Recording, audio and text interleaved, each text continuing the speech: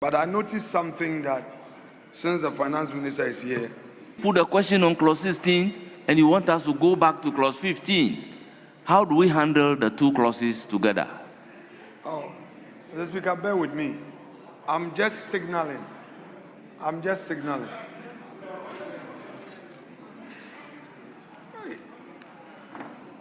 Governor. Mr. Speaker, I am signaling that when we are done with the 16, there's a major issue that very well. Once we are done with it and you seek my leave to go there, I would allow you. But now, no.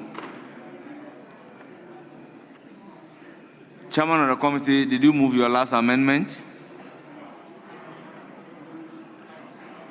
May you move amendment in XI? Mr. Speaker, in subclause 4, paragraph A, after end of delete July and insert August, the rendition will be the bank shall submit the report in respect of the first 6 months of the year by August. Thank you, Mr. Speaker.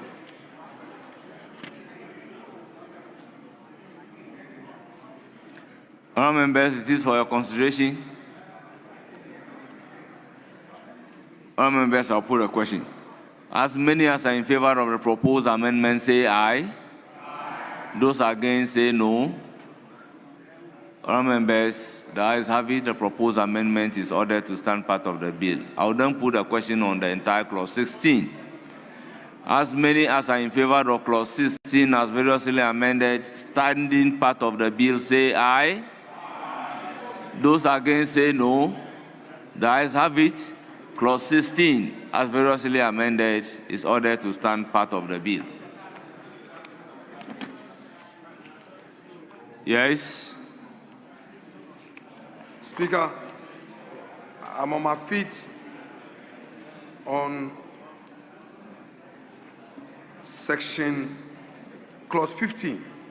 Mr. Speaker, we are being invited to amend the principal enactment. Honorable Minority Leader, you are very much aware that we have put a question on clause 16, clause 15.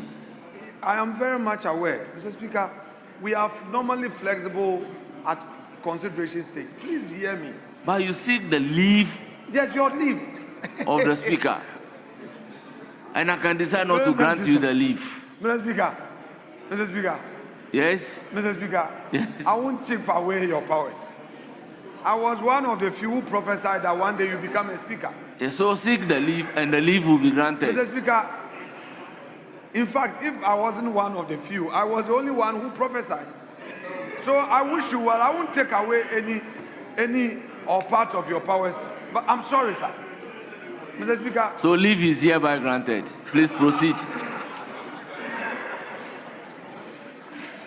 Mr. Speaker, I am prophesying further that having granted this leave, which doesn't come easily, God will bless you to rise higher. Amen. Mr. Speaker, if you come to clause 15, we are being invited to amend the principal enactment by substitution of section 51. And if you read 1A, B, and C, it's clear. However, if you come to 2, it says, and I find it curious, that the government may guarantee on behalf of the Republic a loan granted under paragraphs A or B of subsection 1. Meanwhile, in 1A, the provision is that the bank may, without prior approval of the minister, borrow money from foreign institution for a period not exceeding 90 days for the day-to-day operations of the bank. Why would the minister ambush his fortunes that way? Why would the minister put himself in harm's way? You are giving them the space to borrow without authorization from you. then you are further saying that in spite of not authorizing him to borrow, you will provide guarantee. Mr. Speaker, this is quite a serious matter. So you are talking about the A.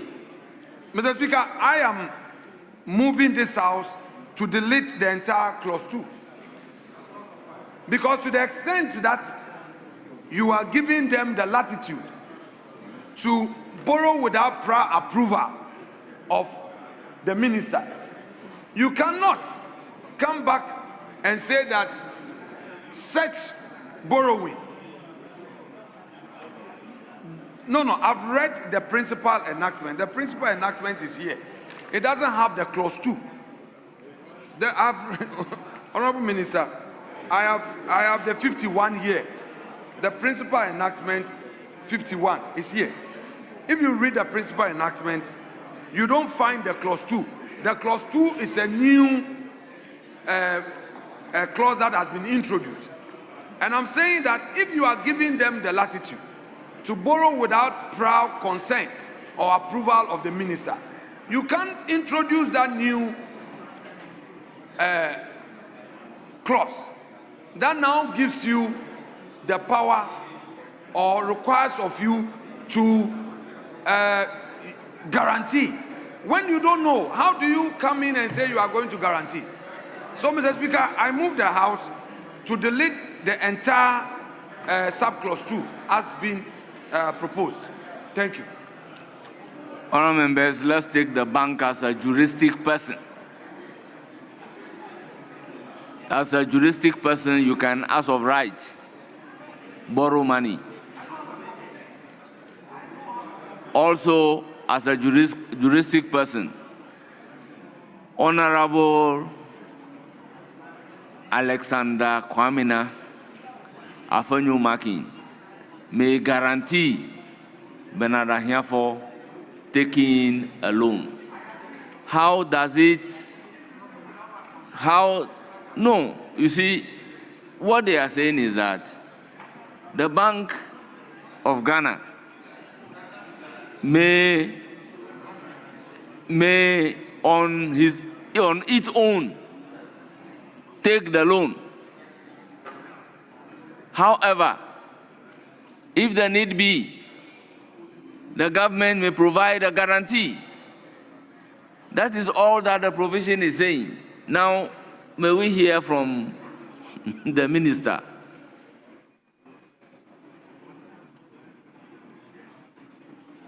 Yes.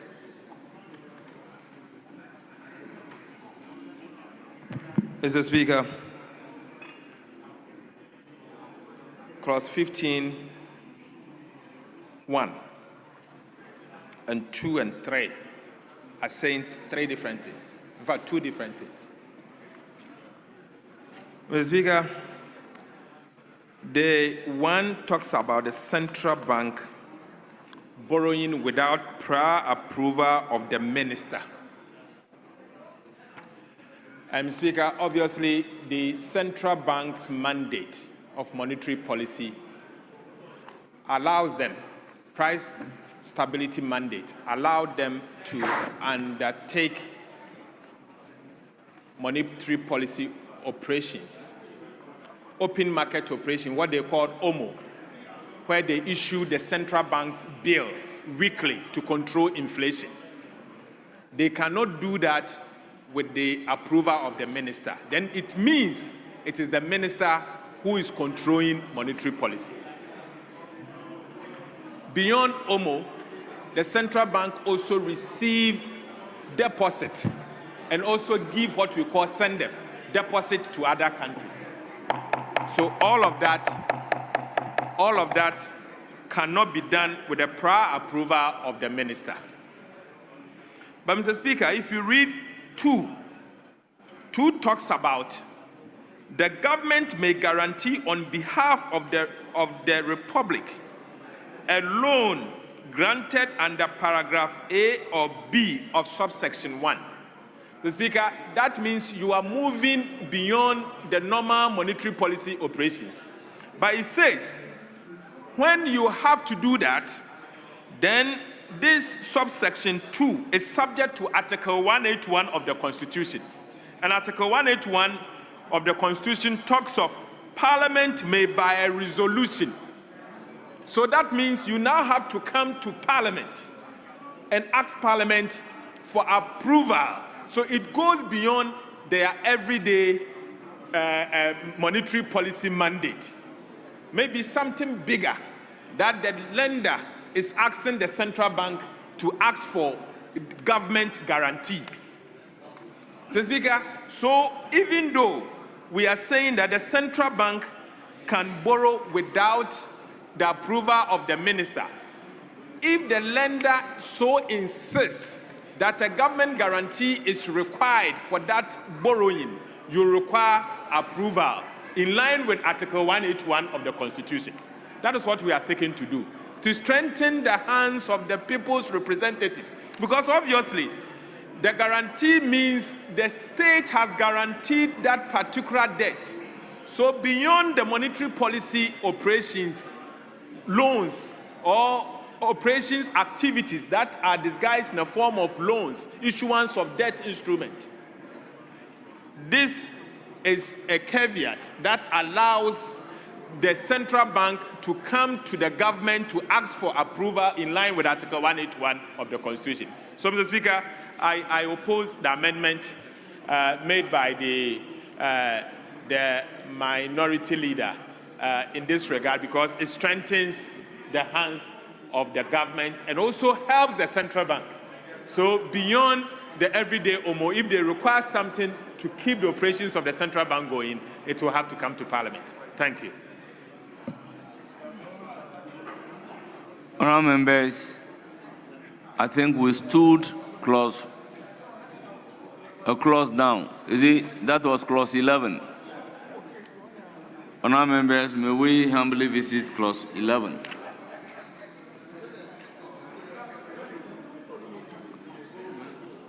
Mr. Speaker, let's suspend consideration at the moment and do other things, because the minister responsible for government communication is here. He has questions to Honourable member, we are left with just one clause. Mr. Speaker, not that.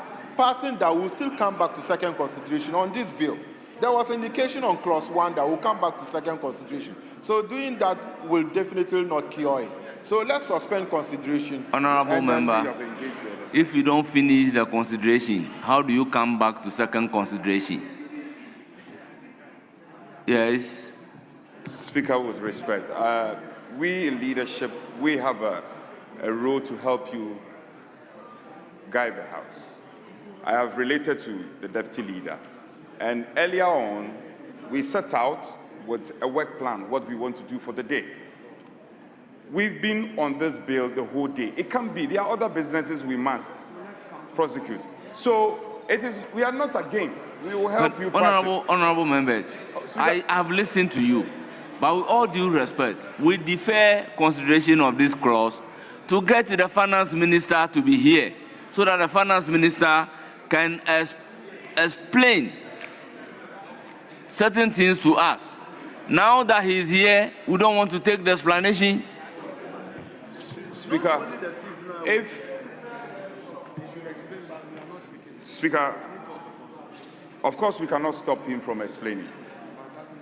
But we want the minister to also answer the questions. We are writing on Friday. These questions cannot be left hanging. Who is saying, oh, speaking to the microphone? Who is saying that? We complete what? But the other businesses, if the minister has to speak to it, that's fine. Speaker, maybe you should listen to me in whole. Honourable minority, Speaker, you're not listening you know, to me. on all fours, I agree with you. But on this occasion, the minister was having a meeting.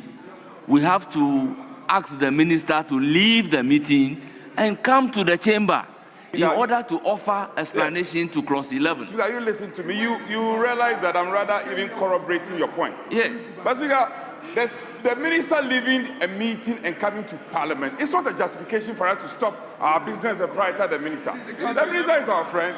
We like him. No. Parliament is important. You are rather asking the business to stop. Speaker, if you say he left the meeting, he should have been here in the first place. He's a member of Parliament. His appropriation has not been passed. That is, he wants his appropriation passed. That's why he left the meeting. Speaker, so I like you. We like you. But on this occasion, wait. Speaker, he should wait. He should wait. The whole day he has not been here. He just came 30 minutes. He wants to leave. No. Felix has been sitting here the whole day. Honorable Minister. No. I think we have. No. Speaker, let me conclude. I'm also pleading with you Speaker, on this occasion. If we are going to prioritize him, there should be a condition. Why should we prioritize? Yes, today when we met our leadership. Very well. So I've heard your, understood your language. So leadership, you need to engage on this matter. Yes. There are matters. Yes. So that's why, Speaker, let's suspend. Not to suspend and engage. No. Speaker, no. We will suspend this one. Not to suspend and engage. Honorable Finance Felix has been Minister, sitting here the whole let's day. take this. He's equally For the important. fact that we have done the consideration doesn't mean we did the third reading. We will allow him Yes. to elucidate on that clause. Yes. But So, then afterwards, Finance Minister, clause Speaker, 11. afterwards, we will suspend consideration on the bill. We'll take the questions. Honorable Foreign Minister will brief the House. Then the Road Minister, who has been sitting here all day. You see, Honorable Minority Leader, we have a leader of government business. Honorable Minority Leader, you and I, we have been here for some time. The practice that I do not want is as if you are trying to determine the kind of business to be conducted. Please. Yes, Minister. Clause 11. Mr. Speaker, for me, clause 11 is the most important part of the bill before us. Mr. Speaker, In the first place, what is a seasonal shortfall? what is Seasonal shortfall of a budget. seasonal shortfall? As in clause 11.2.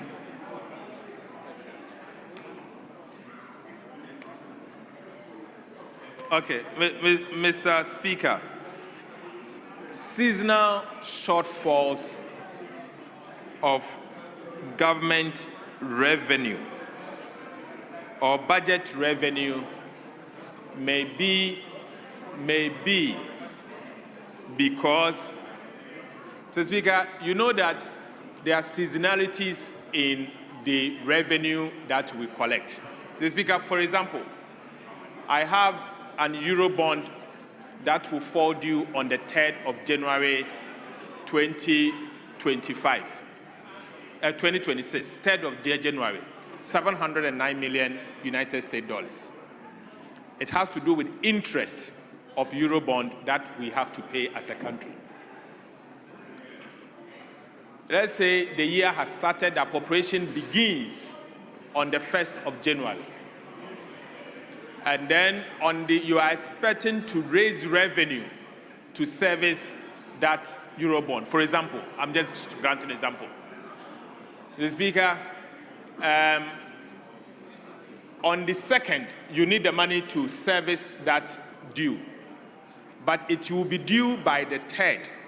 And you have not accumulated enough revenue for the month.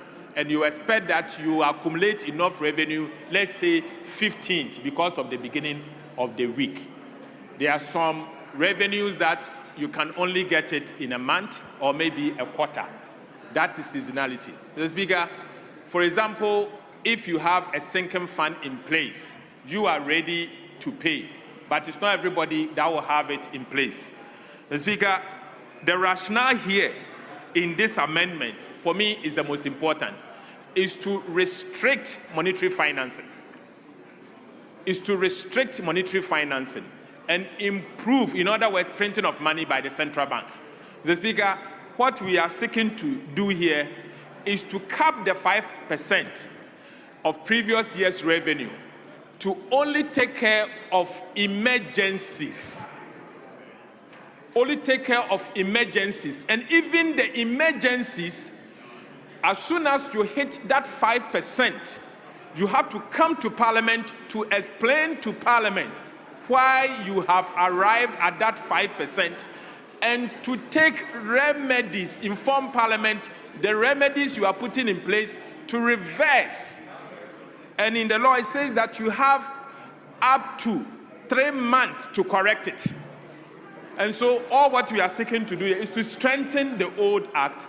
And even if you are going to allow monetary financing, a very small element, then it is under extreme emergency. Mr. Speaker, I recall in 2015, I brought a bill here to reduce the monetary financing from the 10% of previous year's revenue to today's 5%. But Mr. Speaker, it did not provide enough safeguards. And so, since 2015, particularly in recent past, we saw abuse of that provision, where at a point the central bank supported government by over 30% of previous year's revenue. And so this provision is to strengthen it, even though we are enjoined under the fiscal agency agreement between the Ministry of Finance and Government of Ghana to do zero monetary financing. Emergencies can happen.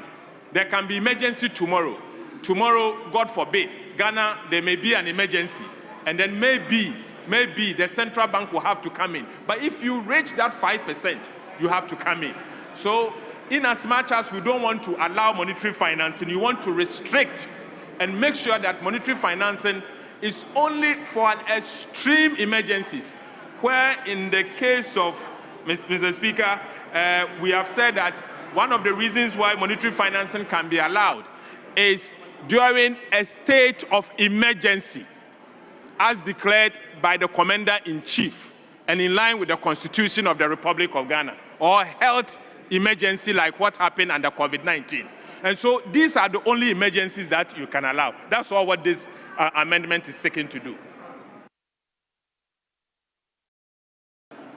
Yes, Honorable Kojo Nkrumah. Mr. Speaker, so what the minister has done is to resolve the debate that we were having earlier.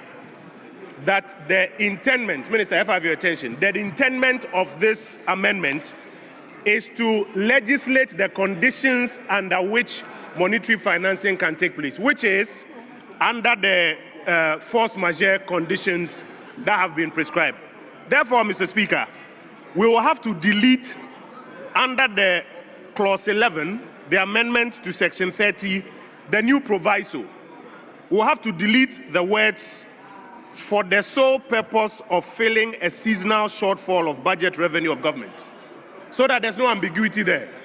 And then there's clarity that what we intend to do is what the minister has said, but there's no clawback clause that opens up the window for monetary financing beyond these two conditions. I believe that once we do that, the issue that was raised would have been resolved here in the chamber. Thank you, Mr. Speaker.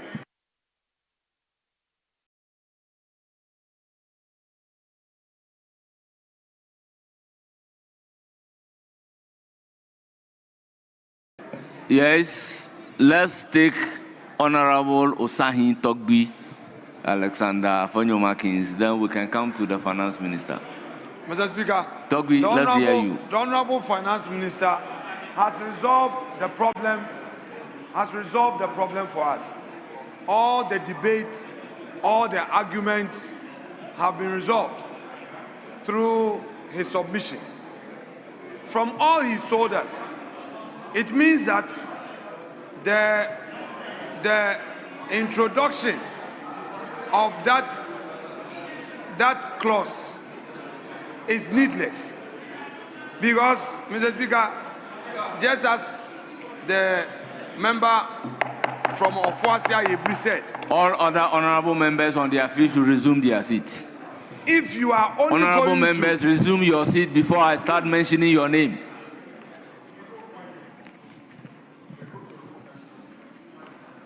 If you know you are not an honorable member, please leave the chamber.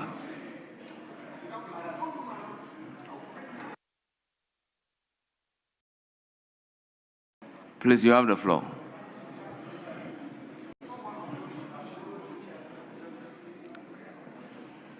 Mr. Speaker, Yes, let him conclude and then. Mr. Speaker, I think the Minister of Finance has resolved this matter with his lengthy explanation regarding the conditions for taking money from the central bank.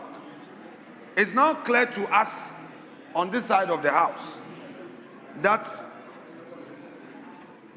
there is no need to have subclause 2, because the subclause 2, as I've already said, renders the subclause 1 otious. What the minister seeks to achieve is completely negated by the introduction of the subclause 2, because subclause 2 is now using a clawback language. Therefore, we have to delete subclause 2 completely. Mr. Speaker, I therefore move that we proceed to delete of filling a seasonal shortfall of budgeted revenue of government. Filling a seasonal shortfall of budgeted revenue of government. Mr. Speaker, we have engaged the minister on this rendition, the new rendition, and I'm sure he will come back into the chamber. I've whispered something to Rankin, and they are engaging on this matter. Because considering his very principled stand and why he is bringing this amendment, if we maintain the subclause 2, then there's no point. Everything he's doing now falls flat. Everything he's doing now falls flat. So, Mr. Speaker, let's give him some little time so that we see whether he will yield to this, or he would want to offer some further explanation.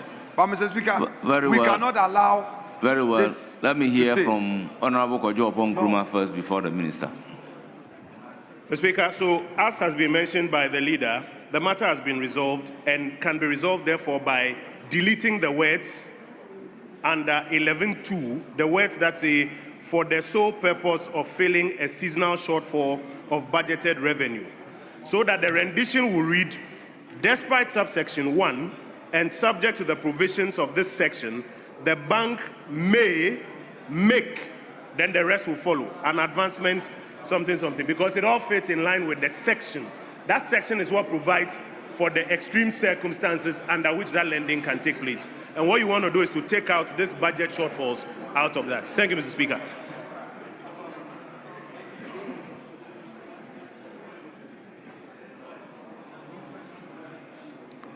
Very well. Yes, Minister, let's hear from you. Mr. Speaker, I think the rendition as in the bill is rather strengthening.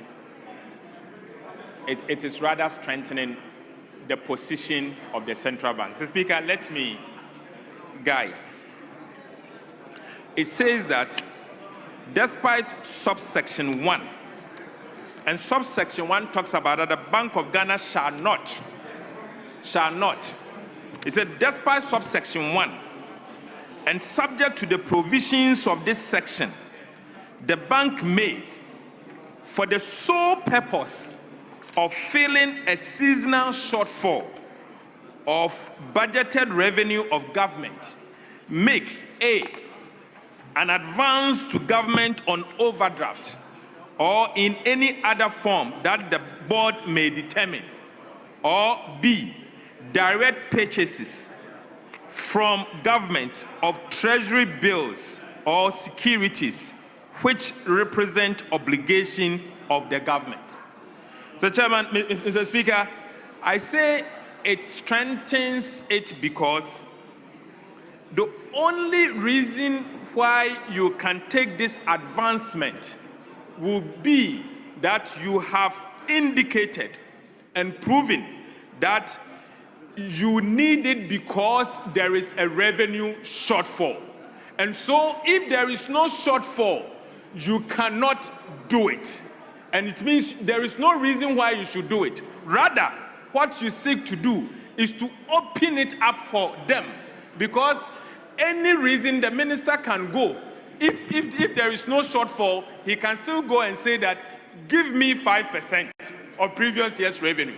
But here, in this case, it says that for the sole purpose, you see, for the sole purpose of filling a seasonal shortfall. So if you take the seasonal shortfall, it means it is open-ended. It is open-ended. The minister can ask for it. And so before you ask for it, you have to prove that there was not just a shortfall, but seasonal shortfall. And it means that at the end of the season, you will pay back. So there should be a condition before you can have it. That's my reading. I think it rather strengthens it, not weakens it. That is my view. Mr. Speaker, the minister left out one key part of the provision, which is despite subsection 1 and subject to the provisions of this section. Minister, the provisions of this section. This section is talking about section 30. Now remember that we have now introduced the section 30A, which spells out the conditions under which the Bank of Ghana may lend to the government. And those are in 30A, 6A, and B.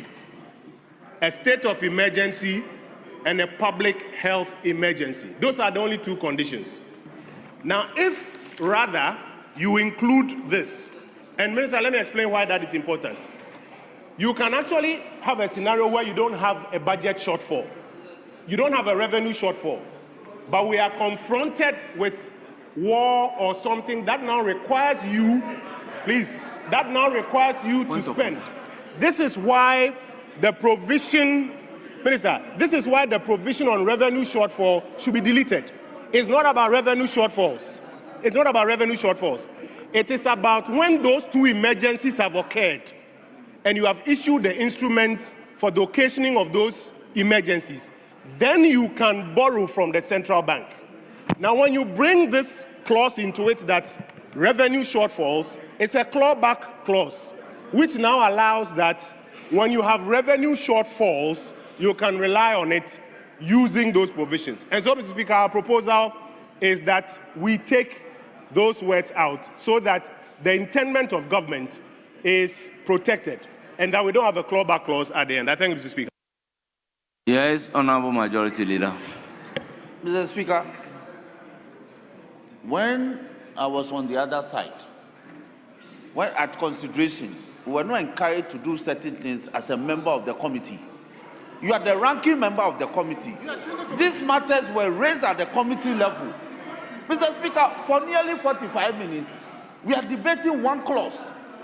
We've already stood down two. So it appears to be deliberate. Honorable Majority Leader. Honorable Majority. You ought to have done this at the committee level and would have been factored in. Honorable Majority Chief Whip. By practice, we don't do this. Honorable Majority Chief Whip. We don't do this. Do you know what is Bagbin's principle? We don't do this. What we are doing, you ought to have done it at the in committee practice, level. Do you know the principle referred to as Bagbin's principle? Yes.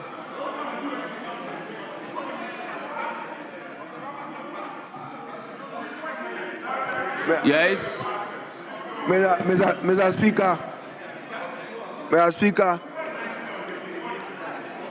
Speaker, as I understand it, the Honorable Minority Leader, in the absence of the Finance Minister, was raising issue in the proposed amendment to 11, subclause 2, and the explanation he demanded at the time, Mr. Speaker, was on seasonal shortfall of budget revenue.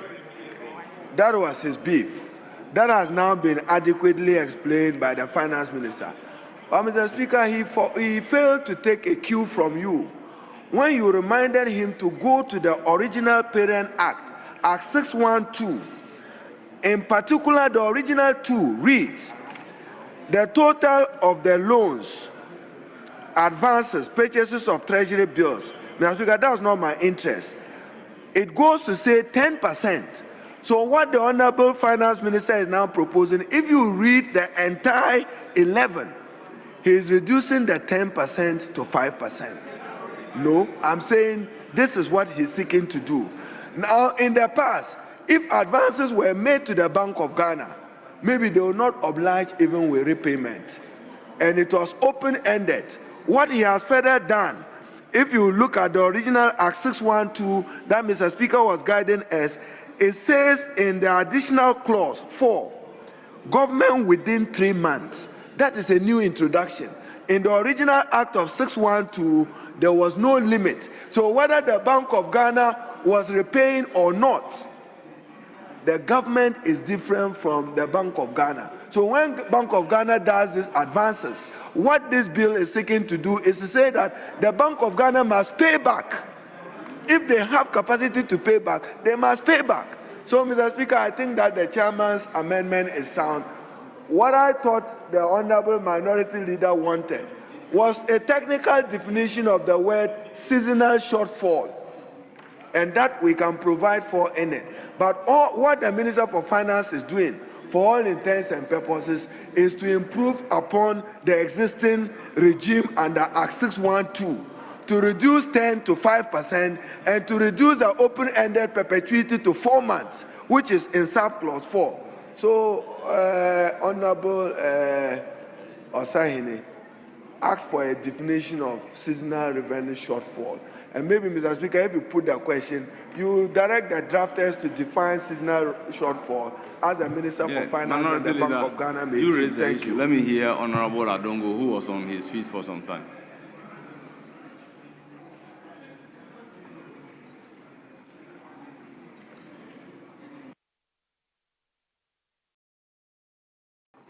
Mr. Speaker, thank you for the opportunity. Mr. Speaker, if you read the entire 11, the entire 11 is simply saying that the Bank of Ghana shall not give advances to government except under certain conditions. And it limits it under subsection 2 to 5%. What A and B is doing is to show you how you operationalize up to the 5%. Look, as we speak today, the central bank sets an overdraft limit for government at 5% of previous year's revenue. It is an operational activity that happens.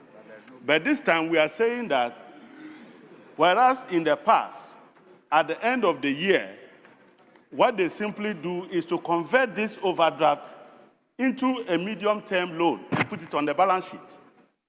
Now, this law is saying that if you operationalize the 5%, don't carry it forward as a medium-term loan, but the government must come and make sure that it pays off because it's a seasonal activity. So this is rather strengthening the arrangement to make sure that you don't set an overdraft limit for government to accommodate government's own cash flow difficulties, and then it becomes a permanent loan to the government. And that when that happens, you should come back and clean the books so that you start the following year with a zero balance. I think that is good enough in order to protect the monetary financing that is already going on. And I don't see how this is becoming a problem. Thank you, Mr. Speaker. Honorable, I'll come to you. Don't worry. Yes, Honorable Soini, you are on your feet. Thank you very much, Mr. Speaker. Mr. Speaker, I was on my feet earlier, but after listening to the Honorable Education Minister and Chairman of the Finance Committee, I was of the view that they expressed the thoughts that I had, except that I'll just reiterate by making the point that my suggestion to the drafters will be to appropriately define what we mean by seasonal, seasonal shortfalls. It must be defined to be acceptable by all so that we know when it is being abused. Because I think if I listen to the argument from the other side, the concern is government using it as a stopgap for revenue shortfall every now and then.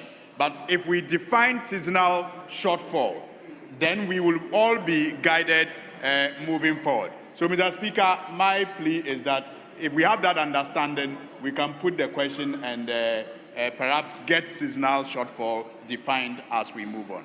Thank you very much, Mr. Speaker. Yes, Honorable Kojo Oppong-Nkrumah. Mr. Speaker, to the extent that the Chief Whip on the other side referred to me specifically, I want to draw his attention to something. When we are doing this work in the chamber, it's not out of malice or anything. We have spent hours perusing these bills and making recommendations. He should not on his feet be impugning ill motive. It's contrary to our standing orders. And I take strong exception to Honorable that. Thank you, Kojo Mr. Speaker. Oppong-Nkrumah, I came in to state that we all understand what is referred to in practice in this House as Honorable Bagbin's principle.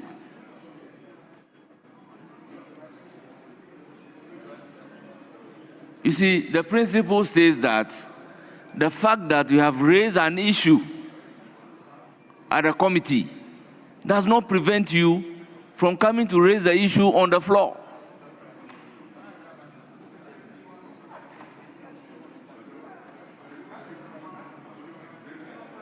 Yes.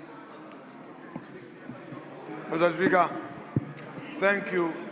Thank you for your guidance thus far. Mr. Speaker, when this bill was introduced, I was not in the country, but I participated in deliberations. The second deputy whip showed interest, and our colleague, the member from Ofoasia Yebi, was our anchorman. He was our arrowhead on this matter. So you are not in the country, but you participated in spirit? Mr. Speaker, you allow me to flow. Mr. Speaker, all of these we did as stakeholders in the governance of our country. Mr. Speaker, in all of these, the majority side knows the role that the minority played in this. Mr. Speaker, I'm not re-echoing the concerns of my respected colleague, but it is completely out of place, and we want it for Hansard to record this. Mr. Speaker, you can help. Sometimes when things get out of control, you would calmly come in and say that submission should be expunged from the record. Mr. Speaker, yesterday, maybe I may have to say this, yesterday, my respected colleague, the Chief Whip, was here. I had to drive from constituency because I did a program. He himself was in his constituency.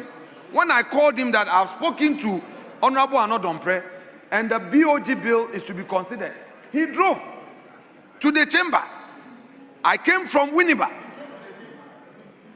Well, you, Kwame Agboja, Mr. Speaker, Kwame Agboja, you did worse things as a minority chief whip. Today you are enjoying the Rose Ministry. Many of your colleagues are at the backbench. You are not even reachable. They call you, you don't pick your calls. And then you want to intimidate me. You want to mark my grammar. Keep marking, I will get you. Mr. Speaker, Honorable Oppong-Nkrumah had to drive to Parliament and rush into this chamber. All to make sure, Mr. Speaker, all the brains in this house are not equal. Talents are not equal. We have shepherded this bill through by supporting your chairman. We've supported Honorable Afo. We've supported him. We are saying that all the talents are not equal. the weaker must be supported. We've supported him. And all you come and tell us, we don't know. But we're saying that the strong must support the weak. And that is what we've done. We have not mentioned any name. Mr. Speaker, Kojo is an industrious member of parliament. We have worked together. Mr. Speaker, if I told you when your party won, I told you that stay in leadership. You said you're going to the ministry. Now you want to come into leadership. I don't know why you wanted to go to the ministry. The contractors are chasing you. You've made Atu your best friend, and he's not giving you money. And you come and obstruct your leader. Mr. Speaker, I want to plead with you to kindly get the records expunged. That said, Mr. Speaker, I think that... Honorable Minority Leader, I have no hesitation in asking that order he says should be expunged from the record. Thank you so much. Mr. Speaker, we are grateful. Honorable members, what is the situation on... Yes, Mr. Speaker, I'm dealing Clause with it. 11. Yes, Mr. Speaker, the Minister of Finance is in the chamber. I would want colleagues on the majority side to lend me their ears. Mr. Speaker, the minister is pursuing this amendment because, according to him, there should be borrowing only for emergency. Only emergency. And other matters that relate to an act of God, which a Latin man will say force majeure. Mr. Speaker, let us read the subclause 2 carefully.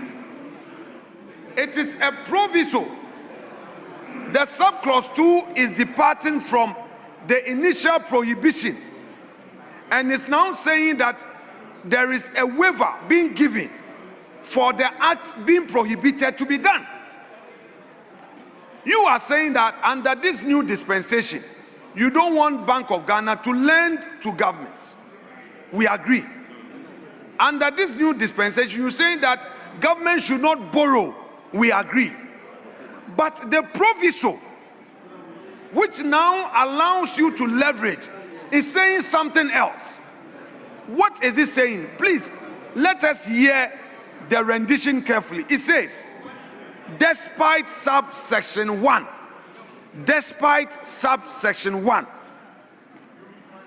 and subject to the provisions of this section, the Bank of Ghana may, for the sole purpose of filling a seasonal shortfall of budgeted revenue of government. Stay there. You are saying that if you have a budget and you are expecting some revenue and you have a shortfall, you can go to Bank of Ghana and borrow by participating in government treasury bills. Mr. Speaker, this does not come under emergency. Some of my colleagues are not reading this provision carefully, and they think that they must oppose us, and some are saying that, Mr. Speaker, put the question. Mr. Speaker should put the question. You would have to produce a minimum of 138. Colleagues, this practice must stop. When you want to control the chair, that Mr. Speaker should just proceed to put the question. I've seen you. Don't do this. When we do this, then CSOs and the media will say that MPs are not doing their work, or we just sit here and we do here. No. What you are seeking to cure, you are resurrecting the same thing. You cannot say that you can only borrow for emergency. Then you now turn around and create a proviso. In one breath, you can only borrow for emergency. In another breath, you can borrow to deal with revenue shortfalls. No. And you're now saying that you can even participate in treasury bill for the purposes of achieving that. Ghana Revenue Authority must be made to do its work.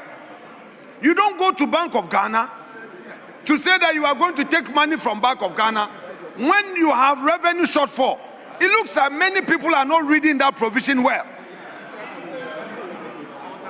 Yes, whichever way you look at it, it is borrowing. You said, no, Honorable Minister for Government Communications. The minister on his feet said that the essence of this bill is to prohibit government from borrowing for other purposes except on emergency. Yes, Honorable. Now, seasonal shortfall does not come under emergency. Honorable Minority Leader. It does not come under that. Honorable Minority Leader. Mr. Speaker. Yes. Let's be careful. Yes. So they should stop calling on us this names. Note, we are only helping to enrich the law. Honorable Minority Leader. Honorable Minority Leader, I believe this is one of the clauses that has been thoroughly debated. So once again, before putting the question on entire clause 11, I would ask that you propose your amendment, let the question be taken on your amendment, then we can make progress. So I intend not to take any further debate on the issue. Mr. Speaker, fair point. Fair point. Mr. Speaker, I move this House to delete sub-clause 2. Honorable Minority Leader, kindly address me and then move the amendment.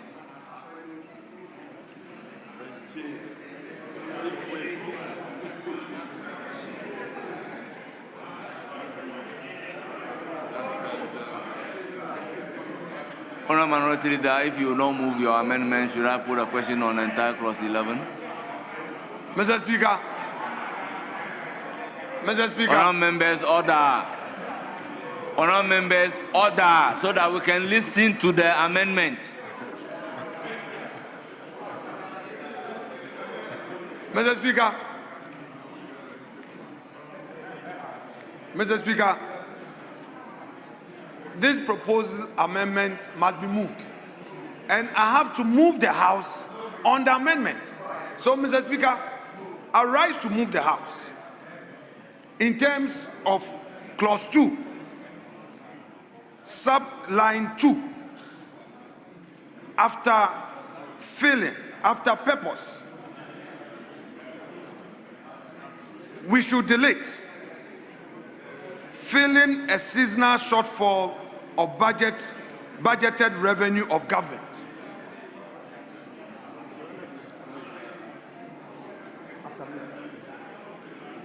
Mr. Speaker, I want to take it again. Line 2. We should delete after bank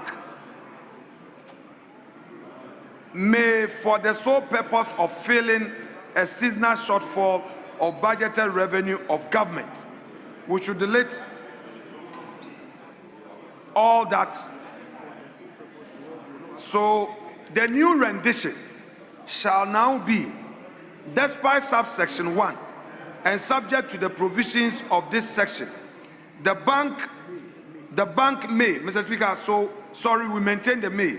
So we are deleting for the sole purpose of filling seasonal shortfall of budgeted revenue of government. To now have a new rendition which would read, despite subsection 1 and subject to the provisions of this section, the bank may then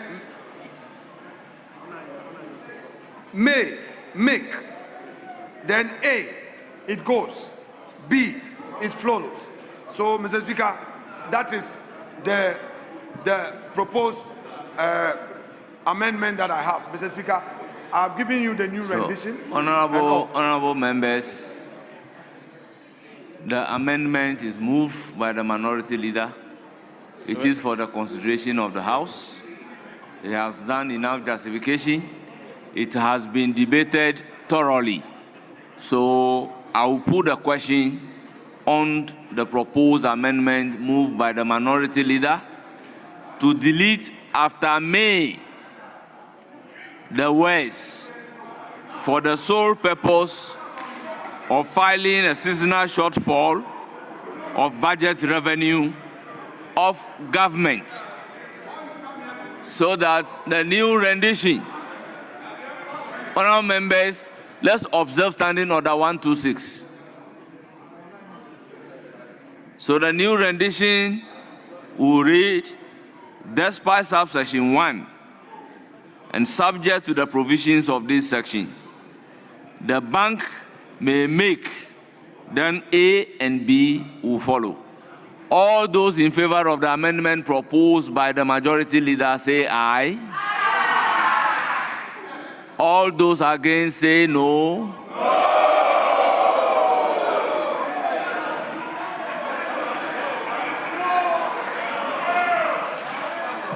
Honourable members, it is obvious the noes have it. I will then put a question on the entire clause 11.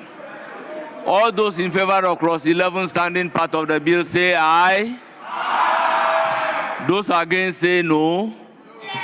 The ayes have it. Clause 11 is ordered to stand part of the bill. Honourable members, the long title. Honourable members, the long title. Honourable members, sorry. Honourable members, we need to do clause 17 and 18 up to 20. Honourable members, clause 17. Section 62A inserted. Chairman of the committee. Chairman of the committee, clause 17. Speaker, no advertise. No, we don't have advertised amendments. It is for the consideration of the House. Honourable members, as many as are in favor of clause 17 standing part of the bill say aye. Aye. Those against say no. The ayes have it. Clause 17 is ordered to stand part of the bill. Clause 18. Section 69 of Act 612 amended. Chairman of the committee. No advertised amendment here. It is for the consideration of the House. Honourable members, as many as are in favor of clause 18 standing part of the bill say aye. Aye. Those against say no. The ayes have it. Clause 18 is ordered to stand part of the bill. Clause 19. Consequential amendment. Chairman of the committee. No amendment, Mr. Speaker. It is for the consideration of the House. Honourable members, any proposed amendment to consequential? Honourable members, I'll put a question. As many as are in favor of the clause 19 standing part of the bill say aye. Aye. Those against say no. The ayes have it. Clause 19 is ordered to stand part of the bill. Clause 20. Transitional provision. Chairman of the committee. No amendment, Mr. Speaker. Honourable members, any amendment to transitional provision? In the absence of any amendment, I'll put a question. As many as are in favor of clause 20 standing part of the bill say aye. Aye. Those against say no. The ayes have it.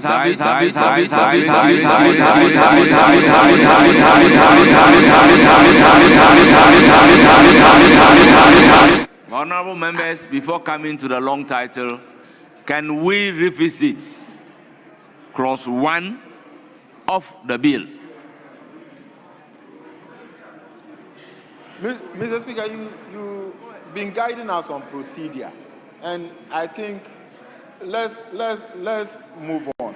We had indicated that we'll come back to second consideration. Honourable members. So we can come back to second consideration, but if I am exercising my discretion at consideration stage, why are you challenging my discretion? Mr. Speaker, I'm not challenging your discretion, except that we had indicated that we'll come back to second consideration. Honourable Kojo Oppong Nkrumah, may you please move clause 1 for further consideration.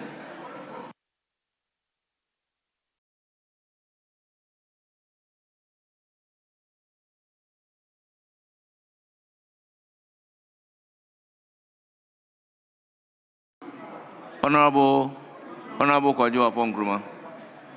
Honourable Kojo Oppong Nkrumah, please revisit your proposed amendment to clause 1. Very well. Honourable members, long title. An act to amend the Bank of Ghana Act 2002 at 612 and provide for related matters. Chairman of the committee. The Speaker, no amendment to that.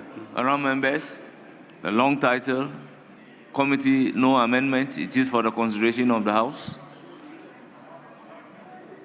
Honourable members, I'll put a question. As many as are in favor of the long title standing part of the bill say aye. Aye. Those against say no. The ayes have it. The long title is accordingly ordered to stand part of the bill. Honourable members, this brings us to the end of the consideration stage of Bank of Ghana Amendment Bill 2025.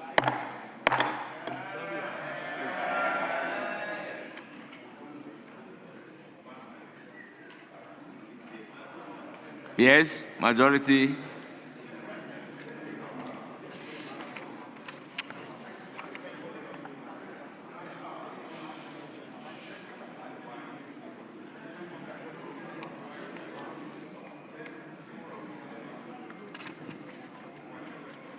Yes.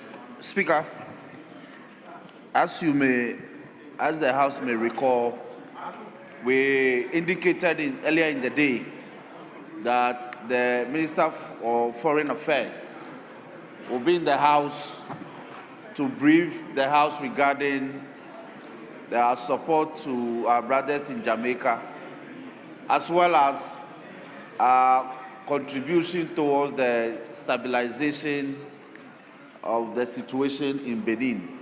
And he's here.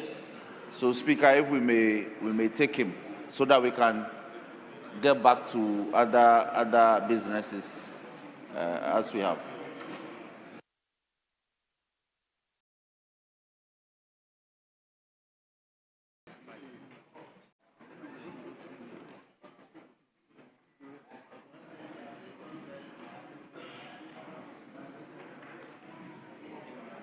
Yes, Minority Chief Whip. Speaker, we are aligned on this side. We are aligned. Very well. Very well.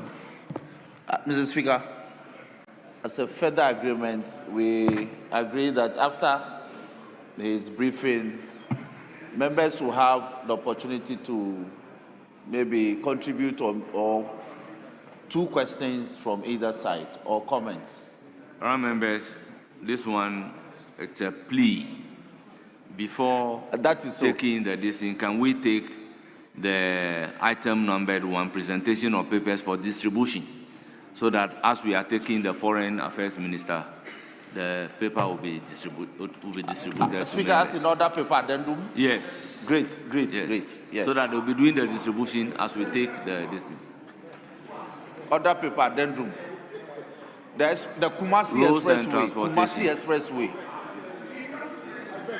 Kumasi Expressway. It passes to a faster. Just the report of the committee. We just want to lay the report. Minority Leader, we are laying. Only the report. Laying. Honourable members, we are still at commencement of public business. Item numbered 1 on the order paper addendum, presentation of papers. Chairman of the committee. Speaker, the chairman has just stepped out, so I pray. Oh, Ajay has been here. Ajay has been here. Mr. Speaker, in any case, it was a joint referral. So any member of either of the committees could lay, Mr. Speaker. Speaker, yes. We will not object. But for the Chief Whip to say that the chairman has just stepped out. The whole day I have not seen the chairman. So you have the liberty to go ahead and even lay it yourself. But don't say the chairman has just stepped out. He has not been here the whole day. Where is the chairman?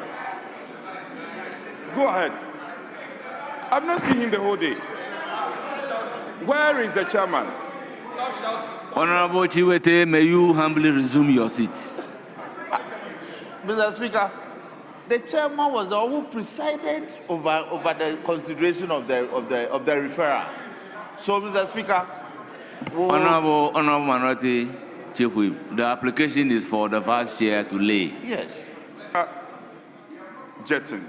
Honorable Vice Speaker, he said Chairperson. the chairman has just stepped out, and I'm going to Yes, correct that. your That's- point is well made. That's not correct. We appreciate it. So let's Honorable it should Vice be Chair. explained from the records. Honorable Vice Chair, may you lay the paper for the chairman.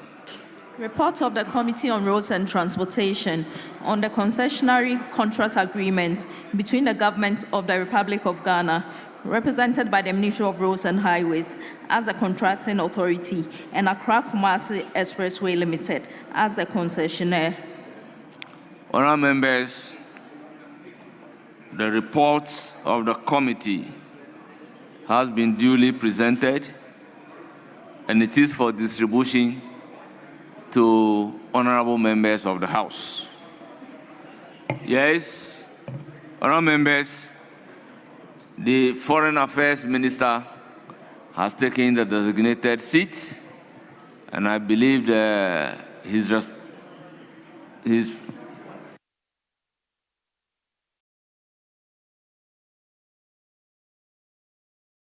report on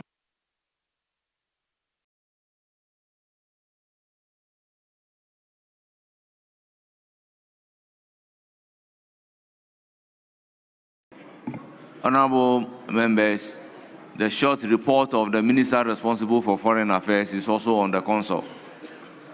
So may I humbly give the opportunity to the Foreign Affairs Minister to brief us on the issue raised by the minority leader. You have the floor. Honorable members, can we all listen to the Foreign Affairs Minister in silence? Right Honourable Speaker, honourable members of this August House, I have the honor to appear before you to present a statement on humanitarian assistance extended by the Republic of Ghana to sister nations since 7 January 2025, pursuant to the foreign policy direction of His Excellency President John Dramani Mahama, and in accordance with Ghana's long-standing diplomatic tradition of compassion, solidarity, international responsibility, and South-South cooperation.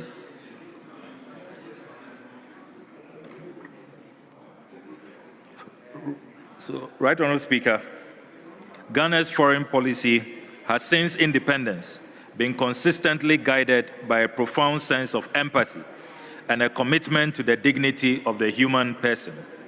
Our engagement with the international community has never been limited solely to the pursuit of strategic or economic interests.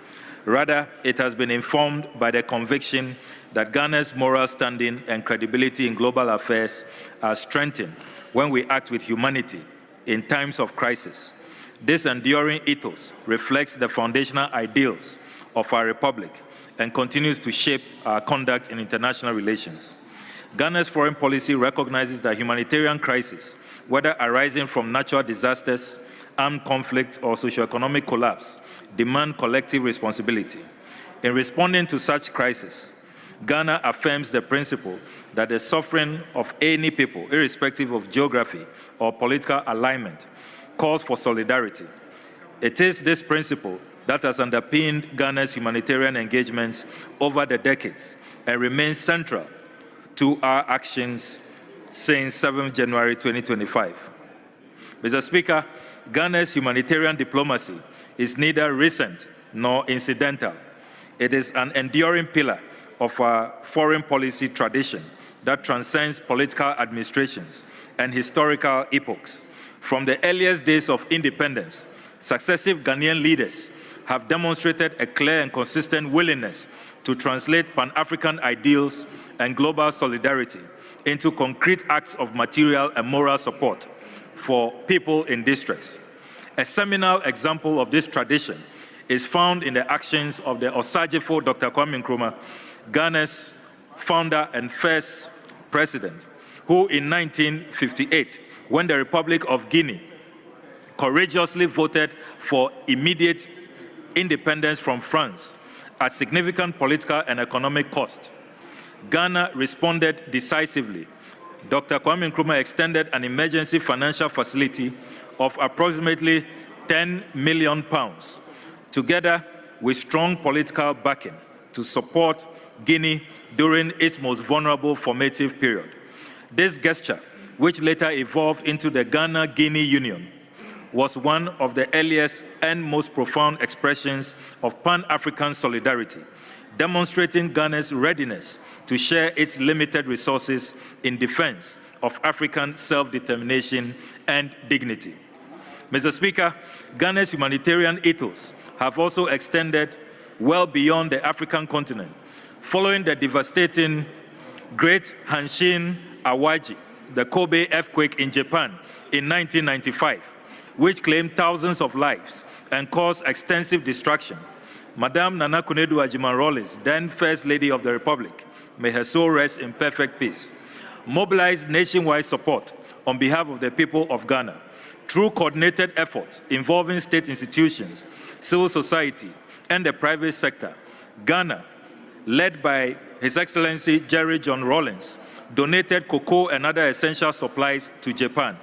This act of solidarity was widely acknowledged as a powerful symbol of friendship between two nations, separated by geography but united by shared human values.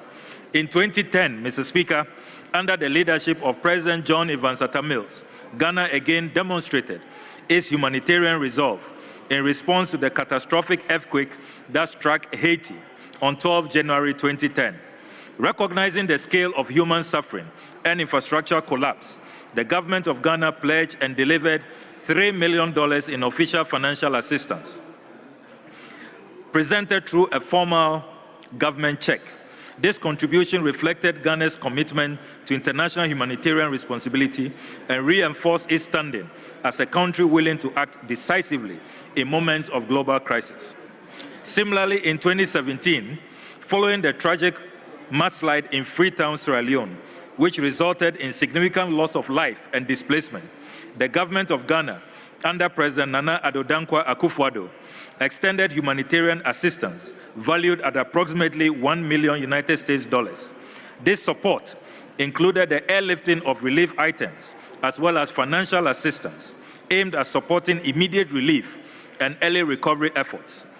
The gesture reaffirmed Ghana's solidarity with a sister West African nation and its responsiveness to humanitarian emergencies within the sub-region. Right Honorable Speaker, honorable members will further recall that Ghana's record in international peacekeeping and humanitarian action has long been notable. A salient example, often cited, is the conduct of Ghanaian contingents during the crisis in Rwanda in 1994. Ghanaian peacekeepers played a significant role in protection, evacuation, and humanitarian assistance efforts, even when overall international presence contracted. Ghanaian units were involved in operations that secured humanitarian corridors and assisted with evacuations under extremely fraught circumstances. That history remains a touchstone for our contemporary practice.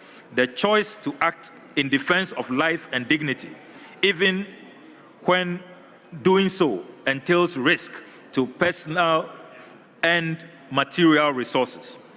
Ghana is fondly celebrated by Rwandans up to this day as the only country that remained to save lives when everybody abandoned them.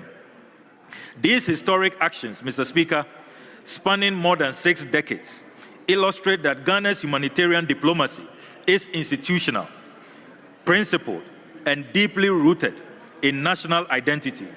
They demonstrate a consistent belief that solidarity is not merely rhetorical, but must be expressed through tangible support, even in circumstances where resources are constrained. Right Honourable Speaker, it is within this proud and unbroken tradition that Ghana's humanitarian assistance and technical support, extended since 7 January 2025, must be understood. Our actions today are not departures from precedent. They are continuations of a legacy of compassion, leadership, and responsibility that has defined Ghana's engagement in the Committee of Nations. Since 7 January 2025, and in particular through the humanitarian initiative launched by His Excellency John Dramani Mahama, the President of the Republic, on 7th November 2025, the government of Ghana extended material assistance to 3 countries that have experienced acute humanitarian need: Jamaica, Cuba, and the Republic of Sudan. And these donations came right after a first set of donations to the Palestinians who have suffered the worst form of genocide in recent times. The President presented relief items to representatives of the 3 countries at the presidency, an act that conveyed the solidarity of the Ghanaian people with affected populations and that sought to complement international relief efforts. The donations to Jamaica and Cuba were as a result of the destruction of Hurricane Melissa. And those of you who have followed the devastation of Hurricane Melissa, you found out that over 40 people have died in Jamaica, and analysts say that the devastation is valued at $8.8 billion United States dollars. Mr. Speaker, in Sudan, we have seen that the conflict has gotten out of control and thousands have been displaced. And once again, as a country that believes in reaching out and extending solidarity to our fellow Africans, we decided to make a donation to the good people of Sudan. The aggregate value of relief items presented by the government of Ghana is estimated at 10 million Ghana cedis. This donation was explicitly apportioned for distribution in the ratio of 50% to Jamaica, 30% to Cuba, and 20% to Sudan, reflecting the immediate and pressing needs identified in the respective contexts. The detailed catalogue of donated supplies and partner contributions include foodstuffs and nutritional supplies, 2,400 bags of made-in-Ghana rice produced here, 540 bags of sugar, 100 cartons of fortified Gary mix. These items were selected to address immediate household food needs and to supplement local relief distributions in the early emergency phase. We also supplied health and medical supplies, including 377 boxes of assorted medication, comprising basic essential drugs and first-line medical supplies to support emergency clinics and mobile health units, and to replenish stocks in facilities overwhelmed by displaced populations. The exact medical items were assembled in consultation with public health experts and our medical donors to ensure suitability for the recipient context. Shelter and household items included 500 mattresses, 500 pillows to improve living conditions in temporary shelters, 50,000 t-shirts, and assorted clothing items for displaced persons and vulnerable households. We also donated water, sanitation, and hygiene equipment, including 20 units of 500-liter water storage tanks, 20 hand washing stations, 10 emergency portable toilets, all intended to reduce the immediate wash risks, limit disease transmission, and facilitate basic sanitary services in shelter areas. Additional consignments, Mr. Speaker, and goodwill items include 3 20-foot containers of assorted Ghanaian products, including our famous cocoa and golden tree chocolates, which are, as you know, brands very much sought after beyond the shores of this country. Mr. Speaker, the delivery and assembly of these items were achieved through close collaboration between government agencies and private sector partners. Corporate and civil society contributors who supported the initiative included, among others, the Ghana Cocoa Board, Cocoa Processing Company, Pharma Nova Ghana, Latex Foam, Farm Masters Global, Terra Prime Group Limited, MTN, Mid-Atlantic, Stanbic Bank, Access Bank, amongst other individuals. Their participation supplemented government resources and enabled a more comprehensive relief package to be presented in a timely manner.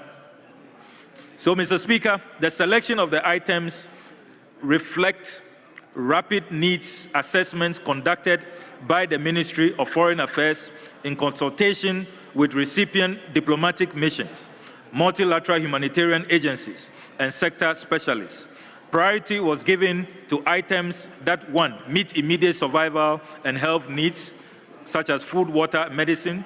2, support short-term shelter and basic households comfort, such as the mattresses, clothing, and pillows we provided. And 3, reducing public health risks, such as the wash facilities that we supplied. The distribution on the ground, Mr. Speaker, was entrusted to the recipient governments and, where appropriate, to recognize humanitarian implementing partners able to manage logistics and ensure that the goods would reach priority groups. The Ministry of Foreign Affairs and the Ghanaian diplomatic missions involved requested distribution plans and periodic utilization reports from recipient authorities to enhance transparency and to ensure that the intended beneficiaries receive their assistance. The humanitarian initiative, Mr. Speaker, was coordinated at the highest level. The Presidency and the Ministry of Foreign Affairs initiated a gesture and worked closely to assemble, package, and dispatch the items. Logistical arrangements for collection, packaging, and temporary storage were carried out through a combination of government warehouses and partner facilities, while the ministry ensured that diplomatic clearances, customs documentation, and transport protocols were addressed in advance to minimize delays at ports of exit. The United Nations agencies in Ghana and the International Red Cross Society assisted Ghana in shipping the relief items to their destinations. Right Honourable Speaker, this morning, His Excellency President John Dramani Mahama participated in a historic farewell parade at the Jubilee Lounge at the Kotoka International Airport to deploy a contingent of 54 Army engineers and 5 medical doctors drawn from the 48th Engineers Regiment and affiliated units to Jamaica to assist with the construction and recovery efforts. The mission's mandate also includes the assessment and repair of damaged public infrastructure, emergency restoration of critical access routes, stabilization works in landslide-prone locations, and support for shelter reconstruction.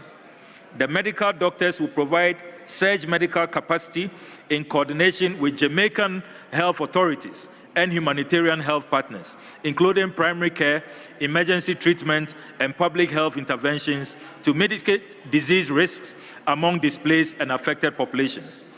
The contingent have been airlifted by the United States military aircraft C-17 under agreed logistics support arrangements. The agreed movement schedule is as follows. The aircraft is scheduled to depart the Kotoka International Airport within the next few hours and to land in Kingston, Jamaica, tomorrow, the 18th of December, 2025.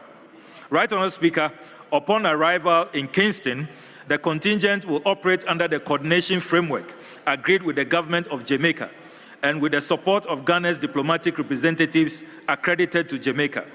Operational reception will be conducted by Jamaican authorities and will include clearance processes, customs facilitation for equipment, and assignment of areas of operation in consultation with local, municipal, and emergency management authorities. The Ministry of Foreign Affairs, together with the Ministry of Defense, will maintain situational awareness and provide diplomatic and logistical support to the contingent throughout its mission. Regular operational reports and after-action assessments will be furnished the Office of the President and to the Parliament of Ghana as appropriate. Right Honourable Speaker, at this juncture, I would like to express our profound gratitude to President Donald Trump, the government, and the people of the United States of America for providing the C-17 special aircraft to transport our gallant troops, medical staff, and the logistics, which include tents, refrigerators, generators, rations, amongst others, to Kingston, Jamaica. This is yet another demonstration of the great relations between Ghana and the United States of America. Ghana and the United States of America's partnership is definitely good for humanity. I wish to offer special gratitude to our gallant soldiers. The annals of Ghana's history will reflect their sacrifice and their service to Ghana, to Jamaica, and to humanity. They indeed make us proud, and all patriotic Ghanaians feel very, very proud that this is indeed Kwame Nkrumah's Ghana, and indeed we are making the black race proud. Right Honorable Speaker, honorable members of this August House, these enhanced and consequential humanitarian gestures were deliberate expressions of Ghana's diplomatic identity and values. In a global environment marked by increasing humanitarian needs and diminishing international attention, Ghana's actions carry significant moral and diplomatic weight. They signal Ghana's refusal to be indifferent to suffering and its determination to remain a responsible and compassionate actor on the international stage. Such actions also serve to strengthen our bilateral relations, reinforce mutual trust, and enhance Ghana's standing within multilateral fora. By aligning humanitarian assistance with diplomatic engagement, Ghana demonstrates its foreign policy is both principled and pragmatic. It's rooted in values of empathy, solidarity, brotherhood, and compassion, while being attentive to global realities. Right Honorable Speaker, as humanitarian crises continue to challenge the international community, Ghana remains resolute in its commitment to act where it can to make a meaningful difference. The Ministry of Foreign Affairs will continue to work towards strengthening Ghana's capacity for timely humanitarian response, deepening partnerships with international and regional actors, and ensuring that solidarity remains a defining feature of our foreign policy. Right Honorable Speaker, honorable members, Ghana's humanitarian assistance since 7 January 2025 reflects who we are as a nation: principled, humane, caring, and responsible. In extending support to Palestine, to Cuba, to Jamaica, and to Sudan, Ghana has reaffirmed its belief that solidarity is not optional and that empathy is an essential instrument of diplomacy. Right Honorable Speaker, Ghana's foreign policy will be defined by not how much we can take from others, but by how much we can share with others. I express my gratitude for the continued support of Parliament in advancing a foreign policy that upholds Ghana's values and responsibilities in the Committee of Nations. I thank you very much, Mr. Speaker. Honourable members, that is the statement from the Minister responsible for Foreign Affairs.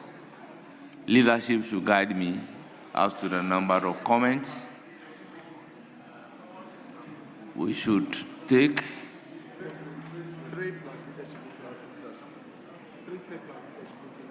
Speaker, there's an agreement.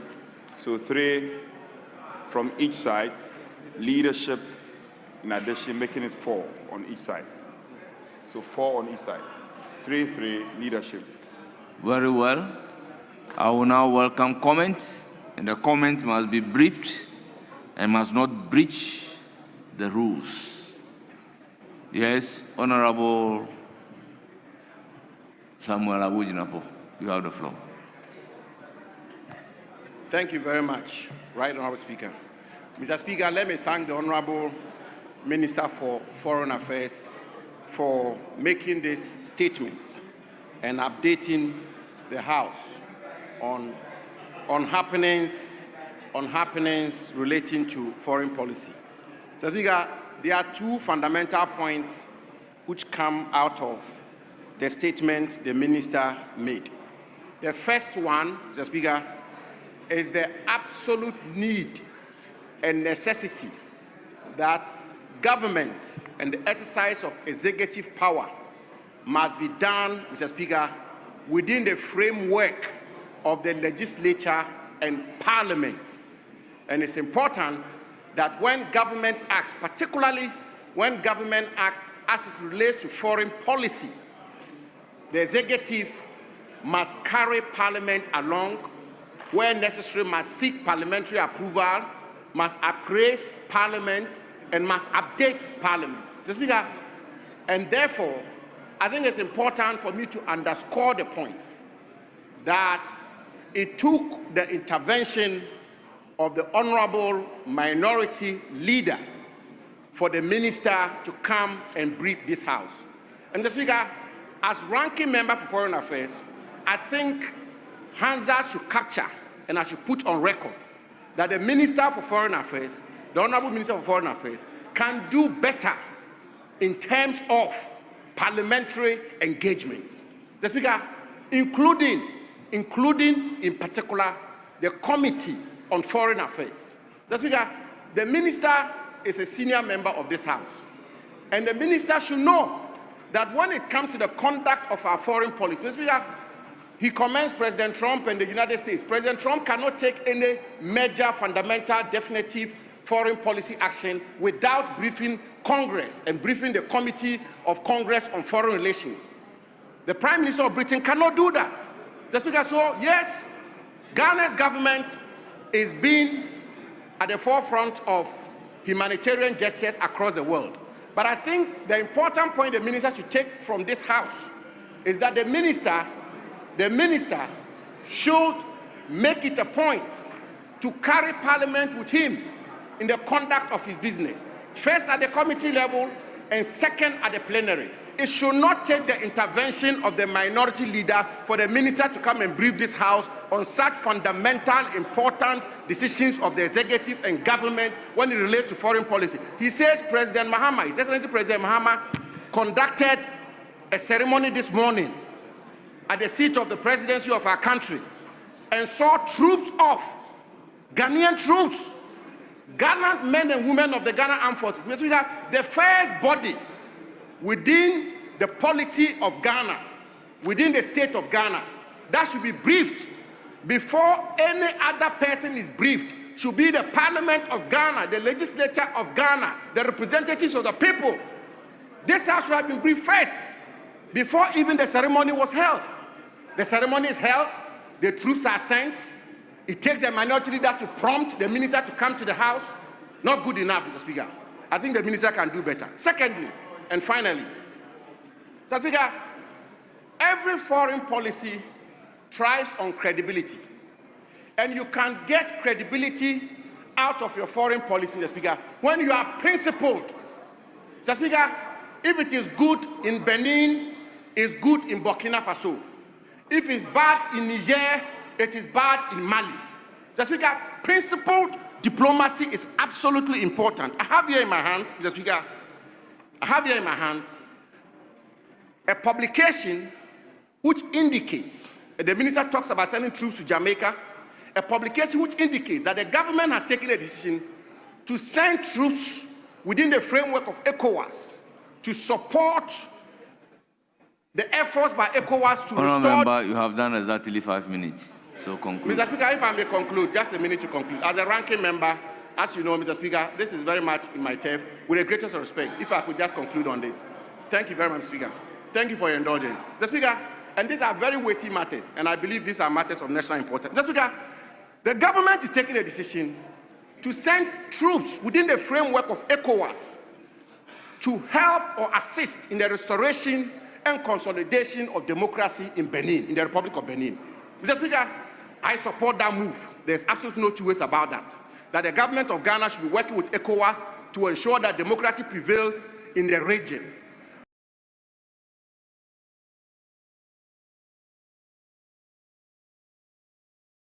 But Mr. Speaker, if a coup is bad in Benin, a coup must be bad in Burkina Faso, it must be bad in Mali, it must be bad in Niger.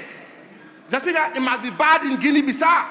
Mr. Speaker, I am happy that the Honorable Minister for Foreign Affairs, the former ranking member for Foreign Affairs, 3-term member of parliament, Mr. Speaker, 4-term member of parliament, sorry, 4th-term member of parliament, as Minister for Foreign Affairs, is found it necessary to move from the foreign policy of Juviasem to the foreign policy of interventionism. But it's important that if we decide to intervene within the framework of ECOWAS, Mr. Speaker, a coup in Benin is bad. We should restore democracy in Benin. So is it bad in Burkina Faso. So is it bad in Mali. So is it bad in Niger. So is it bad in Guinea-Bissau. We cannot flip-flop when it comes to foreign policy. We cannot have double standards when it comes to foreign policy. We cannot choose and pick. The principle must stand. A coup anywhere in West Africa is bad. And the Ghanaian government should insist on that and ensure that our foreign policy is credible and principled. I thank you, Mr. Speaker. Yes, Honorable Rashid Pelpo. Thank you, Mr. Speaker, for the opportunity to comment on this very important statement made by the Minister of Foreign Affairs. Mr. Speaker, of late, the Minister of Foreign Affairs took some key decisions about Ghana's foreign policy that has given Ghana a very important recognition throughout Africa and has made Ghanaians very, very proud of him. Mr. Speaker, of late, the support of Ghana, of the suffering people of Palestine during the period of their genocide is a key area we are proud of when he took key decisions along with the government of Ghana to support them and did so with a lot of commitment. Mr. Speaker, again, Ghana's decision to support Jamaica, Ghana's decision to support Cuba, Ghana's decision to provide scholarships for the rest of Africa needing support to come to read higher courses in Ghana, to study in higher courses in Ghana, are all key areas we'll commend the minister for. In fact, he has distinguished himself and has shown the real character of Ghana in our commitment to liberation, in our commitment to extend support, humanitarian support to other countries. Mr. Speaker, Ghana's foreign policy is properly defined during the Nkrumah's regime when we took up the real challenge of liberating Ghana and helping to liberate the rest of Africa.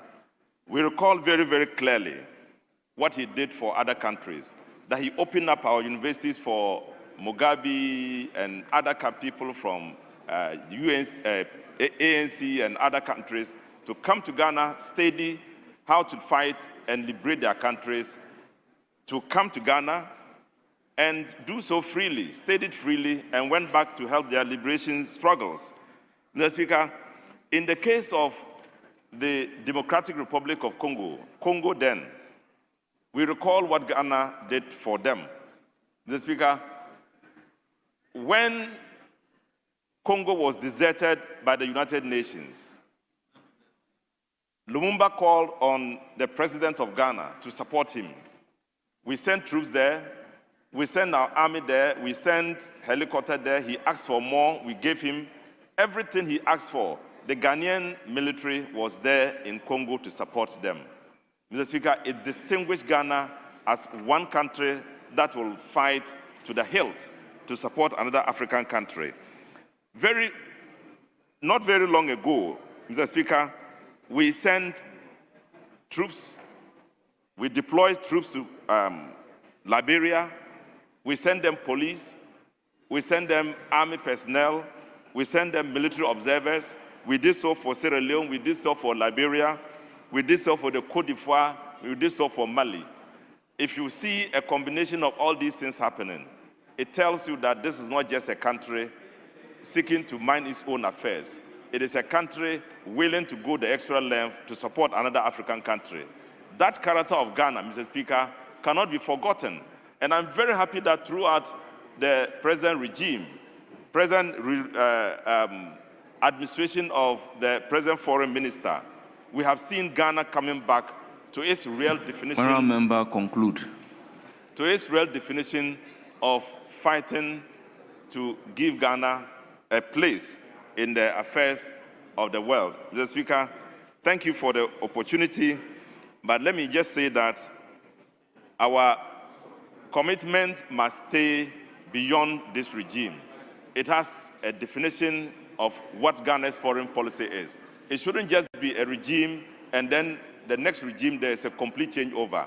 And I'm happy that what is written down now by what they are doing must stay and be historical and will have a value in who we are. Thank you, Mr. Speaker. Thank you. Yes, Honorable Ntim Foyo. It's now 6 minutes after 6. You have the floor. Thank you, Right Honorable Speaker, for giving me the opportunity to comment. And at the outset, to commend highly the Minority Leader Osahin Afenyo-Markin for insisting, and the caucus, the Minority Caucus, for insisting that the minister comes to brief the House, and to thank you for your magnanimity in accepting that request. Mr. Speaker, the scripture says, love your neighbor as yourself. But the scripture did not say, love your neighbor more than yourself. The decision that was taken to deploy troops to Benin was taken without recourse to this House. The decision to deploy troops to Jamaica was taken without recourse to this House. We even had to force the minister to come and brief us. That is not good enough, Mr. Speaker. At a time when very serious conflicts have devastated Binyiri, Bole Bamboy, Saula, Kalbatuna, which death toll far exceed, with the greatest of sensitivity to what has happened in Jamaica, which death toll far exceed what has happened in Jamaica, with over 48,000 Ghanaian citizens having been displaced, with 23,000 of them becoming refugees. For the first time in history, we have had a conflict that has displaced Ghanaians. 13,000 becoming refugees in Ivory Coast, 10,000 becoming refugees in Burkina Faso. We did not hear about government intervention to bring back our compatriots and to reintegrate the 48,000 that were displaced. We did not hear about government intervention to reconstruct Binyiri for the many houses that were burnt down, for the many households that lost their place of dwelling. All we heard was President sending an equivalent of $9,800 to the refugees in Ivory Coast when the minister visited. $9,800. And here we are quick to mobilize aid and to fly them to Jamaica. And when we are asking, we took it from COCOBOD, we took it from, so all these organizations that you mobilize aid from, couldn't you have mobilized aid for the people who were displaced at Binyiri? We are so concerned about Jamaica. We are so concerned about people far away. When you failed the people of Binyiri, when as we speak, the government has not even been able to account for the exact number of refugees who have returned. How many engineers, 48 engineers, Mr. Speaker, were deployed to Binyiri to assist in reconstruction efforts? None. They did not. What is the distance from Accra, even Tamale, to Binyiri, and yet no military engineers were deployed. But we are quick to put them in C7 or C17 or C19 and fly them. Mr. Speaker, that is not good enough. Outside gentility, home cry. Outside gentility, President Mahama and his foreign minister Okujeto Ablakwa are demonstrating what we call outside gentility, home cry. 148,000 of your own brothers and sisters in the president's own backyard, Binyiri, have lost their homes because of Infishenim, Mr. Speaker, to wait face looking. You have deployed 53 soldiers. The minister failed to even indicate how long the soldiers are going to stay in Jamaica and the cost to the taxpayer. In conclusion, Mr. Speaker, we must be sensitive about our own home affairs. We must be sensitive to the plight of our brothers and sisters. We must not be quick in impressing people when our own backyard, people are crying, people are lost, people have died. We failed to show benevolence. We failed to show support. And even up to now, they are crying for support. You go to Bako, many communities are cut from common social amenities. We are not minded to support them. But your yet, time is up. Binyiri, thank you, Mr. Speaker. Yes.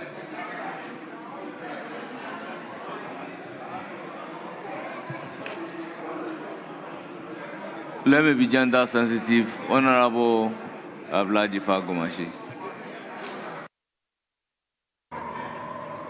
Thank you very much, Mr. Speaker. Mr. Speaker, I want to commend highly the statement made by the Honorable Minister for Foreign Affairs, Honorable Samuel Okudzeto-Ablakwa, who is also the MP for North Tong. Mr. Speaker, the importance of coming to the aid of countries that are faced with force majeure, one that I personally applaud. And my reason is simple. Mr. Speaker, you will recall the number of times I've called you yourself when, as a first-timer, I faced challenges with the devastation of the tidal waves, and the number of times you had to come to my aid to help me provide for my constituents. Mr. Speaker, I am not surprised that this policy, this humanitarian policy, is thriving under His Excellency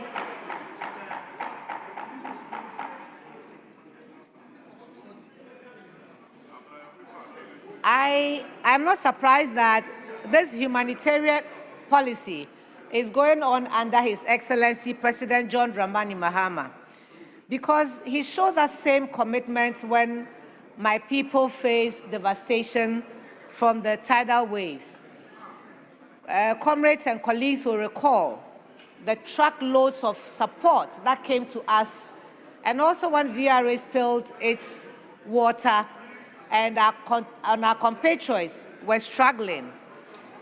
I'm not surprised at all that His Excellency has taken this decision to go and support the people of Jamaica. Ghana is known as a Pan-African hub. We have 3 giants buried in this country: Kwame Nkrumah, George Padmore, and Du Bois. And we cannot turn away when Africans are suffering around the world. It doesn't matter whether they are on the continent or they are in the diaspora. What is important is that they are Afro-descendants, and it is our responsibility to look out for our people. And it is for that reason that I'm truly excited that the Minister for Foreign Affairs finds it expedient to go to the aid of our comrade Africans who are struggling. In Ava, we say that meaning that to which let's take care of the issues that concern our people. And then after we have done that, we can start coming and be focusing on the periphery. The real issue is that Africans were in distress, and the champion of Pan-Africanism in the person of His Excellency President John Dramani Mahama and his Minister for Foreign Affairs find it prudent to go and rescue our people in their time of need. We cannot be saying always that we are Christians in the majority in this country, and when human beings, especially Africans, are suffering, we will use bureaucracy, red tapeism, and what have you before we respond to them. I have suffered that as an MP for Katu South, where the tidal waves devastated my community for 4 years. In one particular time, the tidal waves hit us 3 times in a year. And it took forever for us to respond to the needs of the people of Katu South. And so I want to commend highly the statement made by Honorable Samuel Okudzeto-Ablakwa, and to urge him to continue to go to the rescue of Africans, because we cannot, in one breath, be taking credit for being the leader and the first to get independence and helping other African countries to get their independence, and then when they are in trouble, we have a pussyfooting attitude and a lackadaisical one, but honestly, to jump at it and go to their aid. So, Honorable Samuel Okudzeto Ablakwa, thank you very much for this statement, and God bless our homeland, Ghana. Thank you, Mr. Speaker.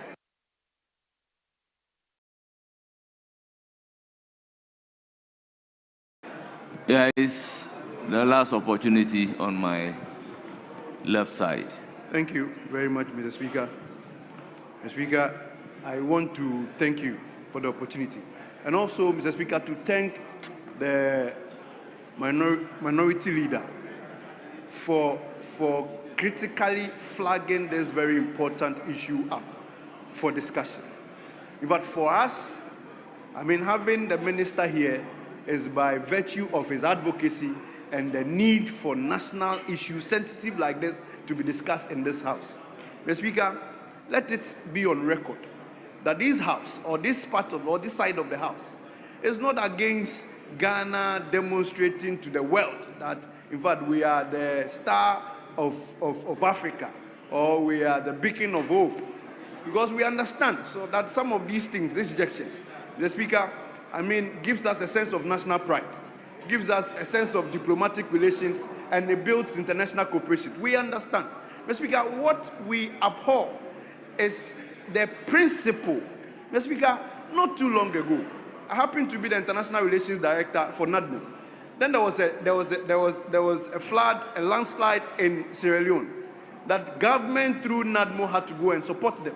Mr. Speaker, we had members of the other side telling us that we have not done everything we have to do for our people back here. Why are we so interested and very concerned about people who are not Ghanaians or foreigners?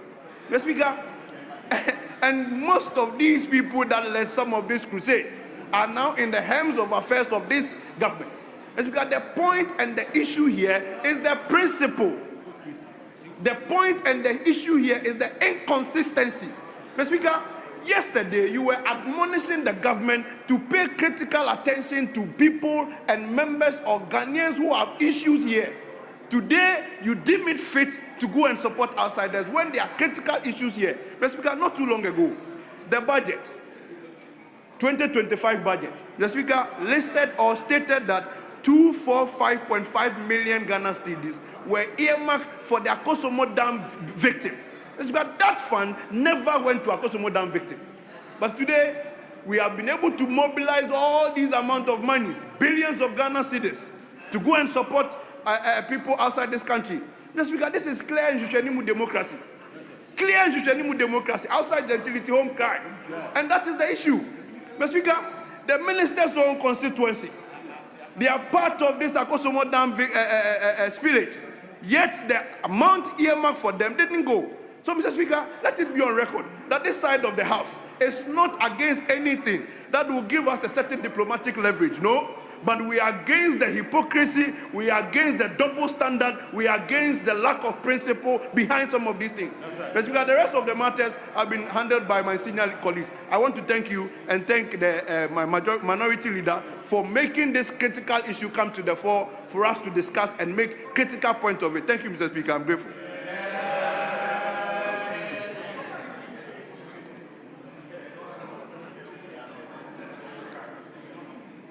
Honorable Sohini.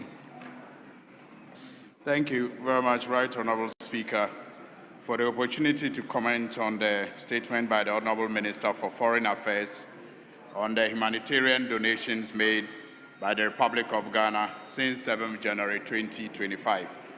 Mr. Speaker, I wish to first of all commend the Minister for his swift response to a humble request by this House. Mr. Speaker, first of all, it has to be pointed out that there is no law that my attention has been drawn to that requires the government of Ghana to come and brief Parliament before it takes action on any humanitarian support that needs to be provided. My attention is yet to be drawn to any law in this House or passed by this House that requires, that insists that Parliament must be briefed, as is being suggested, before the humanitarian support is extended. It is out of courtesy, Mr. Speaker, that over the period it is expected that Parliament will be carried along and informed of some of these very important interventions when done by government. And that is why it's important that we commend the Minister for Foreign Affairs and the majority leadership for being so responsive to the request to extend the courtesy of briefing this House on the intervention that took place in this House. Mr. Speaker, I've been in this House for a while. And in the past, when requests such as the one that was made today were made, sometimes it took us months on end. Sometimes we never even got the ministers coming to respond to us. We lived with it. We survived. And that is why it is important that we must commend the Minister of Foreign Affairs. In less than 24 hours, he has come to this House to respond to the request out of courtesy, not because he is obliged by any law to do so. Let us put that on record.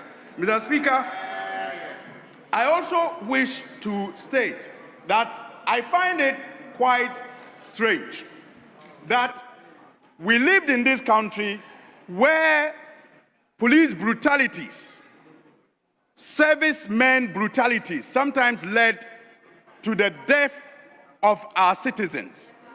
And yet, people who took part in laying wreath at Du Bois Center, when George Floyd, the boxer, was killed in the United States, today are sitting on the other side, complaining that we are supporting, countries that are distressed.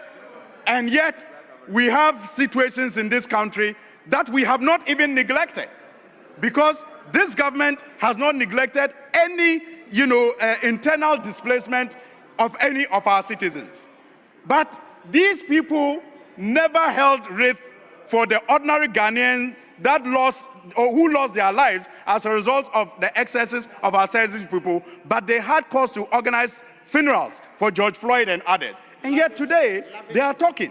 Mr. Speaker, when we had the Akosombo Dam spillage, it took this side of the House, then in minority, to mount pressure and lead donations to the affected victims. Indeed, the president at the time, from their stock, when finally visited, requested the people to be grateful for his visit. After all, he didn't think he owed them any care of duty because they didn't vote for him. Mr. Speaker, I think that when we are having these conversations, it is important that we take our political lenses off and approach it as a national, as nationals and as patriots. Because, Mr. Speaker, clearly, I get the point that my colleagues are seeking to make. I do. Because, you see, what we suffer from, in my view, is what I call the poor social welfare network in our community, in our system. As for our humanitarian support to other nationals when they are distressed, it is legendary. Indeed, our Foreign Affairs Ministry sits on a land that used to host international students who had difficulties in their countries. So it is legendary.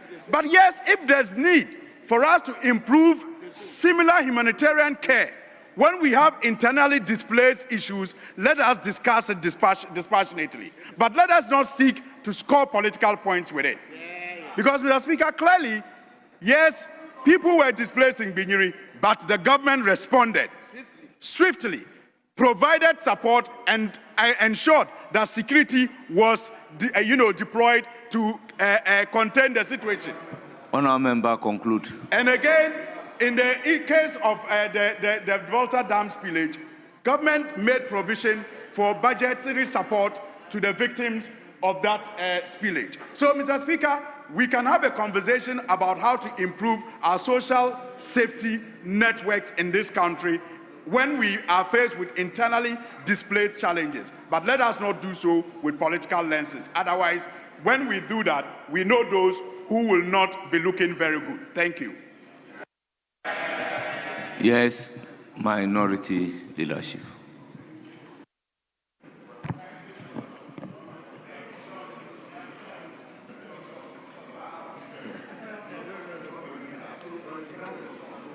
Mr. Speaker,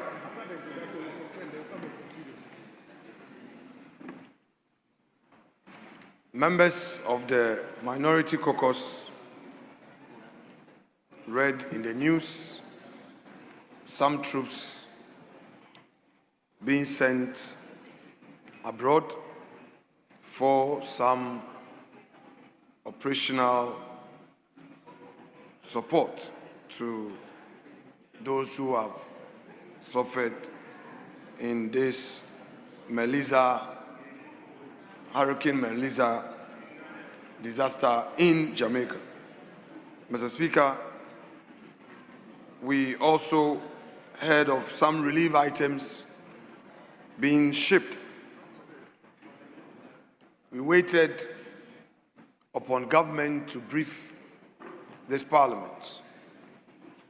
That briefing never occurred.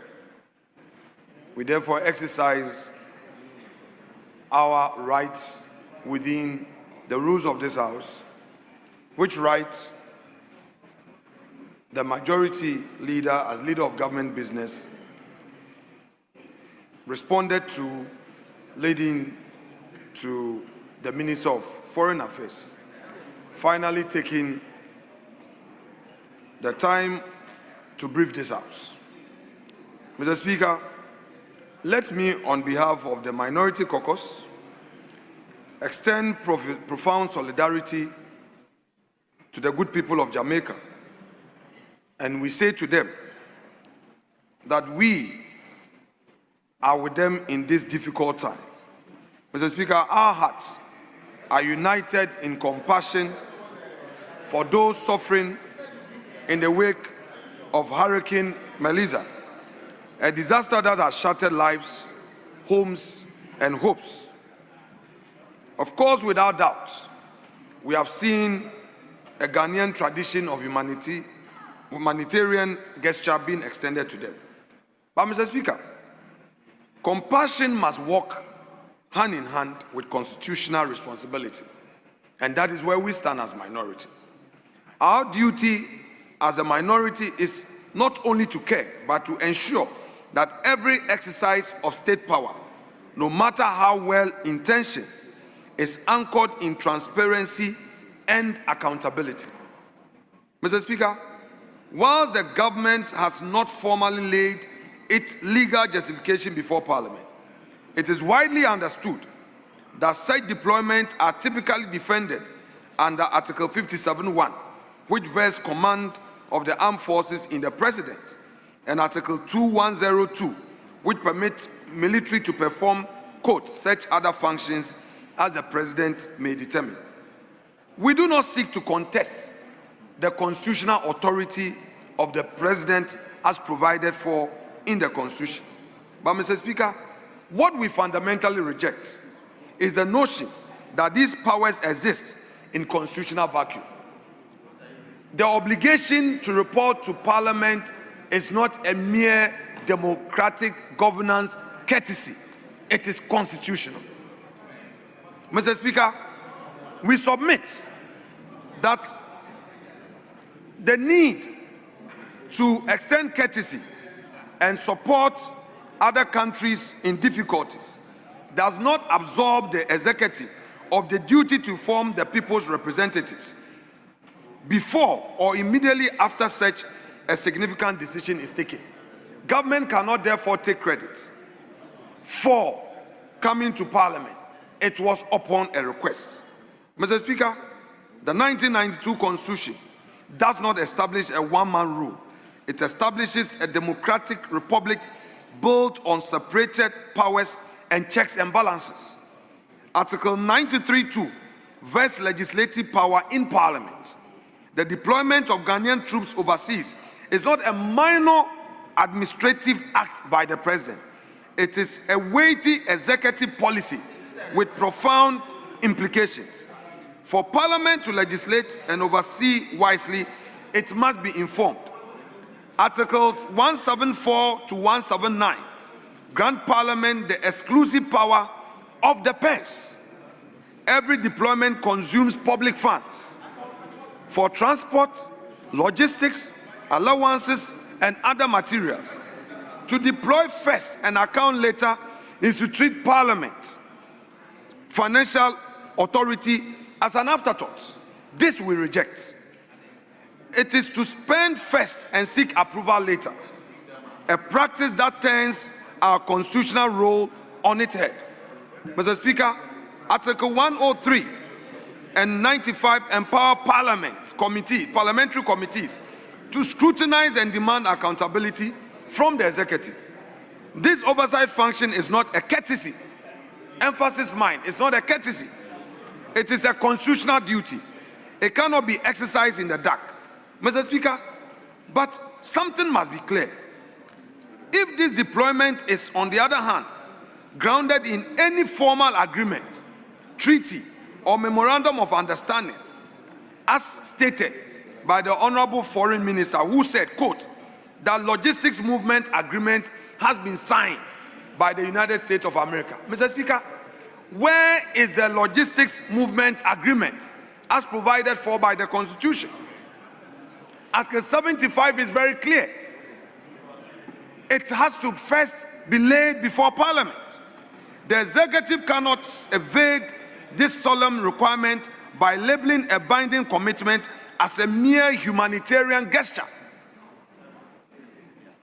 Mr. Speaker, whatever agreement the United States had with the government of Ghana is supposed to be before Parliament. It's the minister's words. Logistics movement agreement. Mr. Speaker, it has to come. Mr. Speaker, this is not about politics, it's about the president that they are setting. If today troops can be deployed for humanitarian mission without Parliament being informed, what prevents a future deployment under the same broad constitutional powers for other purposes, also without parliamentary knowledge? We have heard that the government has committed troops to ensure stability in Benin without Parliament being briefed. Mr. Speaker, where do we stand when it comes to our core mandate as a people's representative? Mr. Speaker, the Defense Minister, today, we have the Foreign Affairs Minister briefing us on the steps we've taken to provide support to the people of Jamaica in this crisis. But equally important is the mandate of the Minister of Defense. For the time being, the Finance Minister is active. It is important that he also appears before us to give us detailed briefing, particularly on those who have been dispatched to Jamaica and those who are going to Benin. Mr. Speaker, how can this House fulfill its role as guardians of public trust if it is kept in the dark? Our concern is not with the mission to Jamaica. It is with the manner of governance. A decision of this magnitude taken without the basic courtesy of information to Parliament, which very importantly is anchored in the Constitution, weakens our democracy. It suggests that the executive alone defines national interest, and that Parliament's role is merely acquiescence. We are not here for the purpose of acquiescence. We have committee of Parliament made up of the majority and the minority. They deserve to be briefed, and they deserve to feed their people with information for us to understand what is happening. Mr. Speaker, not even leadership of Parliament in the past, such critical matters, the leadership were engaged, and that is a fact. Mr. Speaker, in the name of constitutionalism and in the spirit of democratic solidarity, the minority hereby calls on the government to do the following. 1. Immediately lay before this House a full statement detailing the scope, mandate, duration, and the rules of engagement governing our troops in Jamaica. 2. We demand government to lay before this House the rules of engagement governing the troops that are being deployed in the Republic of Benin. Minority Leader, you've done 10 minutes. Yes, I'm concluding. Yes, conclude. Mr. Speaker, we also demand the government to provide complete financial breakdown of all costs, present and future, associated with this deployment, and seek the necessary parliamentary approval for any expenditure as required by Article 179 of the Constitution.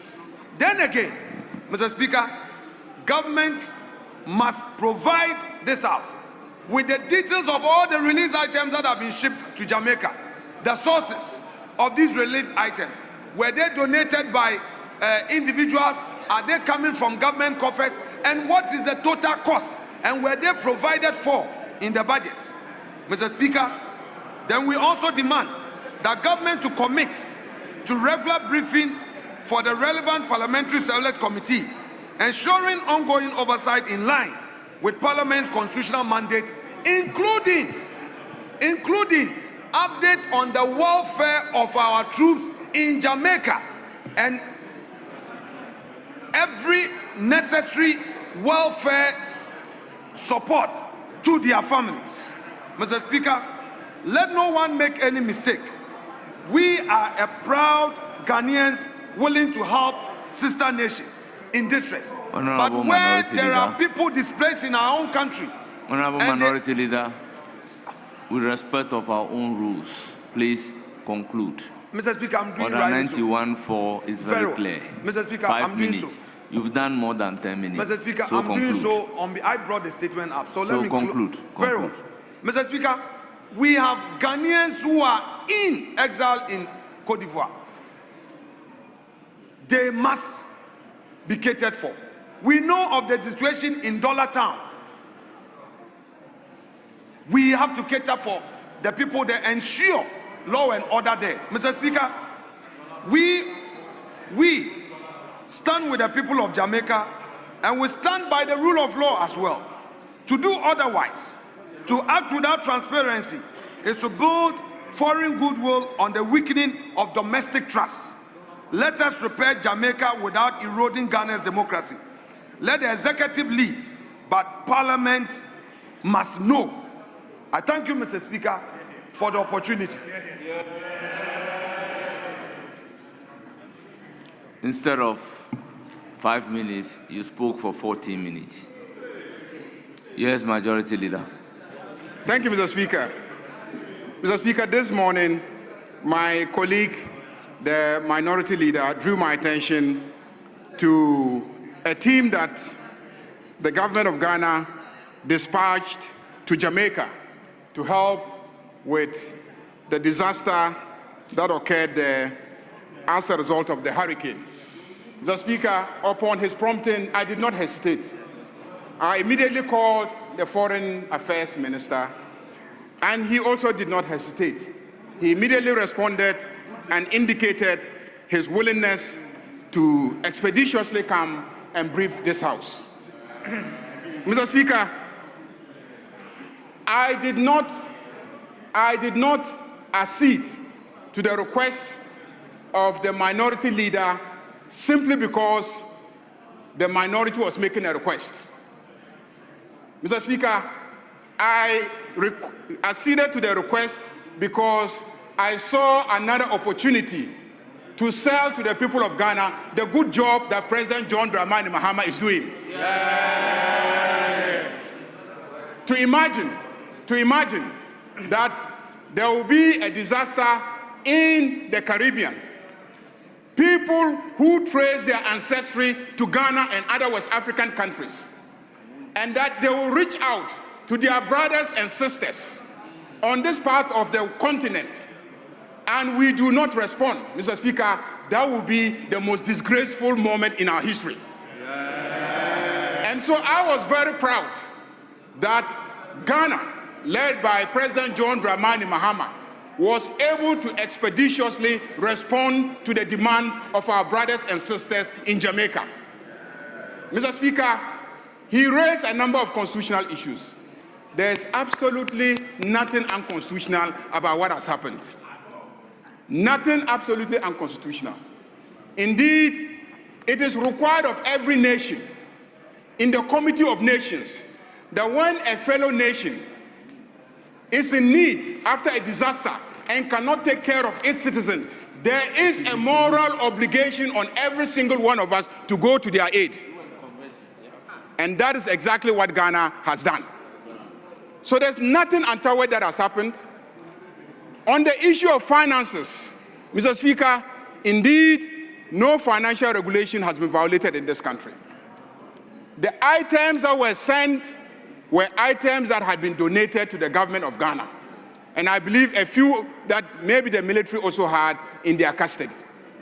How many men did we send? A little below 60 men.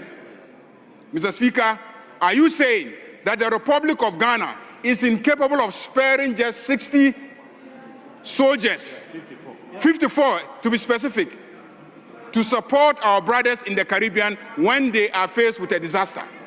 Just 54 men, engineers and etc. Mr. Speaker, we are not sending them to combat. We are not. They are engineers that we are sending to assist with the reconstruction of that country after the disaster. Bridges that should be built, homes that should be constructed, drainage that should be cleared, so that they could assist with their engineering and technical knowledge to assist the people. So we're not sending them in harm's way. Of course, there will be natural risk, but that is exactly what we train soldiers for. So, Mr. Speaker, let me thank my colleagues for bringing it up. It is good that we bring up these matters. Sometimes the nation doesn't know. When we bring it to Parliament and we discuss it, the nation gets to know. And the good works of President John Dramani Mahama even gets, more known by the ordinary citizens. Mr. Speaker, I was in Barbados a couple of months ago to attend the Commonwealth Parliamentary Association meeting. I was there with the Honorable Jerry. And who else? I think the Honorable Chief Whip was also with us. Who was there? You and but I was there with three other colleagues. Mr. Speaker, in Barbados, as I walked around the city, please, I didn't mention you. In Barbados, as I walked on the streets of Barbados, the people that I saw are not different from the people that I see when I walk the streets of Nsawam. Mr. Speaker, they are not different from the people that you see when you walk at Kejetia. And they are not different from those that I have seen when I attended ECOWAS Parliament sittings in Efutu. Mr. Speaker, every single person that we met told us that they believe that they come from Ghana. They said it. They told us that they believe that they come from Ghana. And I believe it is the same with many of the Caribbean nations. So they are our direct brothers and sisters. And so if we can spare our soldiers to go and assist them, let us do so. If we can raise funds to go and assist them, let us do so. Let us not clock our opposition to assisting our brothers and sisters in the gap of constitutional violations or threatened constitutional violations. Mr. Speaker, as for the question of Benin, there has been a request by ECOWAS. There has been no deployment yet. Indeed, under ECOWAS treaties, we have an obligation to deploy whenever ECOWAS makes a request. So I am sure that in due course, the President of Ghana will take a decision if we are going to Benin. And when that happens, we'll be doing so under our obligations in the ECOWAS treaty. Mr. Speaker, lastly on Cote d'Ivoire and the allegation that we have citizens there. We have no citizen who is in Cote d'Ivoire as being in exile as a result of any disaster or threat to their lives. Mr. Speaker, all of them are back to Ghana. All of them are back to Ghana. We take care of our own. I said we take care of our own. Mr. Speaker, I said we take care of our own. Mr. Speaker, thank you very much. Yeah.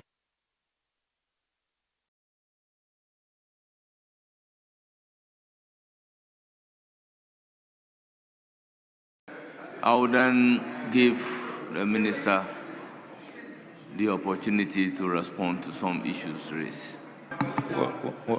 Right Honorable Speaker, I wish to thank you and honorable members of this House for the opportunity to respond to the request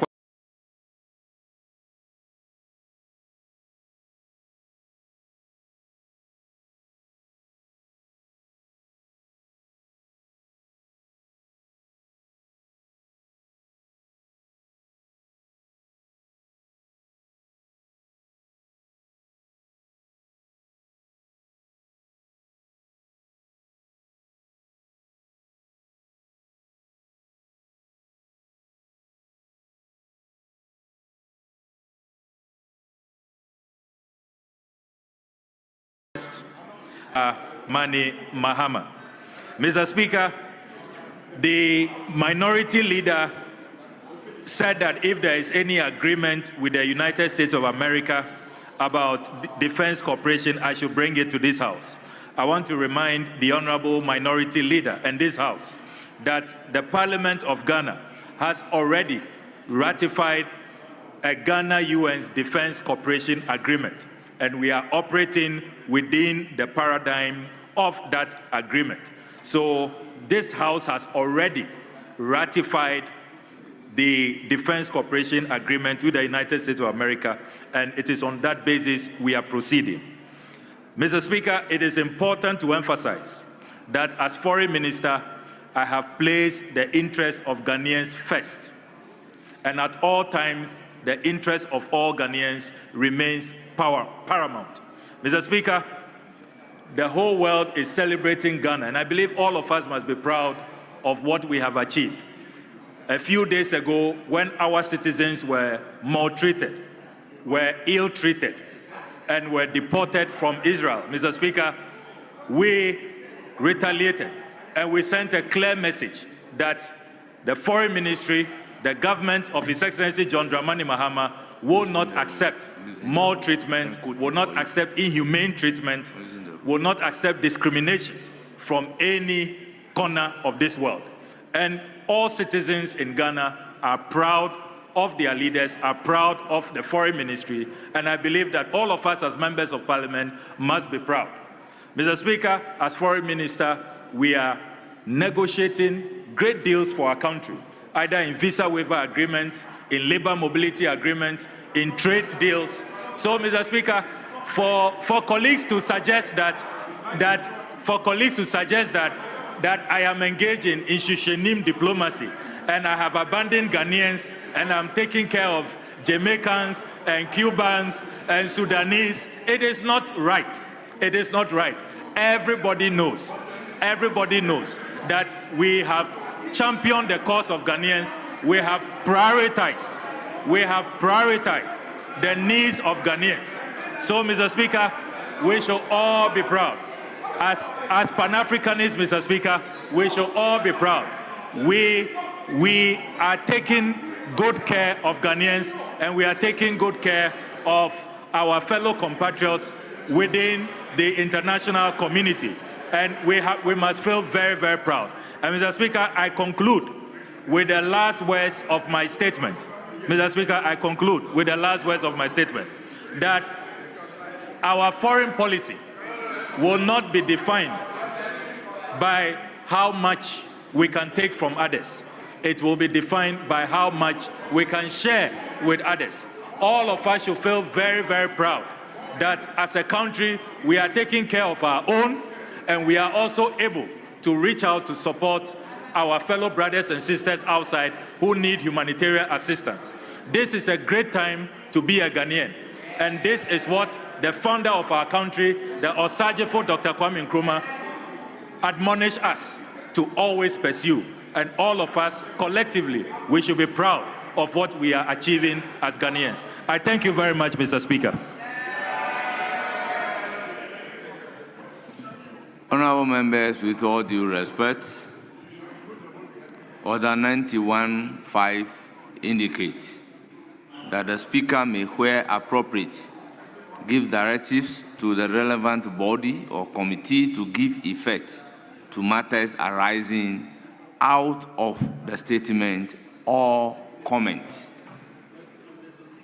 Honorable members, I have listened to all comments made, and once the maker of the statement is here under this order, I have given him the opportunity to also respond to matters arising from the comment.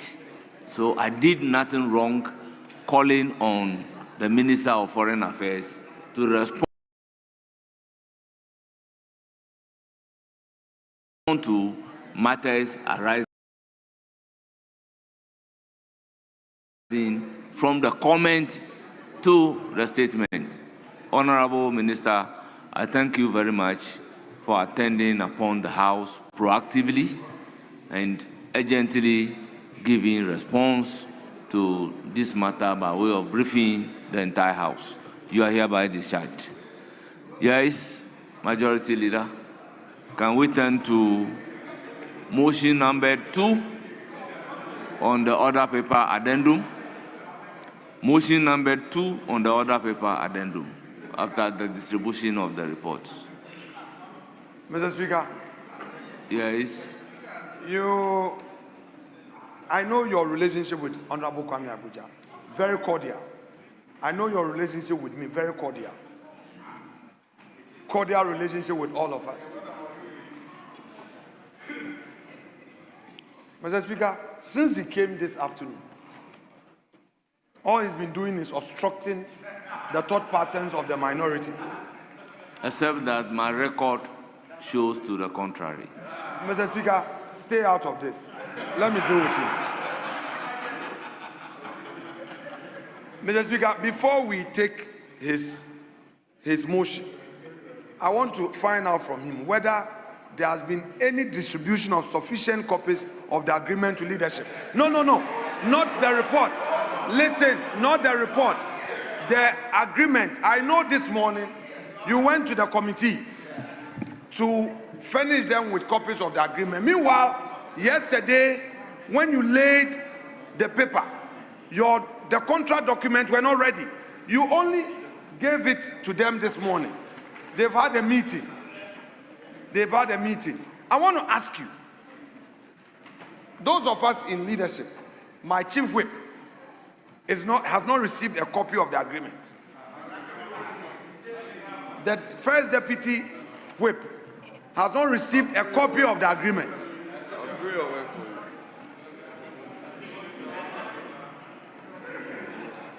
Honorable Jerry Ahmed, Mr. Speaker, second deputy whip has not received a copy of the agreement. Mr. Speaker, not long ago, I was a majority leader.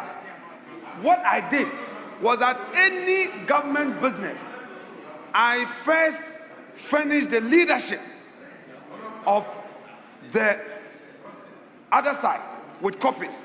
And I made sure my ministers briefed the leaders. Honorable Kwame Abuja was a minority chief whip. The number of times I walked to his office, the number of times Honorable Anodonpre walked to his office and ensured that any ministerial document got to his desk. You came here yesterday. You laid the paper. The ranking, Honorable Kennedy Osenyakun, they don't receive the agreement. You only made the agreement available to the committee this morning. No, this morning for the meeting. Even in the morning, the agreement was not ready. I'm receiving the briefing that even in the morning, when the committee, now you look humble. Mr. Speaker, and then you want us to suspend our rules and deal with this for you because you claim you have a special relationship with Parliament by virtue of your being a former leader. Mr. Speaker, very well. We will proceed. But be reminded that you demanded greater scrutiny when you were in opposition. You demanded Parliament being given unfettered opportunity to scrutinize. You need to commit. You need to commit to come back with the necessary amendment if major errors are detected. Mr. Speaker, I need that on record, and I need his commitment, because we are being rushed, and I have not read, but my committee members informed me that they've had the opportunity to peruse it, just as we spotted some major errors in your budget. Just as we spotted some major errors in your budget. We need your commitment that if anything is detected, you will come here and amend the record. With that, Mr. Speaker, I have nothing more to say. Honourable members, motion numbered 2 on the order paper, addendum. Honourable members, when we are debating, he will have the opportunity. So with that opportunity, he will be able to come appropriately. Yes.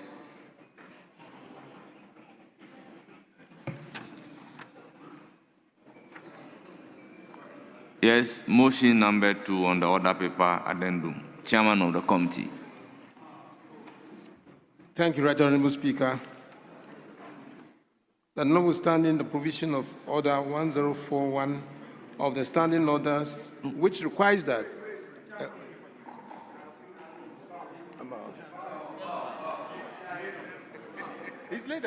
Please move the motion number 2. It be late. Please move the motion number 2. Chairman of the committee, move the motion number 2. Chairman, move the motion number 2. Right Honourable Speaker, I read the motion that notwithstanding the provision of Order 1041 of the Standing Orders, which requires that the motion shall not be debated until at least 2 sitting days have elapsed after the notice to move the motion is given, the motion for the adoption of the report of the Committee on Roads and Transportation on the concessionary contract agreement between the Government of the Republic of Ghana, represented by the Ministry of Roads and Highways as the contracting authority, and Accra Kumasi Expressway Limited as the concessionaire, may be moved today. I so move. Honourable members, motion move and seconder. Right Honourable Speaker, I rise to second the motion. Honourable members, motion move and seconded. It is for the consideration of the House. Honourable members, this is a procedural motion. I'll put a question. As many as are in favour of the motion, say aye. Those against, say no. Honourable members, the ayes have it. The motion is adopted. Move consequential motion number 3. Chairman of the committee. Thank you, Right Honourable Speaker. I move that this Honourable House adopts the report of the Committee on Roads and Transportation on the concessionary contract agreement between the Government of the Republic of Ghana, represented by the Ministry of Roads and Highways as the contracting authority, and Accra Kumasi Expressway Limited as the concessionaire. Right Honourable Speaker, in moving this motion, I respectfully request to present your report. Following the referral of the details to the committee, your committee met. Indeed, the committee met on the concession agreement between the Government of the Republic of Ghana, represented by the Ministry of Roads and Highways, as the contracting authority, and the Accra Kumasi Expressway Limited as the concessionaire for the Accra Kumasi Expressway project. Right Honourable Speaker, in presenting the report, I request that the Hansard section captures the entirety of the report, whilst I concentrate on key areas. Right Honourable Speaker. Honourable member, once the Hansard captured the entire report, in conclusion. Yeah, in conclusion, Right Honourable Speaker, the committee respectfully recommends to the House to adopt the report and approve the commercial contract agreement between the Republic of Ghana, represented by the Ministry of Roads and Highways, and the contracting authority, and Accra Kumasi Expressway Limited as the concessionaire, as the alternative route with Article, sorry, right on, in accordance with Article 8, Article 181, Section 5 of the Constitution of Ghana 1992. I so move, Mr. Speaker. Honourable members, motion move, report presented. Any seconder? Thank you, Mr. Speaker. Thank you. I rise to second motion, and in so doing, I want to make a few comments on the report. Mr. Speaker, your committee met with the Ministry of Roads and Highways and Ministry of Finance this afternoon to consider the Accra-Kumasi Expressway concession agreement that was referred to the committee yesterday. Mr. Speaker, a few observations were made. We were informed that the concession agreement spans to 50 years. And this concession agreement is between the Ministry of Roads and Highways and Ghana Infrastructure Investment Fund. And a special purpose vehicle has been set for this, for the construction of this Kumasi-Accra Expressway.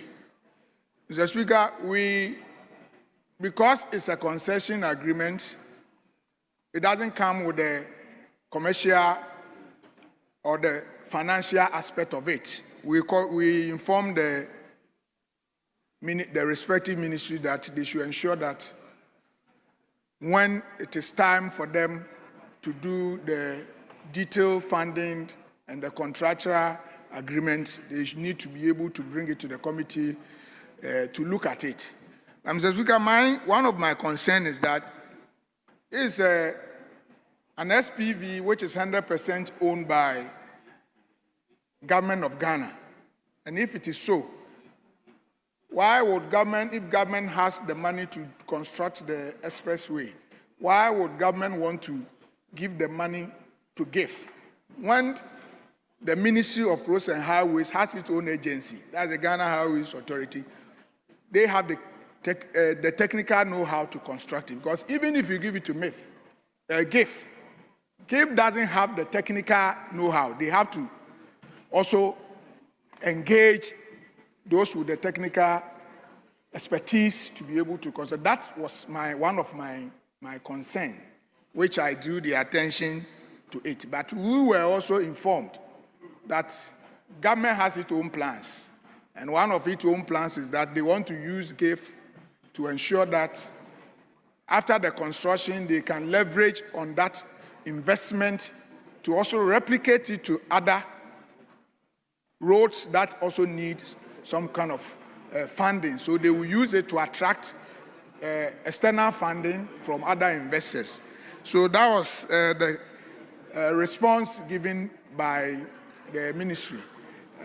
We, on this side, we believe the expressway is a very important road, which nobody on this side is against it.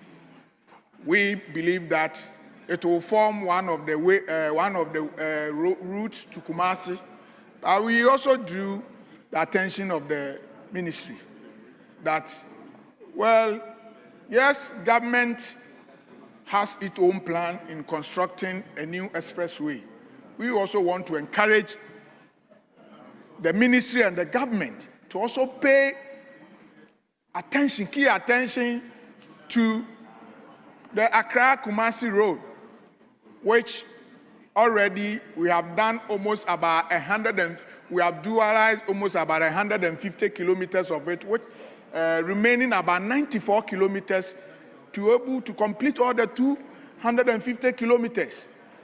So we also encourage the ministry to ensure that they are able to look for the necessary funding to complete the existing Kumasi-Accra route, because the traffic on that route is, I mean, if you look at it, Mr. Speaker, it is something that needs to be addressed. And I think the minister also assured the committee that government will also do its effort to ensure that they are able to get the necessary funding to be able to do the existing road. My last question, Mr. Speaker, and the minister is here, Honorable Road Minister, listen to me carefully. This is my last question. Mr. Speaker, once this project is going to be funded 100% with the taxpayers' money, GOG's money, I will encourage the minister, like we did to the Accra Tema motorway. It was given to a local contractor to construct it. So when they are doing the selection for contractors to do the project, if they are going to do it in phases, I will encourage the ministry that the Ghanaian contractors should be given they should prioritize the local contractors so that they will be able to also go. We don't have to give everything to all the foreign contractors, because when we go and procure loan from contract foreign loans, they bring their contractors, including their consultants, to come and do the project. So if we are going to use our own money to do this project, then we need to prioritize giving our local contractors the opportunity to also be part of this project.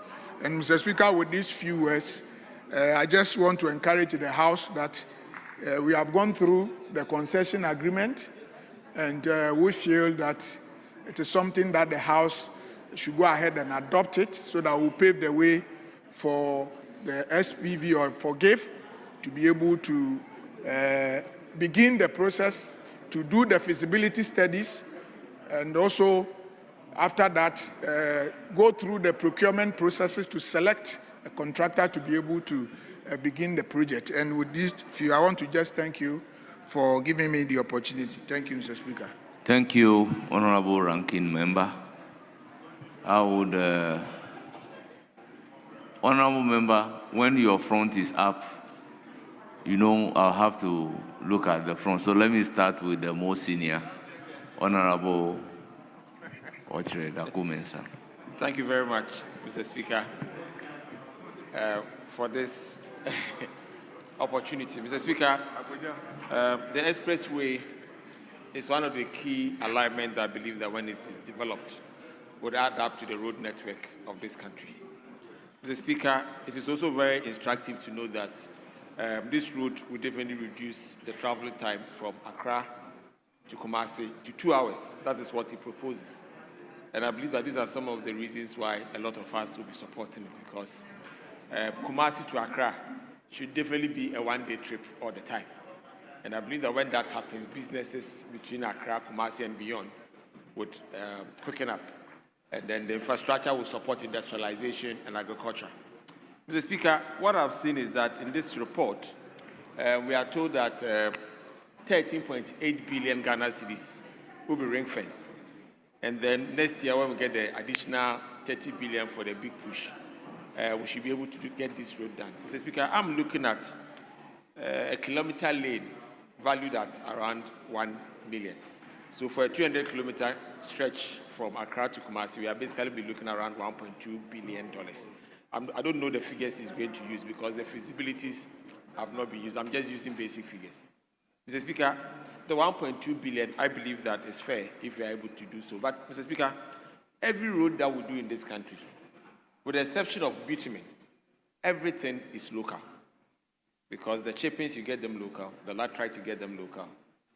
And I believe that even today, when it comes to steel, we have a lot of steel companies in Ghana that we can also get that also local.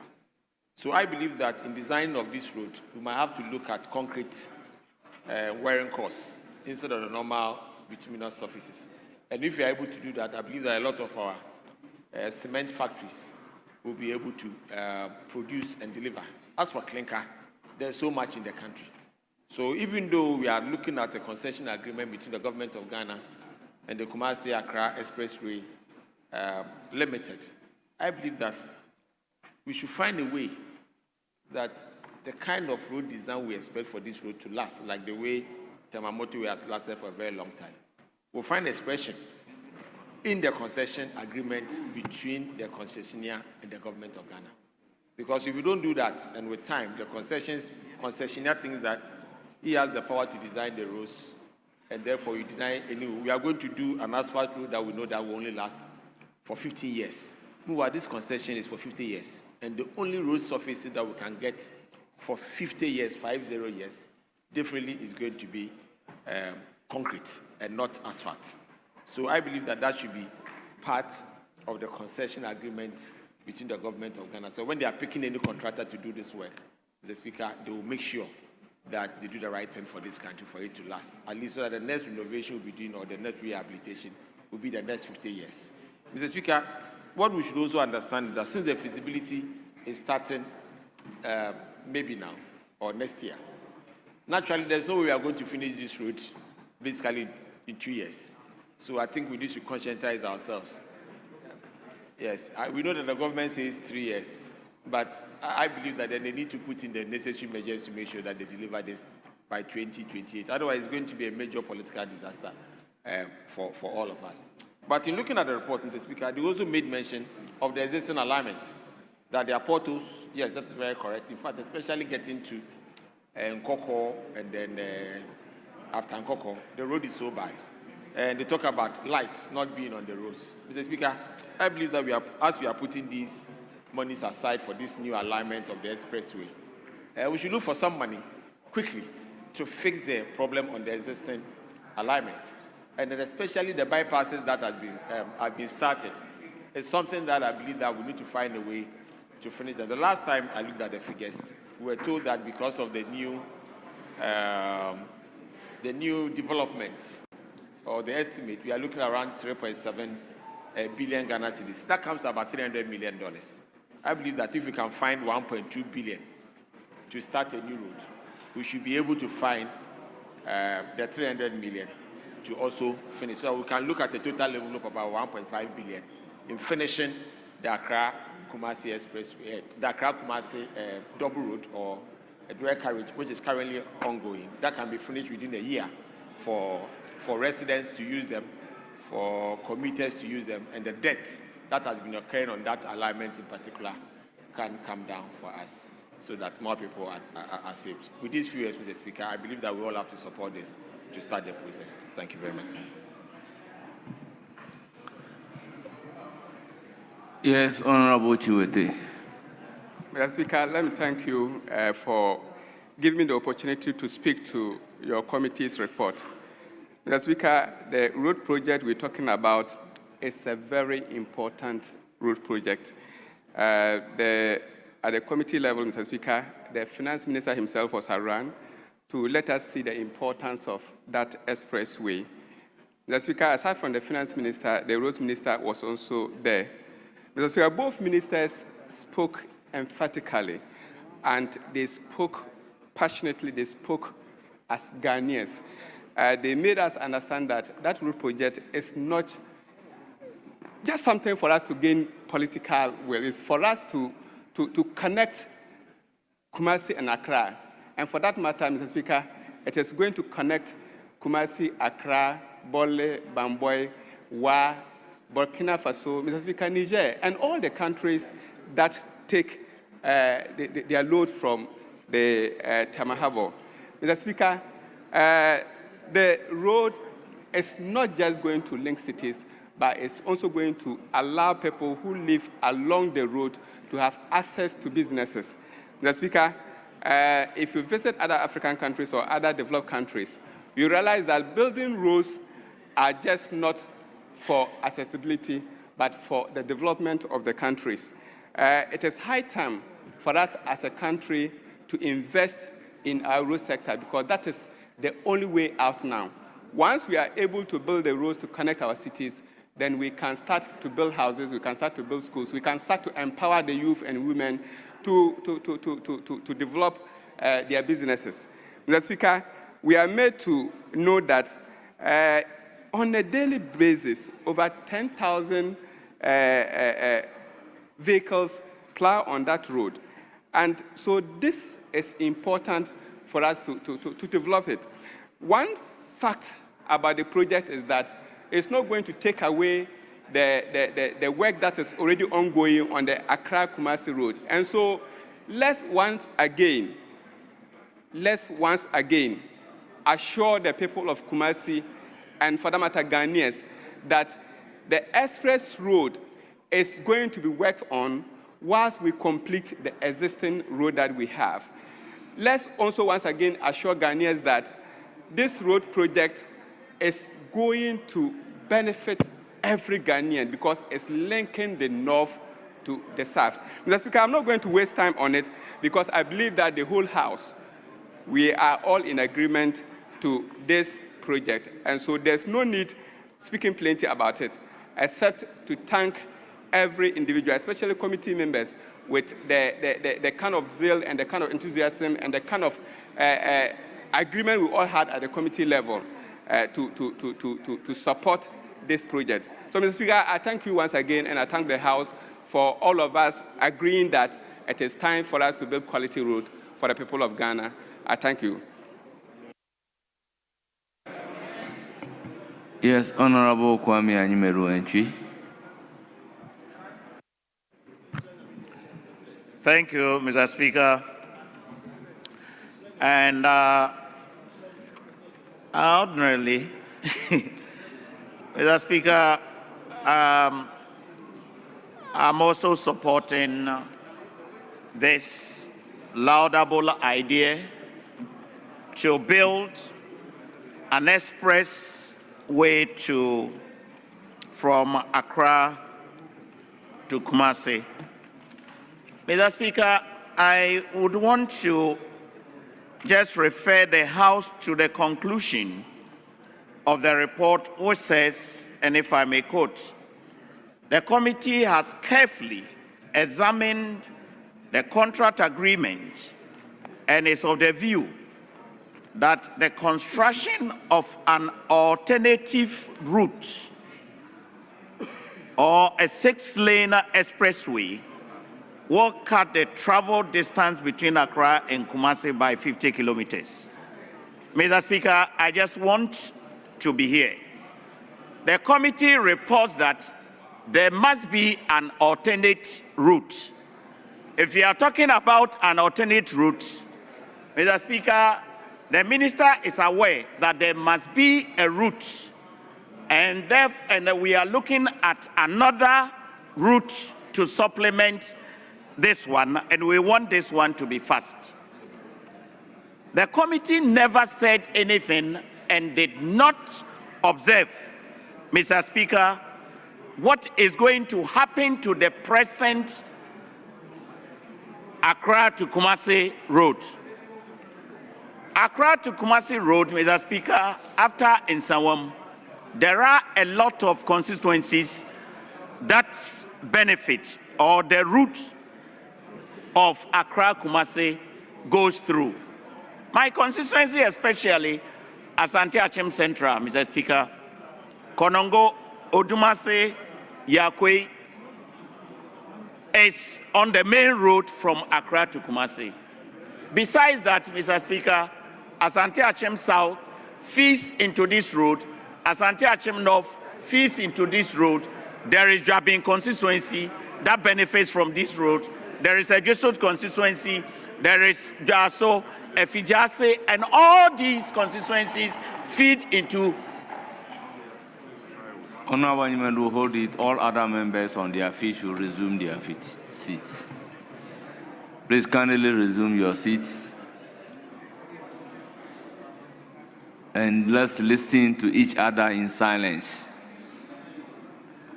All honorable members standing should resume their seats. All honorable members standing, resume your seats. Honorable member on the far end, can you hear me?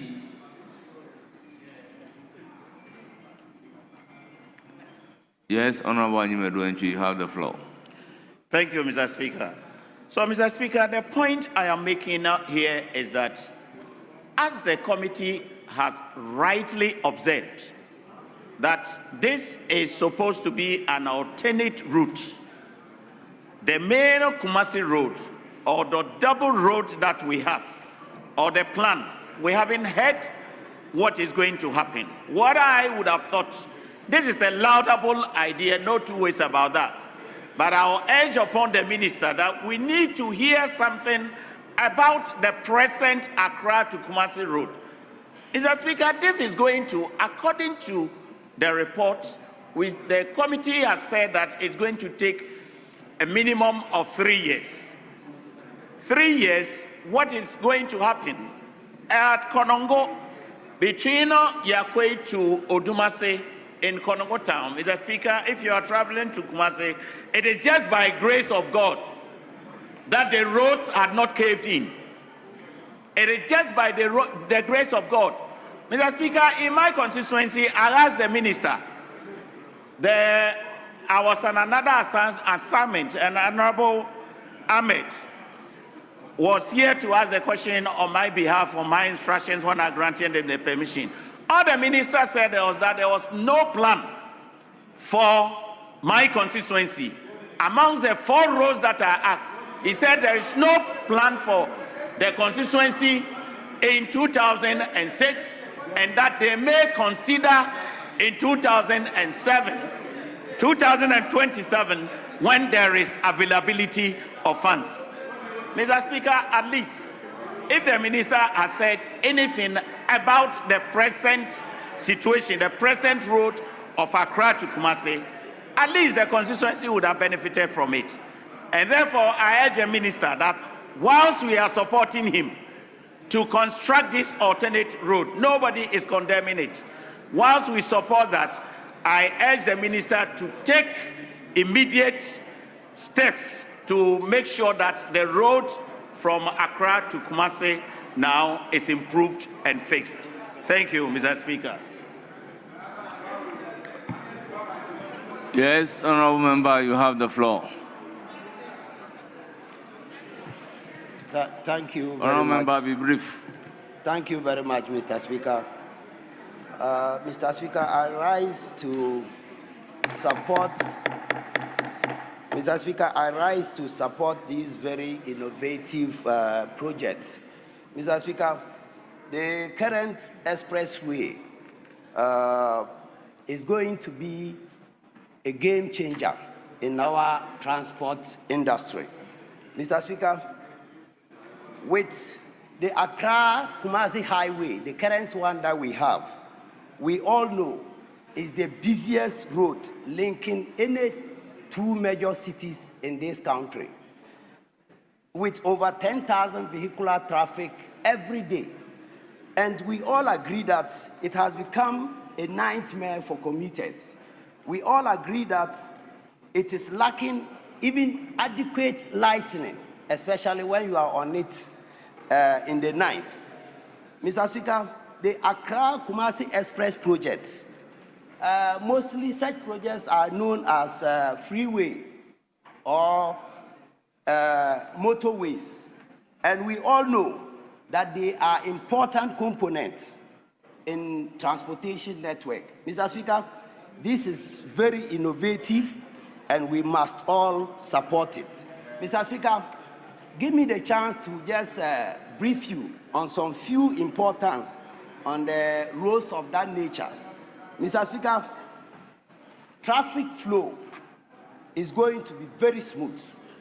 Mr. Speaker, such express highways designed to facilitate smooth flow of traffic.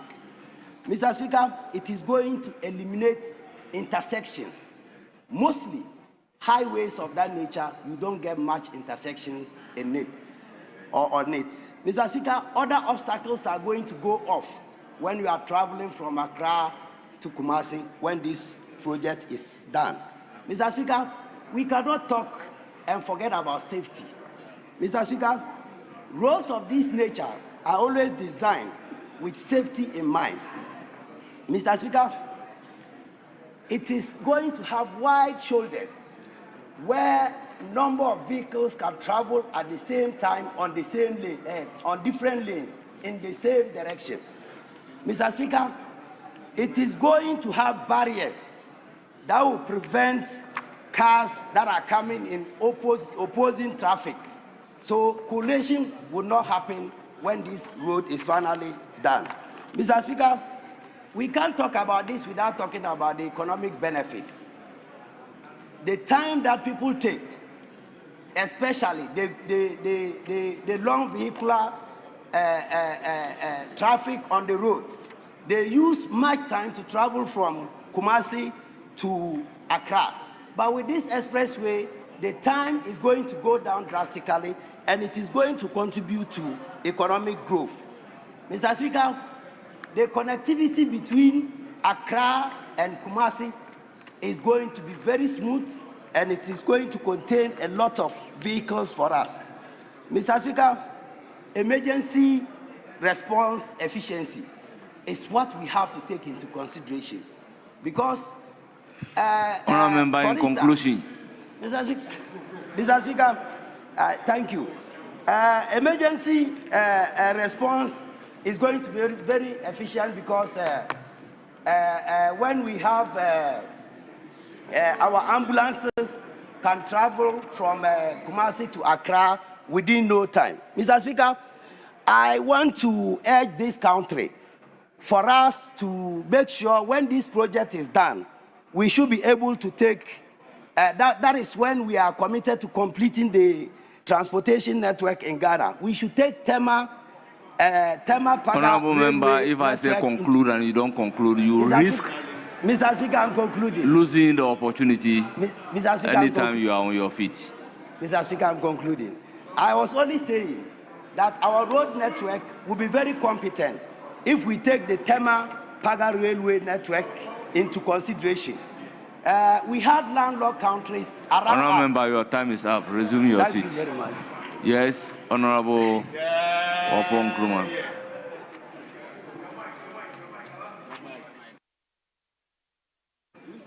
Mr. Speaker, thank you for the opportunity to make some very quick comments in support of this report.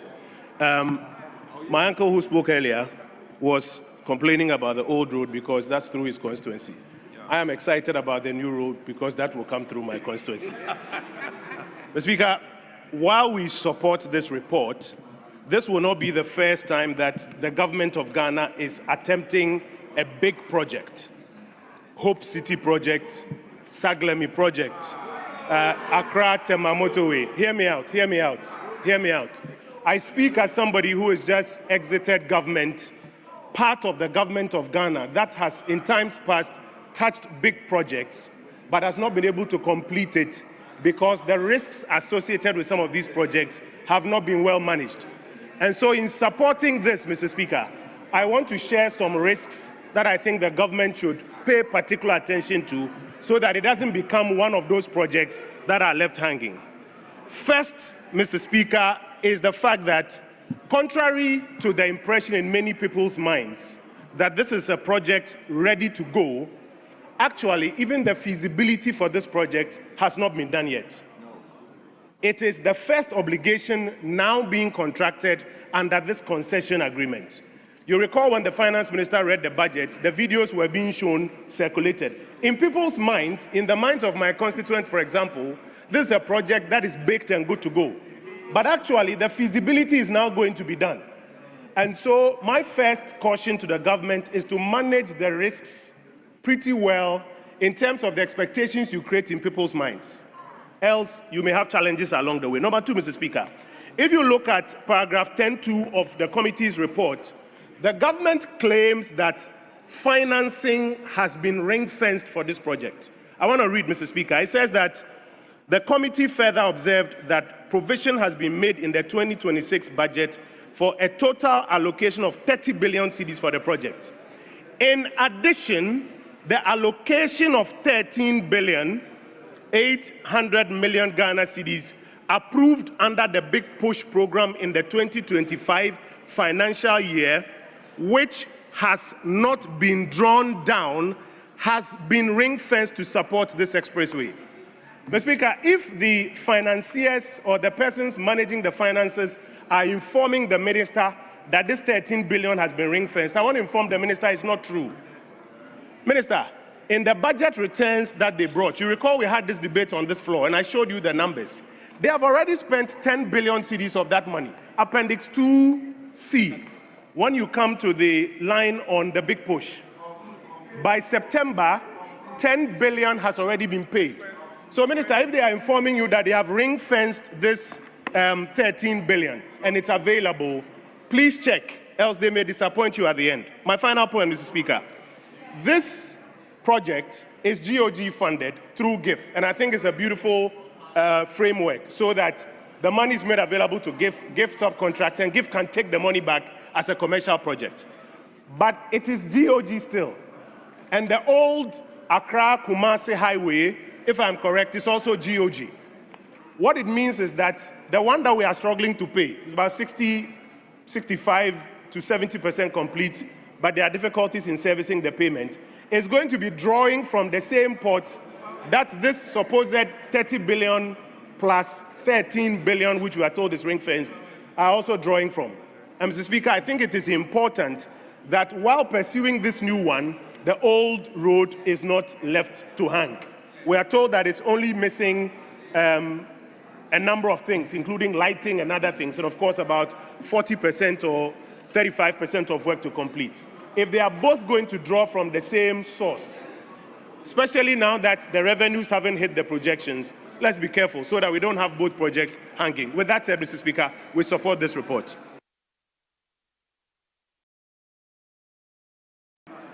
Yes, Minority Leadership.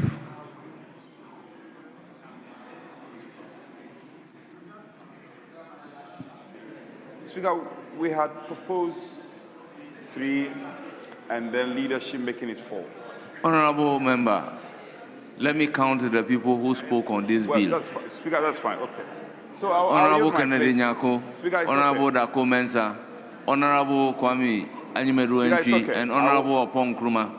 So I'll yield leadership's place to Honorable Asensio. Yes, very well. Honorable, you have the floor.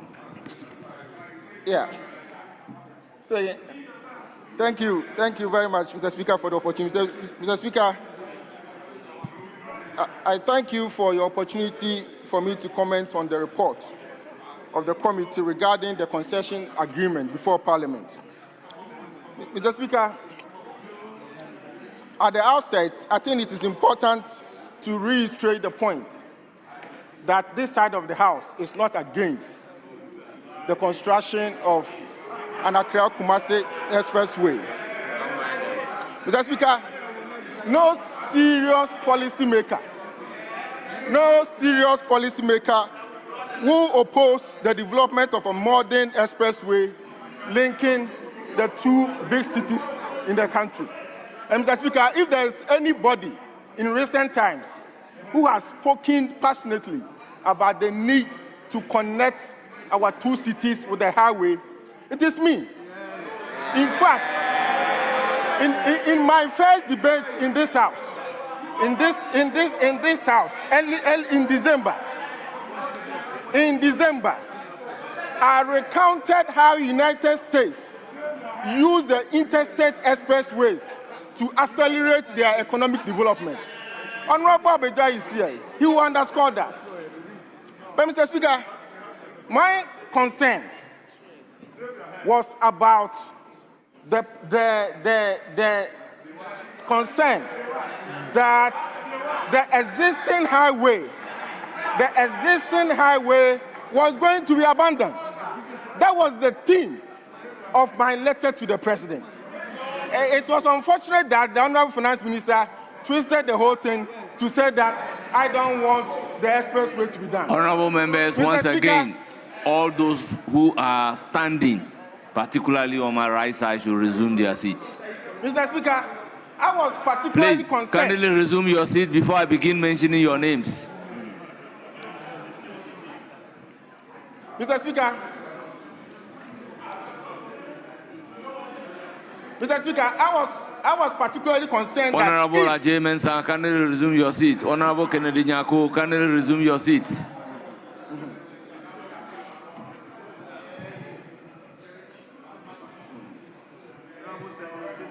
Honorable Zuera, resume your seat.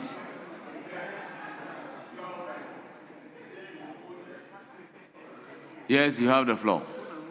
Mr. Speaker, earlier in the debate, I underscored that in the United States, when studies were done about the importance of their interstate highways, it was recorded that $1 investment on their interstate highways yielded 6 times in the economic returns. That underscores my understanding and the importance I attach to an expressway between our two cities. But Mr. Speaker, the theme of my concern was that the existing one was going to be abandoned. And Mr. Speaker, if it was going to be abandoned, then it was going to create a lot of problems for our country. I say this because on that route, there are critical towns and economic zones. We have in Sawam, we have Suhum, we have Koforidia, Chebi, and Yinam, in Koko, Kwau Mountains, Afram Plains, Konongo, and Ejoso. In this year's budget, one of the interventions that this government wants to do, in fact, to continue a plan of the Akufo-Addo administration, is to construct a bridge over the Afram Plains. The idea is to make the Afram Plains the bread basket of Ghana. And if you construct that bridge and we produce a lot of agricultural produce, and we are not able to transport these agricultural produce to Accra, Kumasi, and the rest of the country, whether for export or for local consumption, then what will be the purpose of making Afram Plains the agricultural bread basket of Ghana? So it was important, but Mr. Speaker, it is important to know that since my intervention, the finance minister has come to say that the existing road will not be abandoned. The road minister has come to say that the existing road will not be abandoned. And in fact, the president himself has come to say that the existing road will not be abandoned, except to say that it was an afterthought, because they've done 2 budgets. They did not capture the existing project in that 2 budgets. So I am happy that with my intervention, they've now realized that it is important that they factor that maybe in their next budget. It will be welcome. Mr. Speaker, one concern that I have with this project is the way that is hurriedly being done. It is going to be the single most important road project in the country, in the history of Ghana. And as such, it should not be hurriedly done. Look at the way that it was laid yesterday, without the agreement. It was referred to the committee for a meeting this morning. As at 2 p.m., the agreement was not ready. So, Honorable former minister, conclude. Mr. Speaker, no, it is important that I make these points because this is central to the discussion. It is hurriedly being done, and when we went to the committee, we were told that the special purpose vehicle is now going to conduct feasibility studies. What it means is that there is no feasibility study now, even though the minister had indicated earlier that they are now in the process of hiring a consultant to do it. This shows that there's a lot of, back and forth, no straight direction, straight guidelines as far as this project is concerned. Mr. Speaker, what it means is that we don't know the cost of the project, no engineering design, we don't know the alignment, where it's going to pass. My advice is that let us take our time and plan it well. Because if you plan it well, the benefits will be enormous for us all. Mr. Speaker, in conclusion, I want to say that I welcome the assurance by the President that the existing road project to Accra will not be abandoned. And when that is done, it will be faster, it will be easier to complete than the one that they are proposing to do. But having said all that, Mr. Speaker, Mr. President has assured that it will be completed and also the new one will be completed. At the end of the day, it will enhance the economic development of the country. With these few remarks, Mr. Speaker, I support the concession agreement before the House. Yes, majority.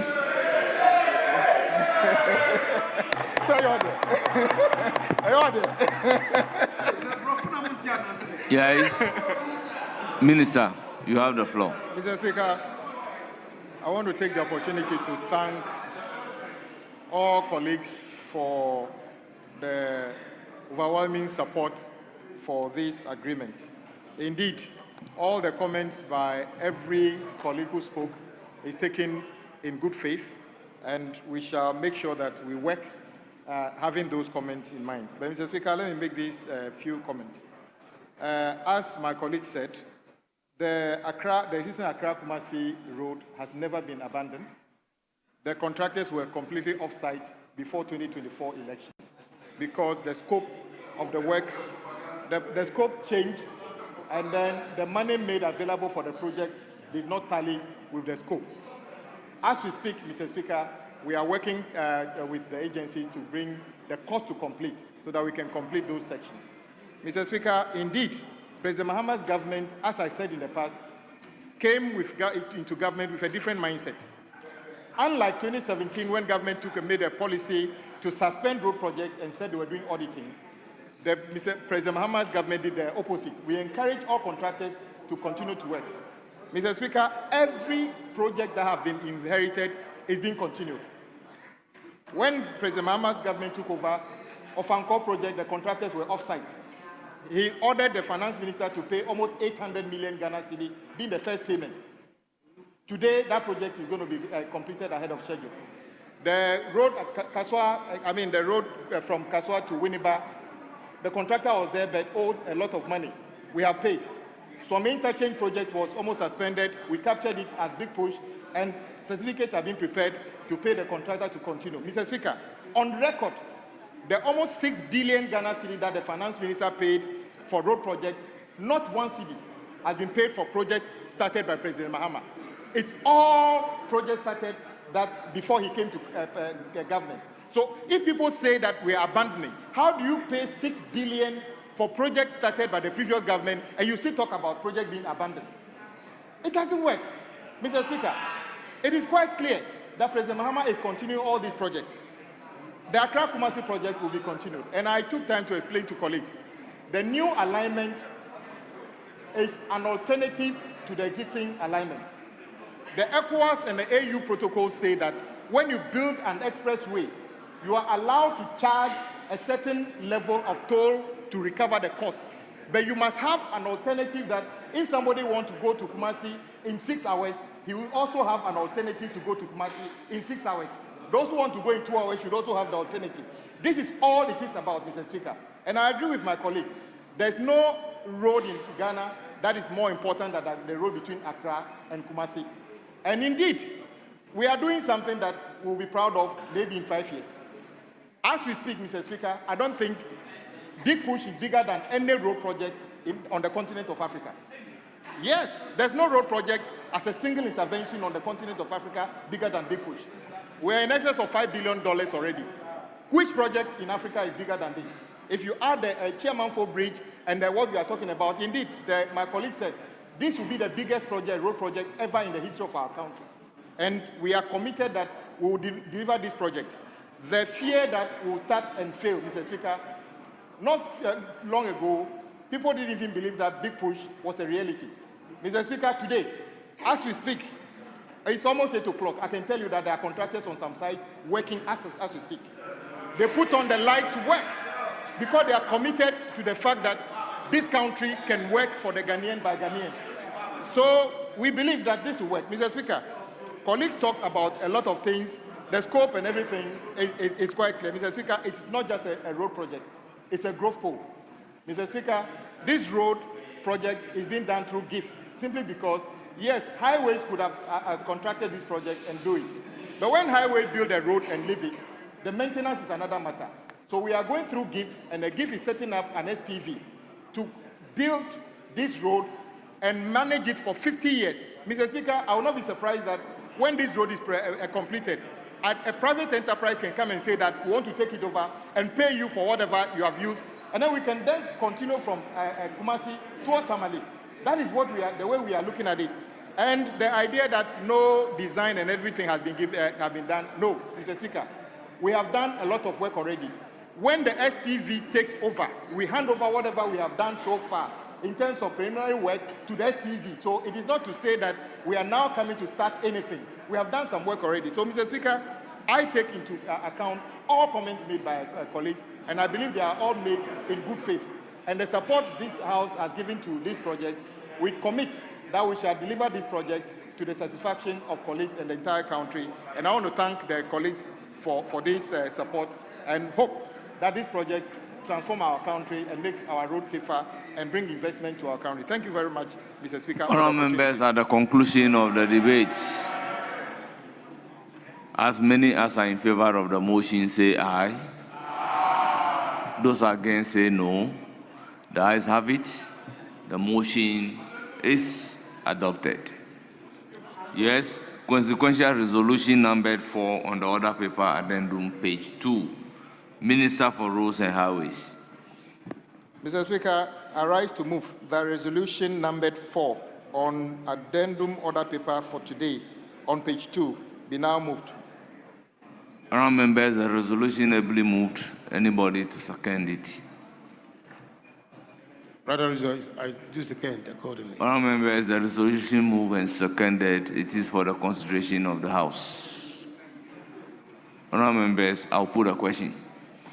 As many as are in favor of the resolution numbered 4 at page 2 of the order paper addendum say aye. Those against say no. Honourable members, the ayes have it. The resolution is accordingly adopted. Honourable members, can we turn to order paper addendum 2 and lay item numbered 1?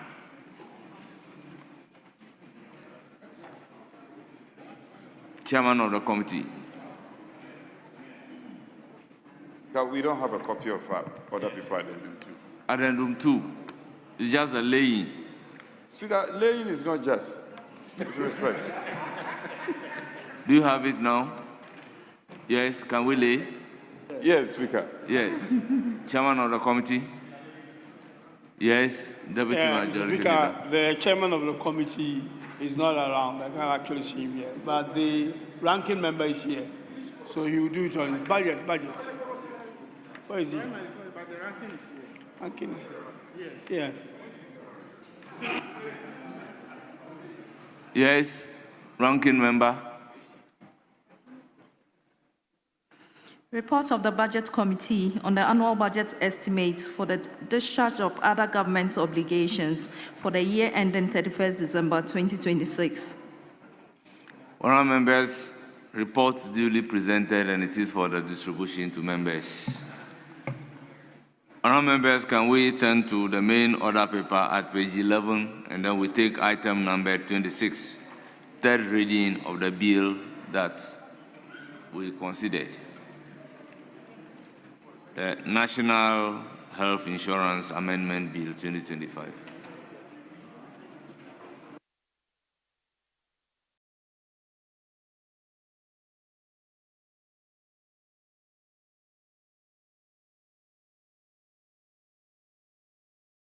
Honourable members, I will suspend for just 2 minutes.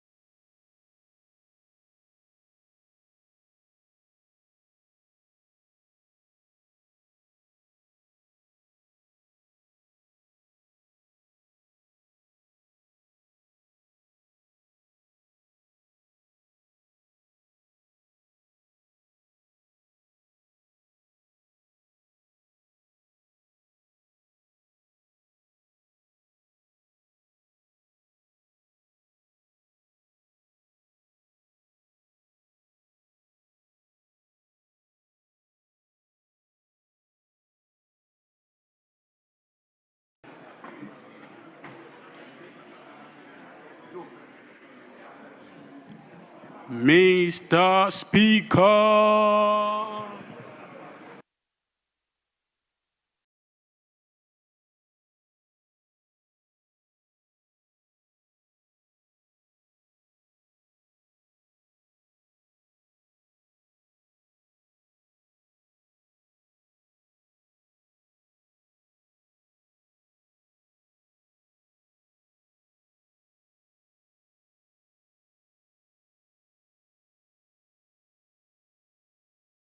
Your seat.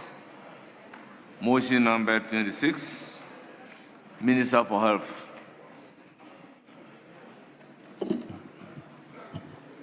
Thank you, Mr. Speaker. Yes.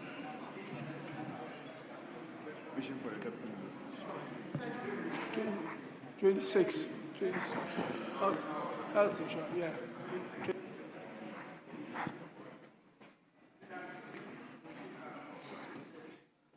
The health minister is actually not here.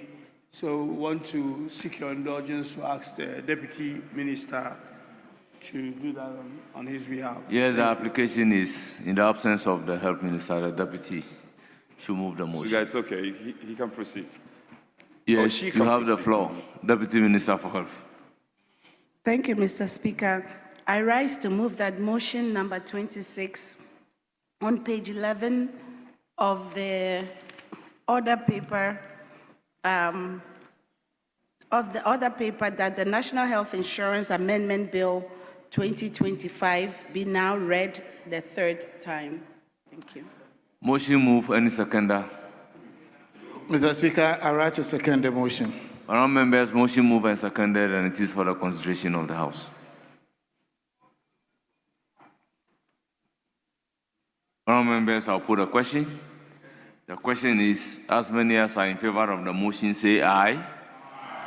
Those against say no. The ayes have it. The motion is adopted. An act to amend the National Health Insurance Act 2012 at 852 to allocate 20% of monies of National Health Insurance Fund to the Ghana Medical Trust Fund to allow for the deductibility of the National Health Insurance Levy and to provide for related matters. Honourable members, the National Health Insurance Amendment Bill 2025 is duly read for the third time and passed.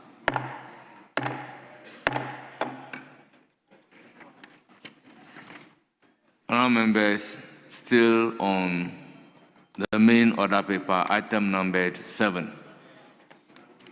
The Kwame Nkrumah University of Science and Technology, Kumasi Bill at consideration stage. Item number 37, page 15.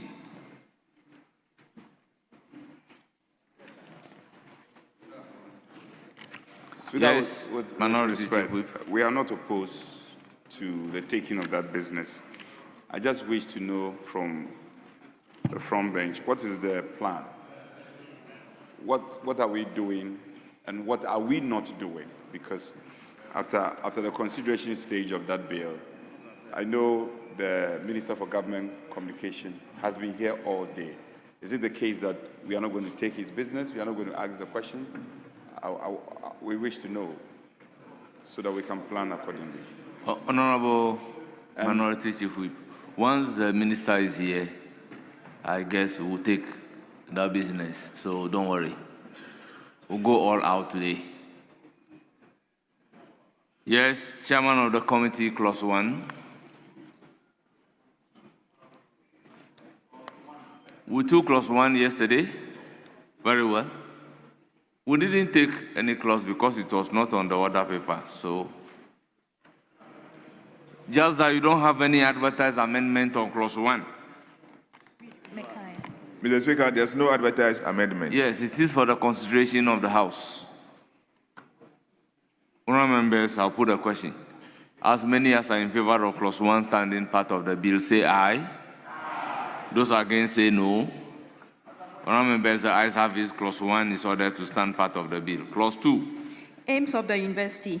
Chairman of the committee. Mr. Speaker, amendment proposed. Subclause 2, paragraph D, delete and insert as advertised. Thank you, Mr. Speaker. Honourable members, it is for the consideration of the House. I'll put a question on that amendment. As many as are in favor of the amendment proposed by the chairman of the committee, say aye. Those against say no. The ayes have it. The amendment is carried. Yes. Clause 2. Aye. Mr. Speaker, amendment proposed. Subclause 2, paragraph E, line 3. After development, insert innovation. I so move. Honourable members, it is for your consideration. I'll put a question. As many as are in favor of that amendment, say aye. Those against say no. The ayes have it. The amendment is carried. I will then put the question on entire clause 2. All those in favor of clause 2 standing part of the bill say aye. Those against say no. The ayes have it. Clause 2 is ordered to stand part of the bill. Clause 3. Campuses of the university. Chairman of the committee. Mr. Speaker, there's no advertised It is amendment. for the consideration of the House. Honourable members, any proposed amendment to clause 3? In the absence of any proposed amendment, I'll put a question. As many as are in favor of clause 3 standing part of the bill say aye. Those against say no. The ayes have it. Clause 3 is ordered to stand part of the bill. Clause 4.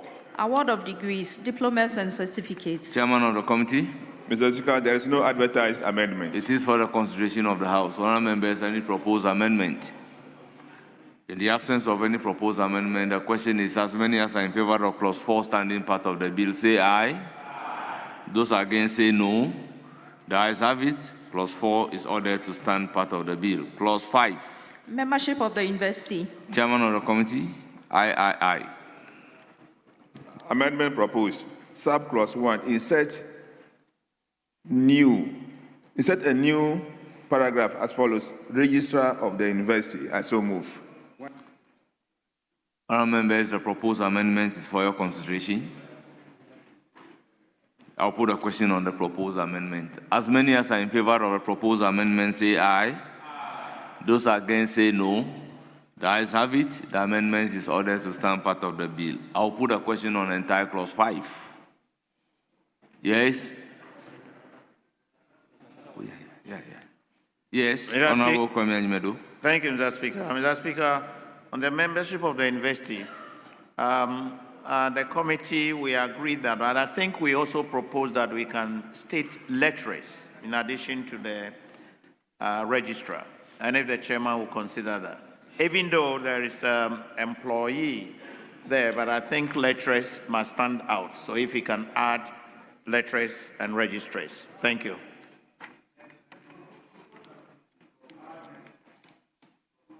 I think the amendment that has just been carried out has the registrar of the university. So you want the employees to be changed to lecturers? Mr. Speaker, no, not to be changed. We are adding, we omitted the registrar. So now we are adding registrar. The registrar is an important member of the university, and so are lecturers. And therefore, we wanted lecturers to stand out as one of the members, and then there will be other employees. So not to withdraw employees, but lecturers to be added as we are adding the registrar. Chairman, Minister, the proposal is to specifically add lecturers and again have employees. What is the standard in other university bills that we have passed?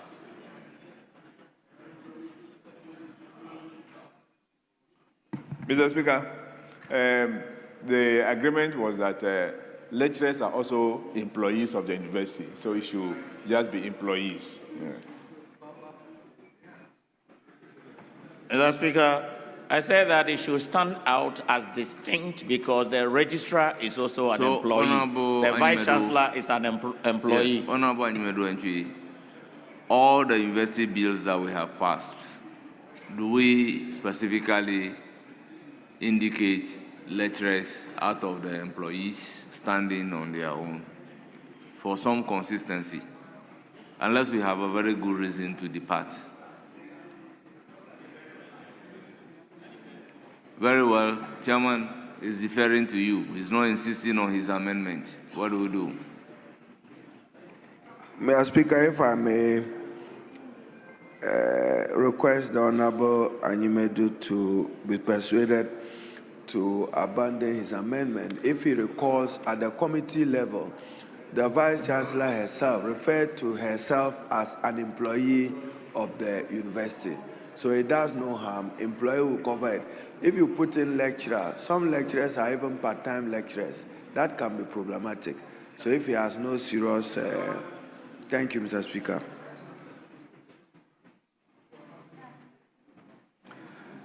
Yes. Chairman of the committee, move amendment in IV. Mr. Speaker, IV, clause 5, amendment proposed, sub clause 2, delete. It is for the consideration of the House. Honourable members, in the absence of any further consideration, I'll put a question. As many as are in favor of the proposed amendment, say aye. Those against say no. The ayes have it. The proposed amendment is carried. I will then put a question on entire clause 5. As many as are in favor of clause 5 standing part of the bill, say aye. Those against say no. The ayes have it. Clause 5 is ordered to stand part of the bill. Clause 6. The University Council. Chairman of the committee. Mr. Speaker, we have proposed amendment, but I want to make a correction. I did that yesterday, but it has not been captured. If you read the first one, the University Teachers Association of Ghana should be corrected to University Teachers Association of Kumasi, Kwame Nkrumah University of Science and Technology. So it should be subsequential in the two proposed amendments. So I will read. Amendment proposed, subclause 1, paragraph D. Insert the following new subparagraphs. First one, the University Teachers Association of the Kwame Nkrumah University of Science and Technology, nominated by the University Teachers Association of Kwame Nkrumah University of Science and Technology. Then 2, Junior Staff Association of the Kwame Nkrumah University of Science and Technology, nominated by the Junior Staff Association of the Kwame Nkrumah University of Science and Technology. I so move. Honourable members, the proposal is to further amend the advertised amendment by deleting Ghana in the first one and also deleting of Ghana and replacing them with Kwame Nkrumah University of Science and Technology. I will then put a question on the proposed amendment. Yes, Minister. Mr. Speaker, I support the amendment, and for the Parliament of Ghana, currently government is grappling with a difficulty of managing two different teachers and educational workers union on the university campuses across the country. There is TEWU TUC and there is TEWU Ghana. So it becomes difficult if you ask them to do a nomination. I'm sure that's why Chairman have said Junior Staff Association. Then through an election, they may make a determination of who represent them on the council. Thank you. I'll put a question. All those in favor of the proposed amendment as further amended by the chairman of the committee say aye. Those against say no. The ayes have it. The amendment is carried. I will now put a question on entire clause 6. As many as are in favor of clause 6 standing part of the bill say aye. Those against say no. The ayes have it. Clause 6 is ordered to stand part of the bill. Clause 7. Functions of the Council. Chairman of the committee. Mr. Speaker, there is no advertised amendment. It is for the consideration of the House. Any proposed amendment? In the absence of any proposed amendment, the question is as many as are in favor of clause 7 standing part of the bill say aye. Those against say no. The ayes have it. Clause 7 is ordered to stand part of the bill. Clause 8. General powers of the Council. Chairman of the committee. Mr. Speaker, there is no advertised amendment. It is for the consideration of the House. Honourable members, any proposed amendment? As many as are in favor of clause 8 standing part of the bill say aye. Those against say no. The ayes have it. Clause 8 is ordered to stand part of the bill. Clause 9. Tenure of office of members of the council. Chairman of the committee. Mr. Speaker, there is no advertised amendment. It is for the consideration of the House. Honourable members, any proposed amendment? In the absence of any proposed amendment, I'll put a question. As many as are in favor of clause 9 standing part of the bill, say aye. As many as are in favor of clause 9 standing part of the bill, say aye. Those against, say no. The ayes have it. Clause 9 is ordered to stand part of the bill. Clause 10. Meetings of the council. Chairman of the committee. Mr. Speaker, there is no advertised amendment. It is for the consideration of the House. Honourable members, any proposed amendment? In the absence of any proposed amendment, the question is as many as are in favor of clause 10 standing part of the bill, say aye. Those against, say no. The ayes have it. Clause 10 is ordered to stand part of the bill. Clause 11. Disclosure of interest. Chairman of the committee. Mr. Speaker, there is no advertised amendment. It is for the consideration of the House. Honourable members, any proposed amendment? In the absence of any proposed amendment, the question is as many as are in favor of clause 11 standing part of the bill, say aye. Those against, say no. The ayes have it. Clause 11 is ordered to stand part of the bill. Clause 12. Establishment of committees. Chairman of the committee. Mr. Speaker, there is no advertised amendment. It is for the consideration of the House. Honourable members, any proposed amendment to clause 12? In the absence of any proposed amendment, the question is as many as are in favor of clause 12 standing part of the bill, say aye. Those against, say no. The ayes have it. Clause 12 is accordingly ordered to stand part of the bill. Clause 13. Allowances. Chairman of the committee. Mr. Speaker, there is no advertised It is for amendment. the consideration of the House. Honourable members, any proposed amendment? In the absence of any proposed amendment, the question is as many as are in favor of clause 13 standing part of the bill, say aye. Those against, say no. The ayes have it. Clause 13 is ordered to stand part of the bill. Clause 14. Principal officers of the university. Chairman of the committee. Mr. Speaker, there is no advertised amendment. It is for the consideration of the House. Honourable members, any proposed amendment to clause 14? In the absence of any proposed amendment, the question is as many as are in favor of clause 14 standing part of the bill, say aye. Those against, say no. The ayes have it. Clause 14 is ordered to stand part of the bill. Clause 15. Chancellor Chairman, of the University. you may move Mr. Speaker, proposed amendment in VI. proposed amendment, subclause 3, paragraph A, delete titular. I so move. It is for the consideration of the House. Honourable members, I'll put a question on the proposed amendment. As many as are in favor of the proposed amendment by the chairman of the committee, say aye. Those against, say no. The ayes have it. The proposed amendment is ordered to stand part of the bill. I will then put a question on the entire clause 15. As many as are in favor of clause 15 standing part of the bill, say aye. Those against, say no. The ayes have it. Clause 15 is ordered to stand part of the bill. Clause 16. Vacancy in office of the Chancellor. Chairman of the committee. Mr. Speaker, there is no advertised amendment. It is for the consideration of the House. Honourable members, any proposed amendment? In the absence of any proposed amendment, I'll put a question on clause 16. As many as are in favor of clause 16 standing part of the bill, say aye. Those against, say no. The ayes have it. Clause 16 is ordered to stand part of the bill. Clause 17. Vice Chancellor of the University. Chairman of the committee, amendment VII. Mr. Speaker, amendment proposed, sub-clause 4, delete and insert as advertised. I so move. It is for the consideration of the House. Honourable members, I'll put a question on the proposed amendment by the chairman of the committee. As many as are in favor of the proposed amendment by the chairman of the committee, say aye. Those against, say no. The ayes have it. Clause 17 as amended. The proposed amendment is ordered to stand part of the bill. Now I'll put a question on the entire clause 17. As many as are in favor of clause 17 standing part of the bill, say aye. Those against, say no. The ayes have it. Clause 17 is ordered to stand part of the bill. Clause 18. Vice Chancellor of the University. VIII.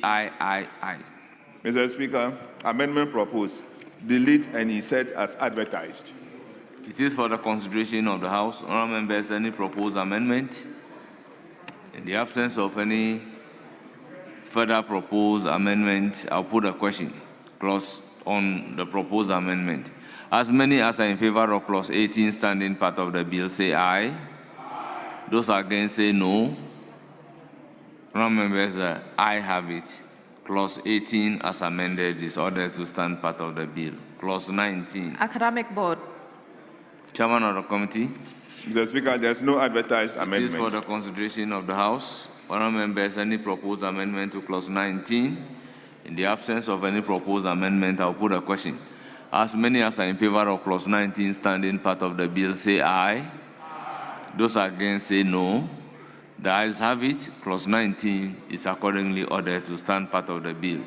Clause 20. Composition Chairman, of the Academic Board. you have amendment I ask.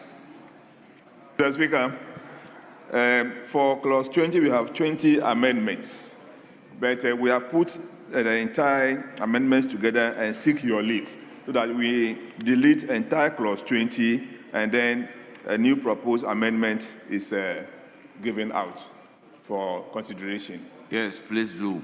Yeah, Mr. Speaker, delete clause 20 and insert a new clause as follows.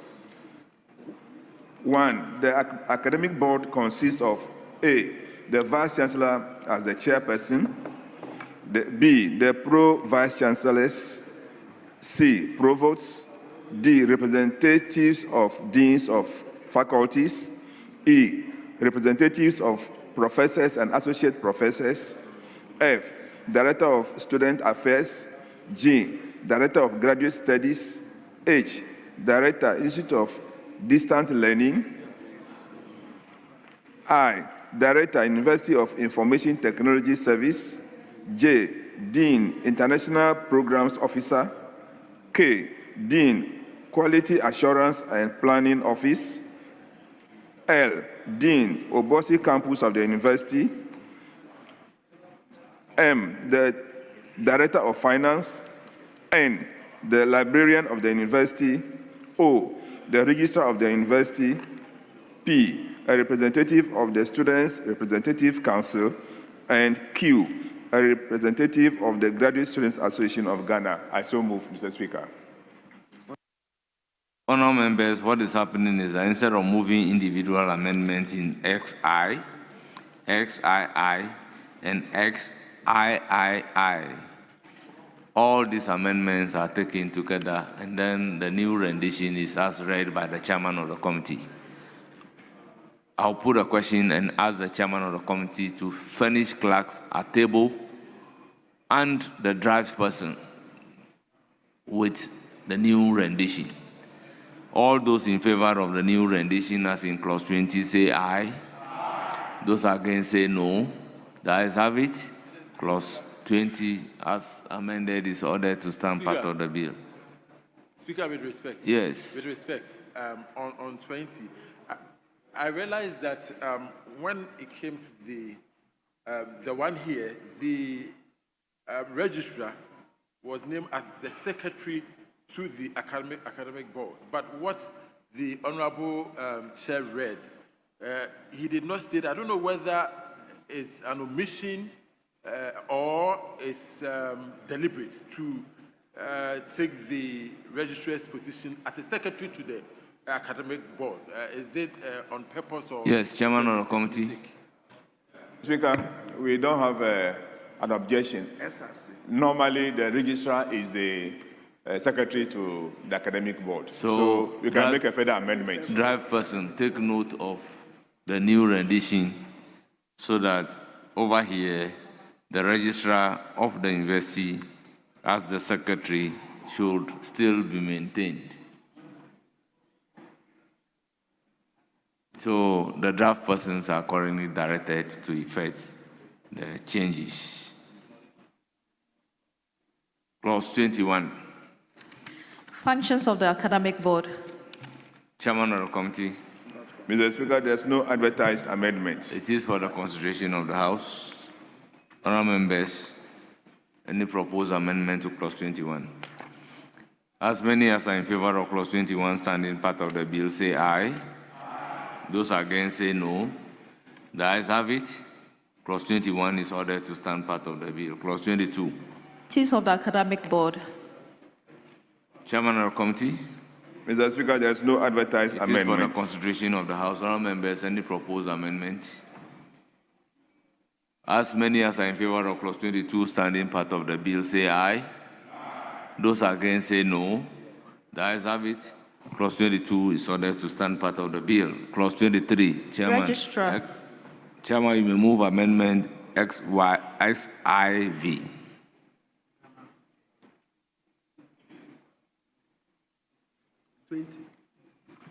You have amendment to clause 23. Yes, Mr. Speaker. Mr. Speaker, amendment proposed, sub-clause 3, delete and insert as advertised. I so move. It is for the consideration of the House. Yes, Honorable Animedu Entry. Mr. Speaker, I'm happy that the minister is here. There was a disagreement on this, that the registrar shall hold office. And Mr. Speaker, the main argument that was put up by the Education Committee was that in previous bills of the various institutions, they had given registrars 4 years, even though the institution proposed 5 years. I personally requested that if there is any law that bars the KNUST from requesting that the registrar be appointed for 5 years, and especially when they had just appointed the registrar for 5 years. And therefore, I was of the view that there's nothing wrong because the registrars normally will start and go through the ranks. And when they are 60, they go on retirement. But I think the minister was giving an assignment to educators on this because it's more or less of a policy so far as education is concerned. So I'll not move the amendment now until I listen to the minister, what he has to say on this. The chairman will obviously say no to what I'm proposing. That's why I wanted to hear from the minister. Yes, Minister Honorable Animedu Entry wants to hear from you. Mr. Speaker, at the committee meeting, we're told that the registrar had just assumed office and his appointment letter gave him 5 years. So there was argument that we could do 5 years, renewable for another 5 years. But best practice, Mr. Speaker, has been 4-4. So we argued that we should settle on 4 years with an opportunity for a renewal for an additional 4 years. So if I can persuade the Honorable Animedu for consistency, that will guide us. Thank you. Honourable members, if we look at clause 6(2), it says the president shall appoint the chairperson and other members of the council in accordance with Article 70 of the Constitution.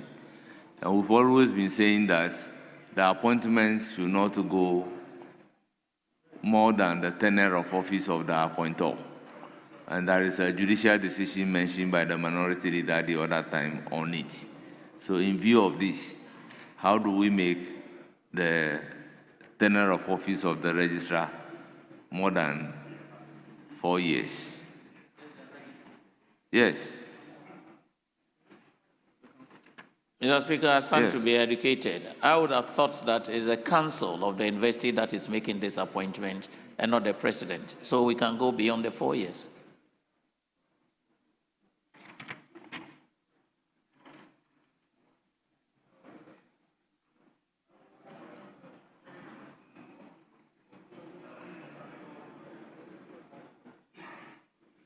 Yes.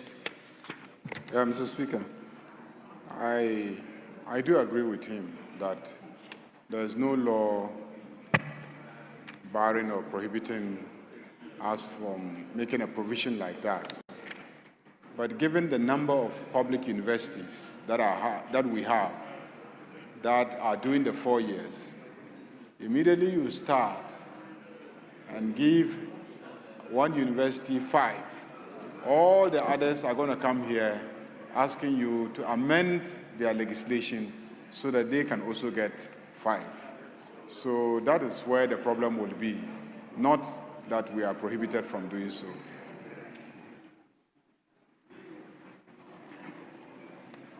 Mr. Speaker, I didn't oppose the amendment, so I stand, I'm educated. Very well, Honorable Jerry Ahmed. Speaker, I usually agree with the majority leader, but at this point I want to be at variance. Speaker, against the backdrop that if his argument is that the usual thing is 4 years, if you look at the object of the bill, it is to transform and make things new. And if KNUST will be the platform for us to have this kind of transformation, then we should start with KNUST. We should start with the 5 years, give the people opportunity. And in fact, it is even better for them to stay longer than the presidents. Yes, so can we be guided by the other university bills that this House has passed? What is the tenure of office? Yeah, well, but Speaker, that is the point, exactly the point, that maybe the other ones we had passed, we did not take into consideration the new ways of doing things. So, including Minister, suggesting do that you 5 want years. to reset the tenure of office of registrars as it is in Speaker, other I didn't want to use that bills? word, Speaker. I didn't want to use that word. But since you have used it, I adopt it wholly. Yes. That we are per what you said. Speaker, per what you said. We are taking it. But you are also free to quote the word. Reborn, Speaker. Honorable Chairman of the committee, as part of resetting. Yes, Mr. Speaker, this issue was debated for a very long time at the committee level.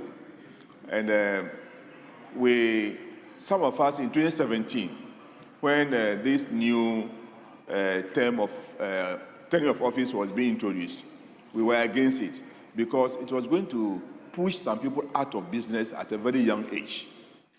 Assuming a registrar finishes his 2 terms at the age of 50 or 45, what is he going to do again? You see, so we argued that there was no need for putting term limit on the registrars and directors of finance because they will be going through the runs until they finish, they reach 60. But we were not listened to. But at the committee meeting last Monday, we appealed to the minister. But as part of resetting agenda, he should take a second look at these provisions so that we can do something about them. So it will come consequentially in all university bills. That are, very well. Yes. For now, let me put a question on this. As many, yes? Honorable Mr. Speaker, I had moved away, but the reasoning of the chairman 4 years back, I think is the same reasoning. And when I raised it, the chairman said that at that time, the then minister said that that was the policy. That was why I deferred to the minister to find out if he's still going by that policy. Because no law bars the university from granting its employees the number of years for 5 years, especially when young men will start their career from and go through the ranks and may even end by this clause of giving them 4 years, 4 years. They may even be at 50 years or 55 years. And we cannot continue with their profession and they have to go and sit home. So to me, it's not fair for any person that will go through the ranks and rise to the top. And that's why I am of the view, if the other universities come and there's no law that we shouldn't give the registrar and the finance director, that we will be considering very soon, so be it, because there's no law that is barring it. Somebody starts as an accounts clerk and gets to the finance director of the university, and probably he's about 55 years, But because he has served 2 terms, he has to go and sit home or find another job. That is not fair. That is not fair. But if the minister let me thinks hear that, from the professor. Thank you, Mr. Speaker. I appreciate the angle Mr. Enyimodo is coming from, Honorable Enyimodo is coming from. But the same thing applies to the vice chancellors. Now you have people becoming vice chancellors at even 45. And mandatorily, they are supposed to serve for 4 years and another 4 years. And when they are done, they go back to faculty and then be given another task, director of something, or just stay as an ordinary lecturer and contributing to the academic work. So the same thing can be applied to that of the registrar. So I don't think that we need to insist that they should go to terminal. No, they can be repositioned in another office to work in the office as a registrar, and there's no problem with that. So you have been a university lecturer. After the 8 years term, what would the registrar be doing? The registrar can be given a faculty to manage. We normally have colleges. So you can go back and be a college registrar or a faculty registrar. And then you don't necessarily have to stay on. Otherwise, those who are also climbing the ladder, so many of them, when will they get to that point? So you do that and they don't have the opportunity to rise to the rank of a registrar. So it's for good reasons that it's been crafted this way. Honourable members, what is the sense of the House?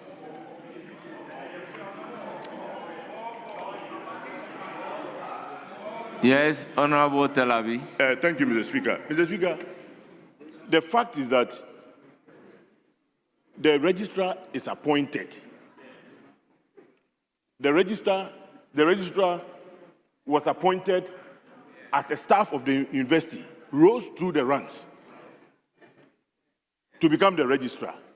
There is a designated, a position that he or she had before she became the registrar. So at the end of the day, if your term ends, you go back. And if it is, yes, not deputy registrar, but that the university system has. So, I mean, like the vice chancellor, Mr. Speaker, when you finish, after your term, you go back and go and teach. Yes, so if I understand, yes. Let's say if A should get to the position of the registrar at the age of 30 years, which is we not need to possible, avoid a situation where A may be a registrar for another 30 years. Mr. Speaker, it is not possible. Yes, so that is what we are trying to guard against by limiting the tenure of office of the registrar. That is my understanding. Mr. Speaker, unless the registrar is appointed from, somewhere, otherwise going through the ranks to become, sometimes, is that the person should be of an age that he or she can have 2 terms. It is part of the conditions before the registrar is appointed. Because Honorable Enyimodo is saying that the tenure of office of the registrar should be endless. Honorable Enyimodo, is that not what you are saying? Mr. Speaker, like all other employees, yes, a lecturer would be a lecturer. Yes, until you attain the age of 60 years. Until you attain 60 years. Okay, yes, now, I agree. With the registrars. That is why I am of the view that I'm just creating a hypothetical situation whereby one can get to the position of the registrar at the age of 30 years. So it means when you get there at the age of 30 years, the next 30 years, you will be the registrar. Mr. Speaker, I think you are buying my argument. No, by what you are saying. Yes, so what I'm saying, it is possible for the person to be a registrar for the next 30 years. Mr. Speaker, in this case, we are saying that we don't want to truncate somebody's career. We don't want to truncate because Because if it is 5 years that is proposed by the university, and the person is young enough and had risen through the ranks from assistant registrar to deputy registrar, and now a registrar, and is of a young age, let him continue for 5 years. If he gets 2 terms, that is fair. And then he goes off. Otherwise, a lecturer goes. So you are proposing that the tenure of office should be 5 years instead of 4 years? That. Okay. Yes. Speaker,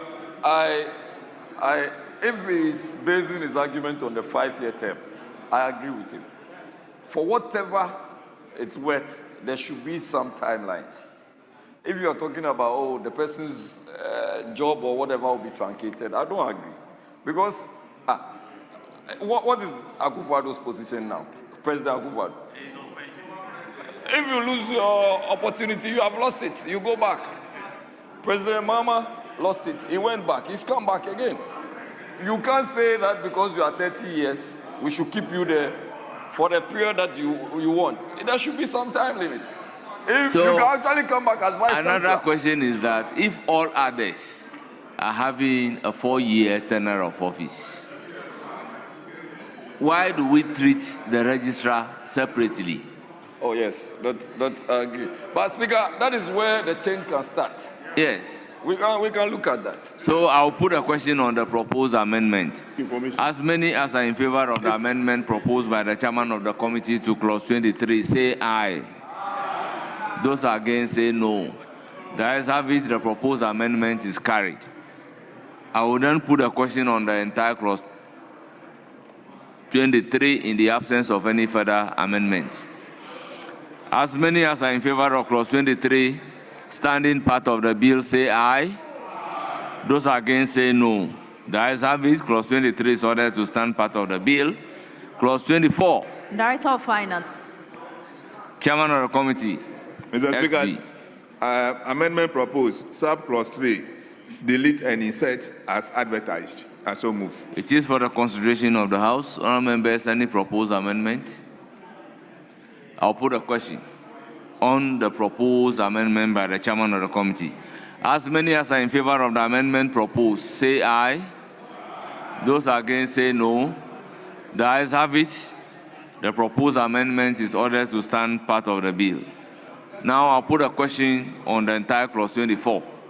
As many as are in favor of clause 24 as amended, say aye. Those against say no. The ayes have it. Clause 24 is ordered to stand part of the bill. Clause 25. Appointment of other staff. Speaker, no advertised amendment. It is for the consideration of the House. Honourable members, any proposed amendment? In the absence of any proposed amendment, the question is as many as are in favor of clause 25 standing part of the bill, say aye. Those against say no. The ayes have it. Clause 25 is ordered to stand part of the bill. Clause 26. Internal organization of the university. Chairman of the committee. Mr. Speaker, there's no advertised amendment. It is for the consideration of the House. Honourable members, any proposed amendment? As many as are in favor of clause 26 standing part of the bill, say aye. Those against say no. The ayes have it. Clause 26 is ordered to stand part of the bill. Clause 27. Funds of the university. Chairman of the committee. Speaker, there's no advertised amendment. It is for the consideration of the House. Yes, Honourable Anyimedu. Mr. Speaker, I seek your direction. Mr. Speaker, there is no further advertised amendment, and I was wondering if you could not take the clauses together as a whole. In view of the judgment of the court, I don't want to go there, but if we put them together, I think we would have satisfied the legislative requirements. Instead of picking them. Honourable members, let me remind you of the case of Ezwame versus the Attorney General. The circumstances based on which the Supreme Court ordered Section 43 of the Narcotic Control Commission Act to be expunged. It is for that reason that Parliament will have to go through the pain to take the provisions one after the other. Clause 27. Honourable members, there's no advertised amendment. This is for the consideration. I'll put a question. As many as are in favor of clause 27 standing part of the bill, say aye. Those against, say no. The ayes have it. Clause 27 is ordered to stand part of the bill. Clause 28. Borrowing powers. Chairman of the Speaker, committee. there's no advertised amendment. It is for the consideration of the House. I'll put a question. Mr. Speaker, Yes. I want to get some clarification from the chair of the committee. Mr. Speaker, you see that at 28, it says subject to Article 181 of the Constitution, but Article 181 deals with parliamentary approval for loans that the government is going to secure. I want to find out from the chair if it is the intention of the proposers that when the university is seeking for a loan, the university will have to come for parliamentary approval. Honorable member, these are statutory universities. So if you are engaging in an international loan agreement, the law says the loan agreement through the Minister of Education must come to this House for approval. That is why they are saying that subject to Article 181, meaning that the conditions that apply in Article 181 and that of the Public Financial Management Act 2016, Act 921, the university may borrow money. Mr. Speaker, with respect, this provision is not talking about international business transaction. It says that if he's seeking for a loan can be domestic. It doesn't have to be international in nature. And so I want to find out if the university is seeking for a loan of, let's say, 100,000 Ghana cedis from Barclays Bank. Is it the case of the proposers? Honorable member, yes. If an institution is seeking loan internally and it is not an international agreement, does Article 181 apply? Does it apply? Mr. Speaker, my question to the proposers is to clarify that the 181. That is why I am giving you the clarification that this particular constitutional provision would apply strictly based on what the Constitution says. Once it is an international loan agreement, the law requires that Parliament must approve it. So in the same way, that's why it is subjecting it to Article 181 and Public Financial Management Act. It means that the conditions in those laws would apply to the university. So once Article 181 does not require you to seek parliamentary approval in taking loan from Barclays Bank internally, it will not apply here. Mr. Speaker, no, I am not here to argue with you. My question was to the proposers to clarify that for Yes, for that us. is why I'm giving you the clarification. And this provision is consistent in all the university bills that we have passed in this House. It's very consistent. Even the rest of the provisions are just replica of the provisions in other university bills that we have passed. I'll put a question on clause 28. As many as are in favor of clause 28 standing part of the bill, say aye. Those against, say no. The ayes have it. Clause 28 is ordered to stand part of the bill. Clause 29. Internal Audit Unit. Chairman of the committee. Mr. Speaker, no advertised amendment. It is for the consideration of the House. All members, I'll put a question. As many as are in favor of clause 29 standing part of the bill, say aye. Aye. Those against, say no. The ayes have it. Clause 29 is ordered to stand part of the bill. Clause 30. Accounts and Audit. Chairman of the committee. Mr. Speaker, no advertised amendment. It is for the consideration of the House. Honourable members, these are standard provisions agreed upon by this House. So I'll put a question. As many as are in favor of clause 30 standing part of the bill, say aye. Those against, say no. The ayes have it. Clause 30 is ordered to stand part of the bill. Clause 31. Annual reports and other reports. It's also a standard provision. Chairman of the committee. Advertised amendment. It is for the consideration of the House. Honourable members, I'll put a question. All those in favor of clause 31 standing part of the bill, say aye.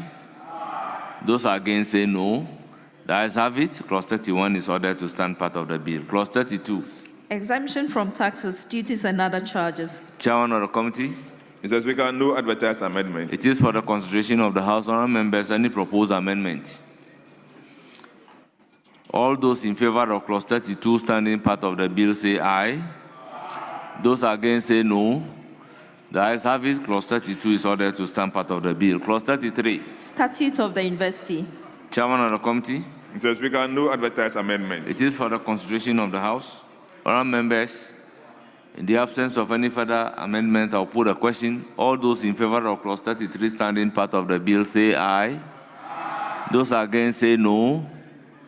The ayes have it. Clause 33 is ordered to stand part of the bill. Clause 34. Convocation.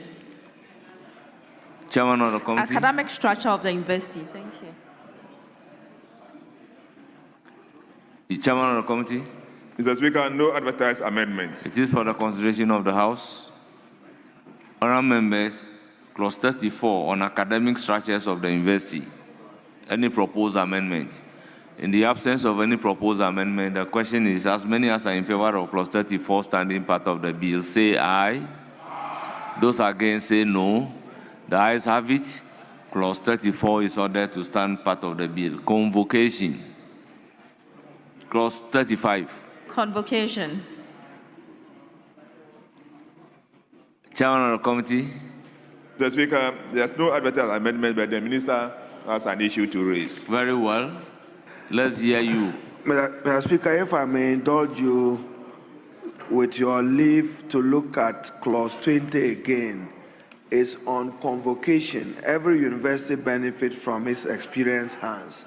So in clause 20, there should have been a new sub-clause. At least 4 members elected by convocation in accordance with the statutes of the university. I beg to get the chairman to support that amendment. There is convocation which we may approve of in 35, but in clause 20, we should have provided for convocation to be part of the academic board. Every university nominates a number of people, but the number was 9 in the original bill.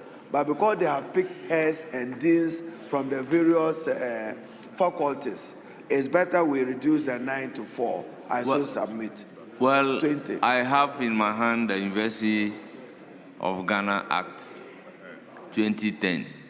Is that the provision in the University of Ghana Act 2010? If no, what is the reason for your new insertion? At least for consistency's sake. Yes, Honorable Minister. Mr. Speaker, I'll yield to the chair. Honorable members, I'll put a question on clause 35. As many as are in favor of clause 35 standing part of the bill say aye.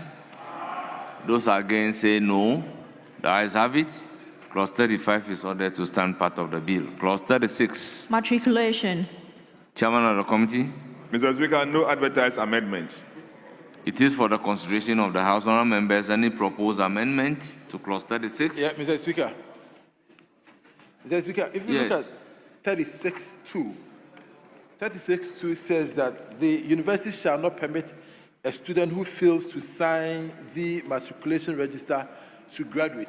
I feel that if somebody fails to sign the matriculation register, stays in the school for 4 years, and at the time of graduation, the person is not allowed to graduate, it will be a big problem for such a person. So I will propose that if the person fails to sign the matriculation register, he is not even allowed to register to start the academic year. And so, I will suggest a rendition to the committee if they will consider it, Mr. Speaker, with your permission. Yeah. Oh, Chairman wants to say something. Yes, Chairman of the committee. Mr. Speaker, it is only when you go through matriculation and sign the register that you are recognized as a student. So if you fail to do so, You can go through the course for 3-4 years. Once you have not signed that matriculation register, you cannot graduate. So, Mr. Speaker, I appeal to him to abandon his position. Honorable members, if you look at clause 31 of the University of Ghana bill, clause 31(2), this is the way they put it. A student who fails to sign the matriculation register may be prevented from graduating by the university. And this act is 2010, Act 806. So it's a standard practice at our universities. Mr. Speaker, with respect, even in the University of Ghana Act, it says maybe. We are in 2025, this is 2010. We are progressing as a nation. And this particular one says, shall not permit a student who fails to sign the matriculation register to graduate. Now, my point is, why do we allow, yes, you fail to sign a book, you pay school fees for 4 years, and at the end of the 4-year period, you are told that because, and the person may have a first class, at the end of the 4 years, the person is told that because you failed to sign the matriculation register, you will not be permitted to register. So, Mr. Speaker, Honorable Member, I believe strongly you know the principle in McFoy versus UAC. Lord Mansfield.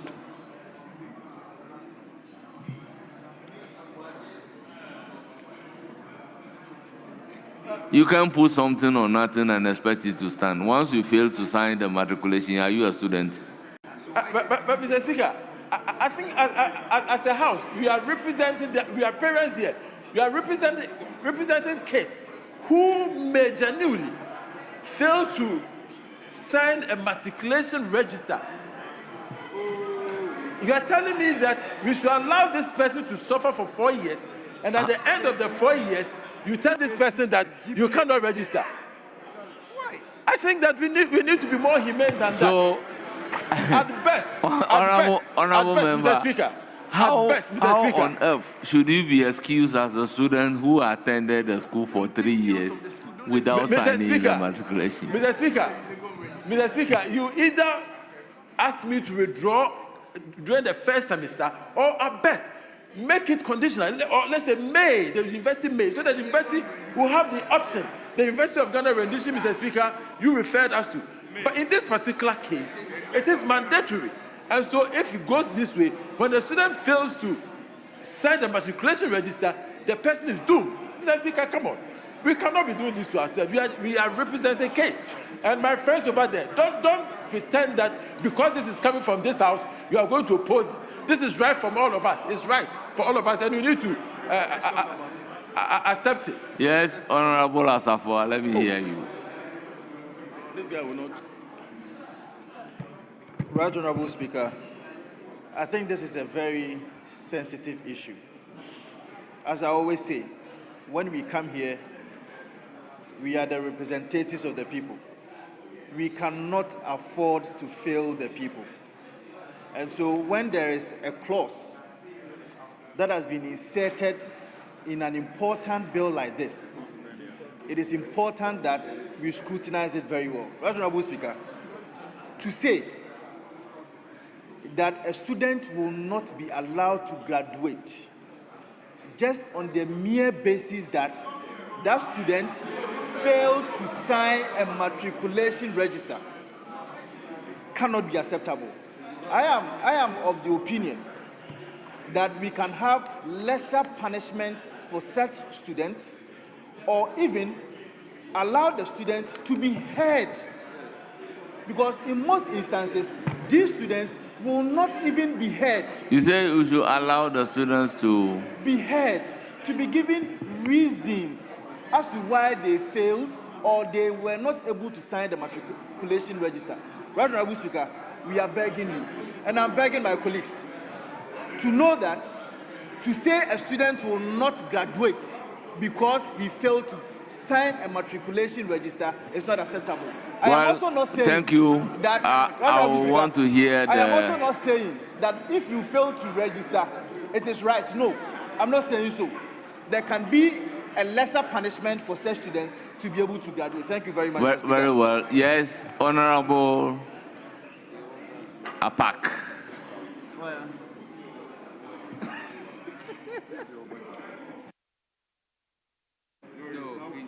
Grateful, Mr. Speaker. Mr. Speaker, it's important we understand that the university is an institution. Rules and regulations, traditions and culture. Not signing the matriculation book is inexcusable. That is what makes you a student. And it is not the case that the student has only one day. If you are admitted to pursue a 4-year degree program, and for the whole 4 years, you cannot find time to go and sign the matriculation book, you clearly don't deserve to be a student. We cannot encourage indiscipline.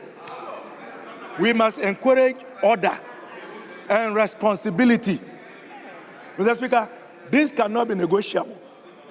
If you can't sign a matriculation book for 4 years, you clearly don't deserve to be a student. We shouldn't quibble over this. Yes, Honorable Talabi.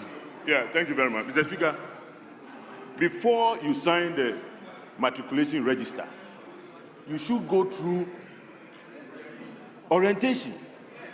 And during the orientation, you are taken through the rules and regulations. So, if you don't sign, it means you are not recognized as a student to start with. You are not. You don't exist.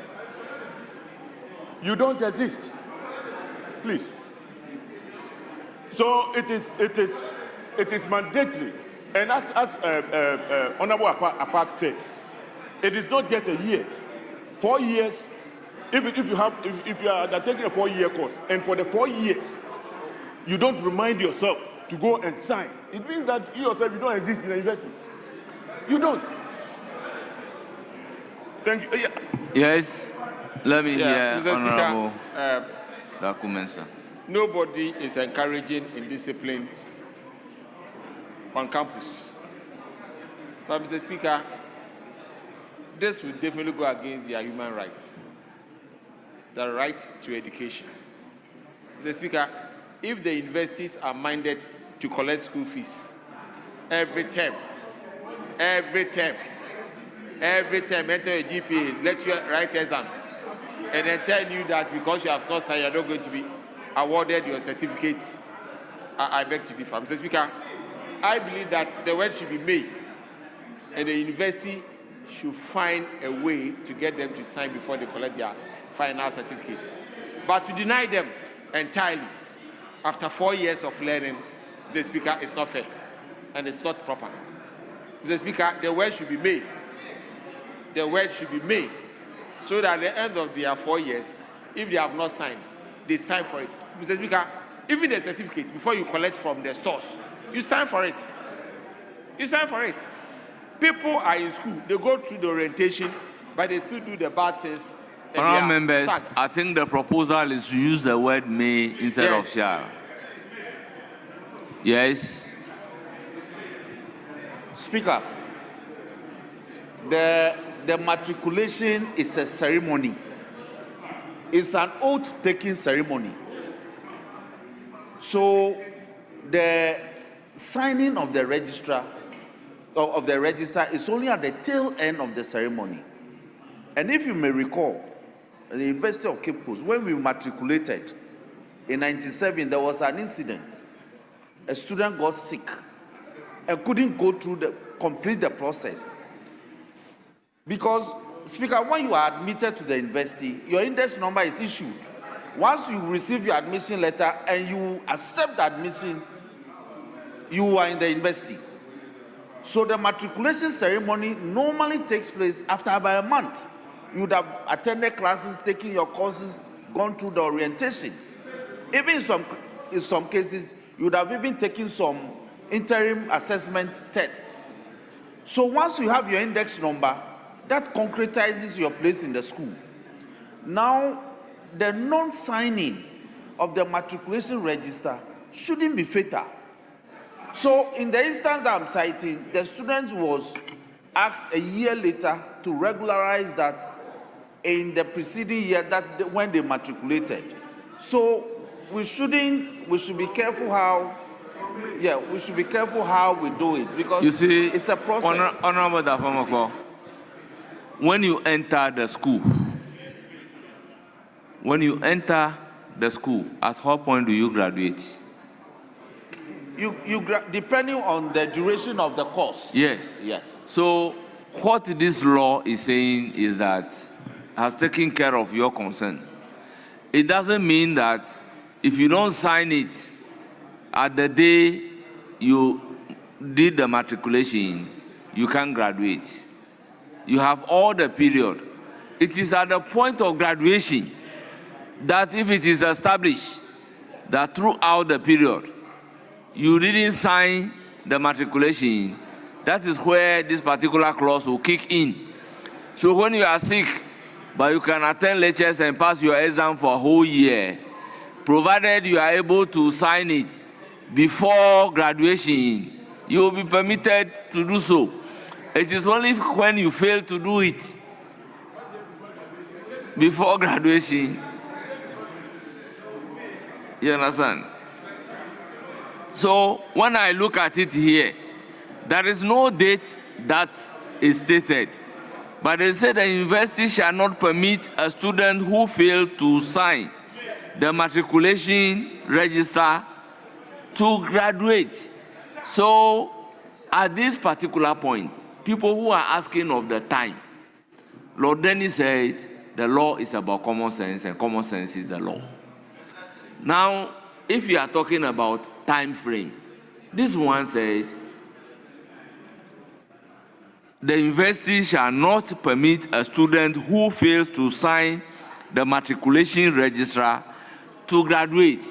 So at the point of signing the matriculation register at the beginning, and then the point of graduation, for that whole period, my understanding is that you have it to sign your matriculation form. So why are we asking for time?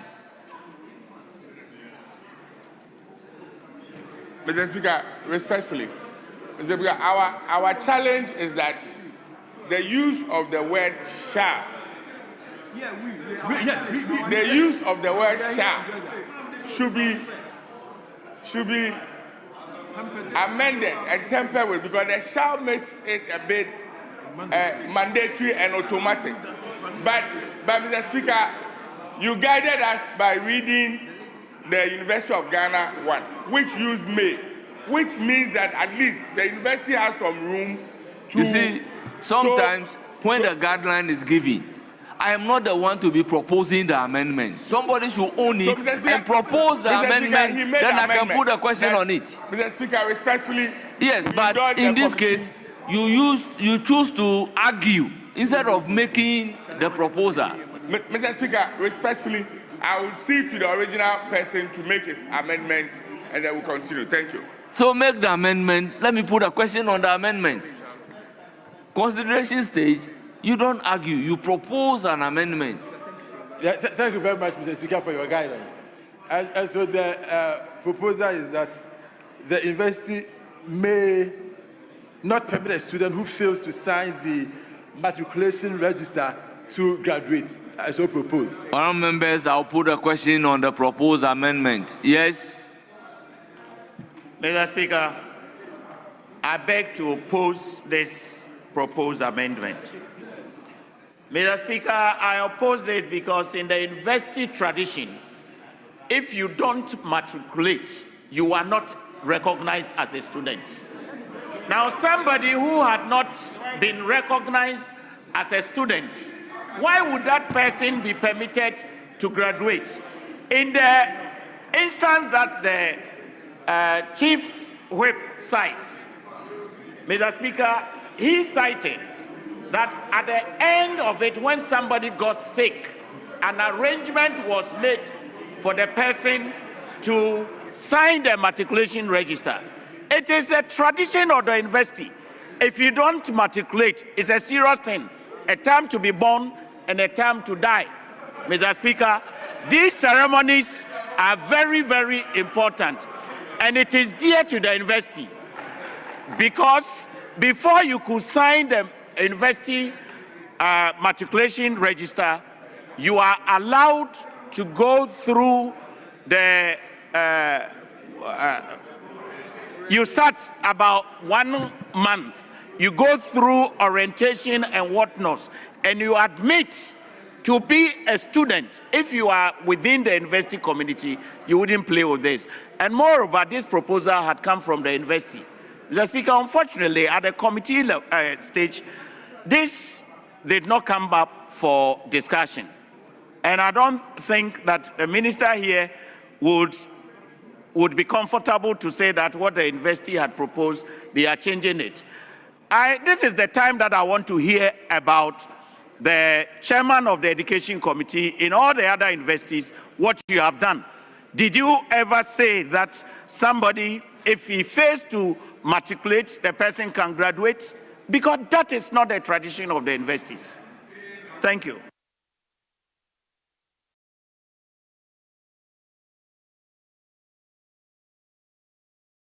Mr. Speaker. Charlie.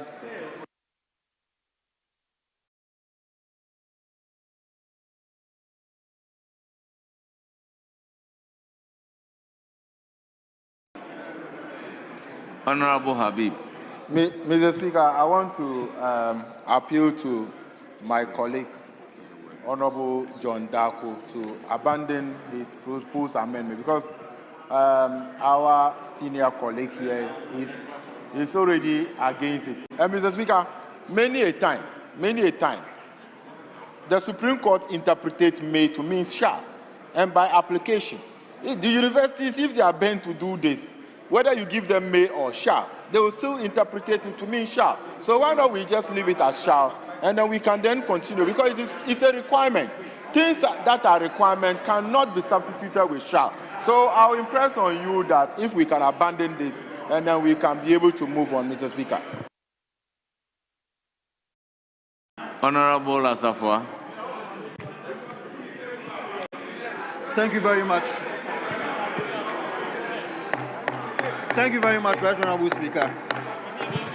Right Honorable Speaker, I want to avert your mind to Article 11 of the Constitution.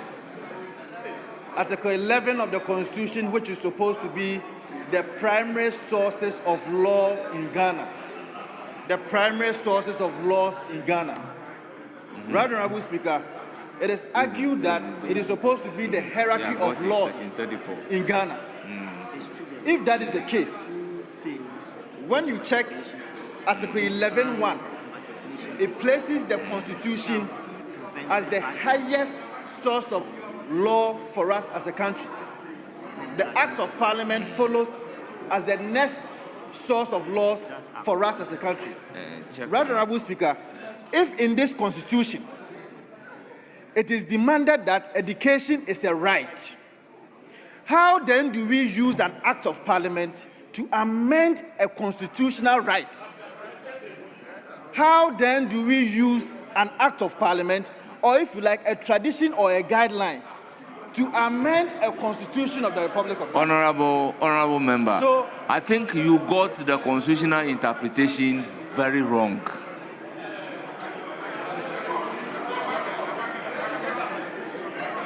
Yes, you got it all wrong.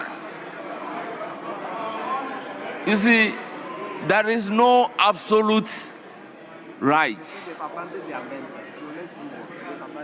You understand? Rights are subject to some conditions. And the beginning of your right may mark the end of somebody's right. So we live in a society, and the society is governed by law. Nobody is taking your right to be educated away from you. But the condition is that if you want to access education, you have to apply to enter the university. You can't go to the university without application to say that I have a right to attend university, therefore I am attending university. Now the university is also telling you that for you to go through the university and graduate, you must sign the matriculation form.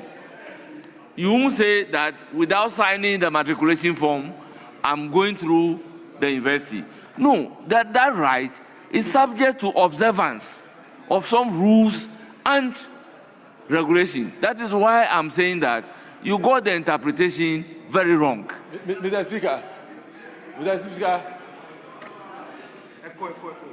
Speaker, yes. Mr. Speaker, since my senior Honorable Enyimadu has opposed my proposal, my amendment, I have no option than to stand it down. So I stand it down.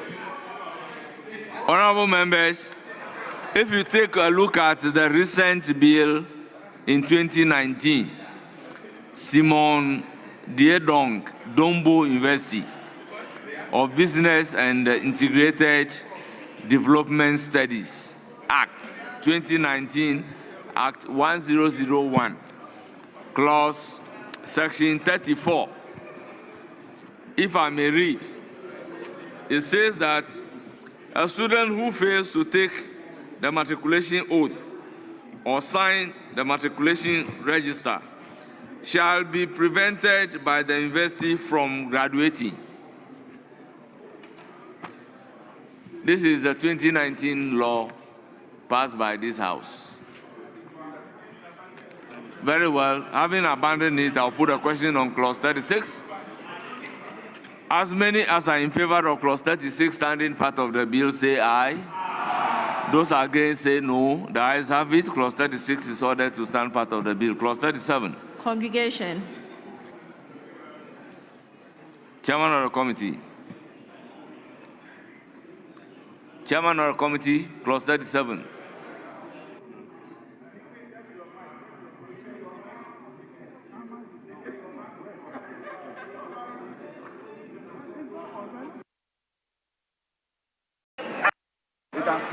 Okay, Mr. Speaker, there's no advertised amendments. It is for the consideration of the House. All members, any proposed amendment to clause 37? All those in favor of clause 37 standing part of the bill say aye. Those against say no. The ayes have it. Clause 37 is ordered to stand part of the bill. Clause 38. Student governance. Mr. Speaker, there's no advertised amendments. It is for the consideration of the House. All members, any proposed amendment? Those in favor of clause 38 standing part of the bill say aye. Those against say no. The ayes have it. Clause 38 is ordered to stand part of the bill. Clause 39. Intellectual property. Chairman of the committee. Mr. Speaker, there's no advertised amendments. For the consideration of the House.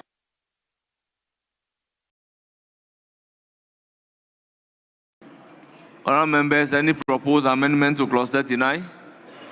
In the absence of any proposed amendment, the question is as many as are in favor of clause 39 standing part of the bill say aye. Those against say no. The ayes have it. Clause 39 is ordered to stand part of the bill. Clause 40. Academic freedom. Chairman of the committee. Mr. Speaker, there's no advertised amendment. It is for the consideration of the House. Honourable members, any proposed amendment? In the absence of any proposed amendment, the question is as many as are in favor of clause 40 standing part of the bill say aye. Those against say no. The ayes have it. Clause 40 is ordered to stand part of the bill. Clause 41. Anti-discrimination. Chairman of the committee. Mr. Speaker, there's no advertised amendments. It is for the consideration of the House. Honourable members, any proposed amendment? In the absence of any proposed amendment, the question is as many as are in favor of clause 41 standing part of the bill say aye. Those against say no. The ayes have it. Clause 41 is ordered to stand part of the bill. Clause 42. Dispute settlement. Chairman of the committee. Mr. Speaker, there's no advertised amendments. It is for the consideration of the House. Honourable members, any proposed amendment? In the absence of any proposed amendment, the question is as many as are in favor of clause 42 standing part of the bill, say aye. Those against say no. The ayes have it. Clause 42 is ordered to stand part of the bill. Clause 43, Chairman of the committee, you may move your last Private amendment. partnership agreement. Mr. Speaker, there's advertised amendment.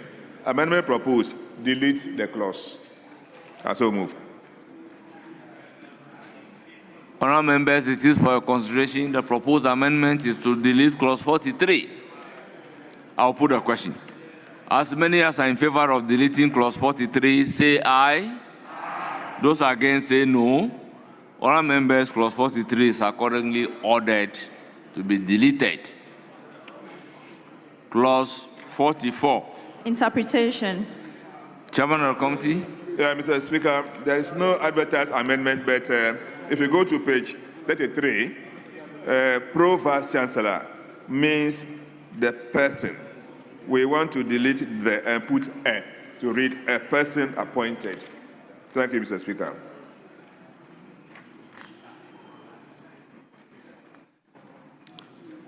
Honourable members, it is for the consideration of the House. I'll put a question. As many as are in favor of the proposed amendment, say aye. Those against say no. The ayes have it.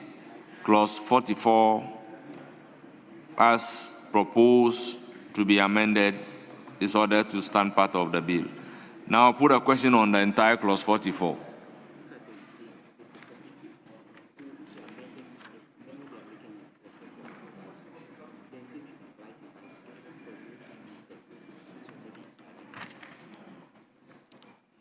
Honourable members, then that should apply consequentially to the Vice Chancellor. Yes. So drafted, it should apply consequentially. The deletion of the indefinite article.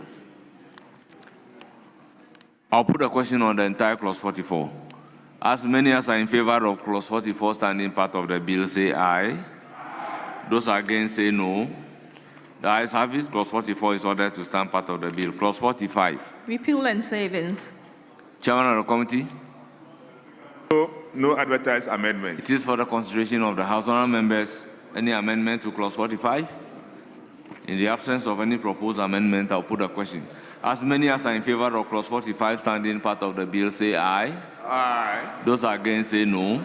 The ayes have it. Clause 45 is ordered to stand part of the bill. Clause 46. Transitional provisions. Chairman of the committee. Mr. Speaker, there's no advertised amendment. It is for the consideration of the House. Honourable members, any proposed amendment?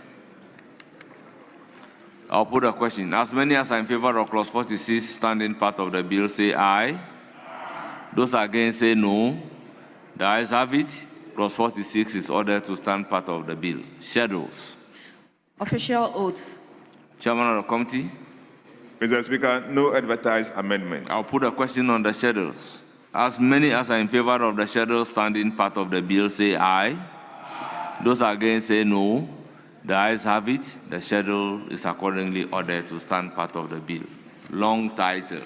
An act to establish the Kwame Nkrumah University of Science and Technology, Kumasi, and to provide for related matters. Yes, Minister for Education. Mr. Speaker, I'm still seeking your leave and indulgence to relook at clause 20 on the composition of the academic board.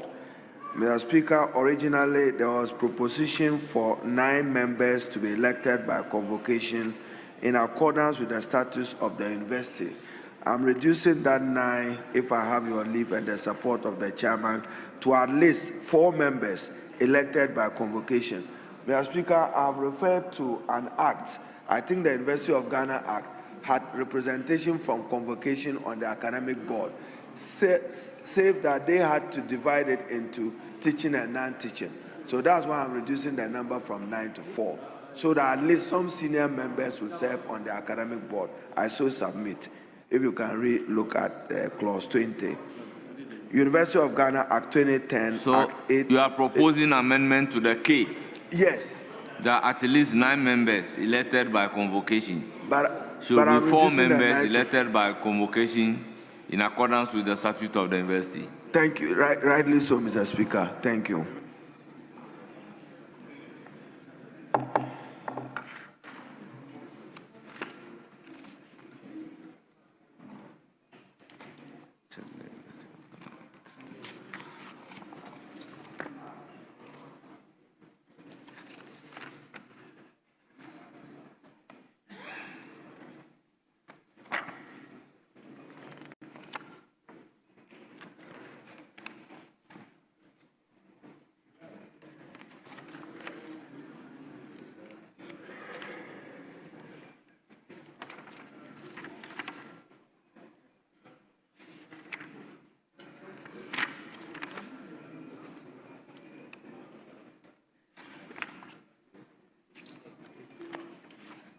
9?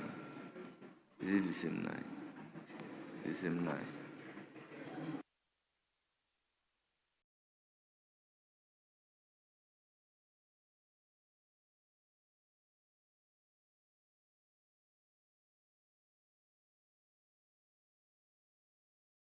Honorable Minister for Education, I'm referring you to section 19. This one, not K, section 19I of the Dombo University passed in 2019. It also said 9 other members of the university, 5 of whom are non-teaching staff, elected by convocation in accordance with the statute of the university. Now, the University of Ghana, the K, also say at least 9 members of the members elected by convocation in accordance with the statute of the university. So why then are you reducing this one to 4? Mr. Speaker, at the committee level, the Vice Chancellor and the Chairman of Council attended, and they said Kwame Nkrumah University of Science and Technology had a peculiar case. So they gave us provosts and then deans, unlike what pertains in other universities. So if you have no objection, I can still say 5 instead of 4. But 9, you don't want the academic board to... But in the 2 samples that I have given you, it all sum up to 9. But Mr. Speaker, in the earlier submissions by the chairman, he's taking care of heads of departments who may be qualified to be members of convocation. So I'll still go with the 4. Thank you.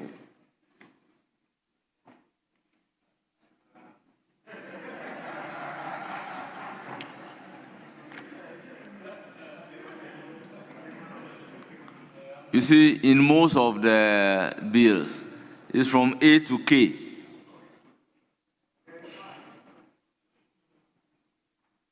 Yes, I think it is a repetition. Okay. So all the provisions, we are just lifting them. So if for me, I am a student of consistency. So to depart from the laws that we have established, I need to be convinced. But it's for your consideration, honorable members. If you are convinced that in all other universities it's 9, but for Kwame Nkrumah University of Science and Technology, we should limit it to 4 or 5. Honorable members, we may do so. I hope the proposed amendment is abandoned.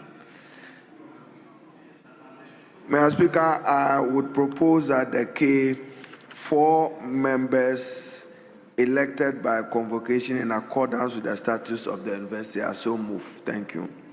It is for the consideration of the House. I will then put a question.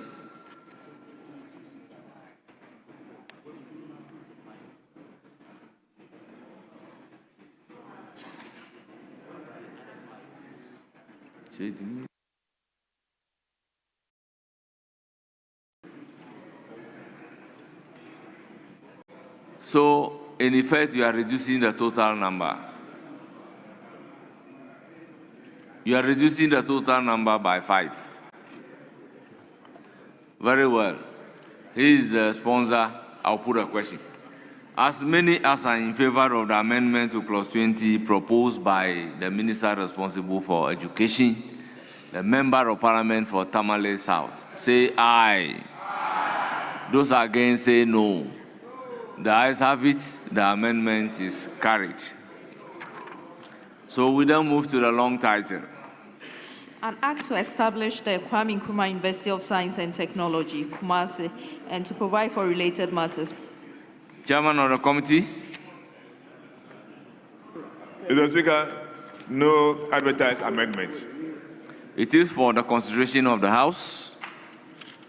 Honorable members, any proposed amendment?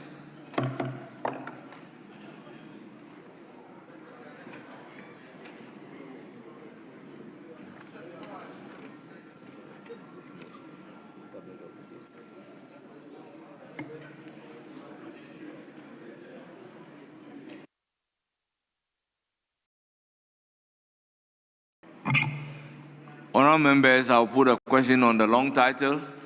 As many as are in favor of the long title standing part of the bill, say aye. Those against say no. The ayes have it. The long title is ordered to stand part of the bill. And honourable members, this brings us to the end of consideration stage of the Kwame Nkrumah University of Science and Technology Kumasi Bill 2025.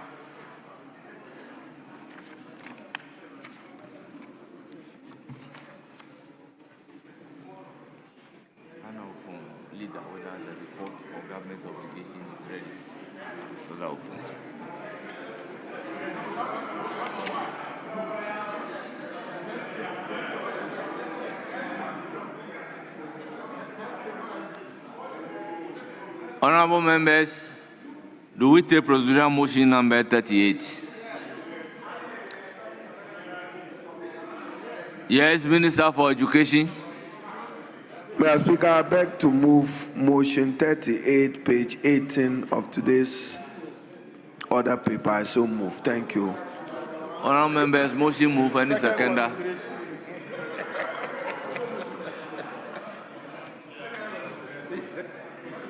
Mr. Speaker, I second the motion. Motion moved and seconded. It is for the consideration of the House. Yes. Right Honourable Speaker, with your leave, I understand that Order 171 should have been moved even before the motion should have been moved. I wanted to make another amendment with respect to clause 38. So I just wanted to do that, and if you give me the opportunity to be able to do that, respectfully, I want to make that amendment. So you are taking me back to clause 38 after I put a question on Speaker, the long title and said, listen to me, and said, we have come to an end of the consideration. For which reason the maize has been tilted. You want the maize to go back to its tilted position before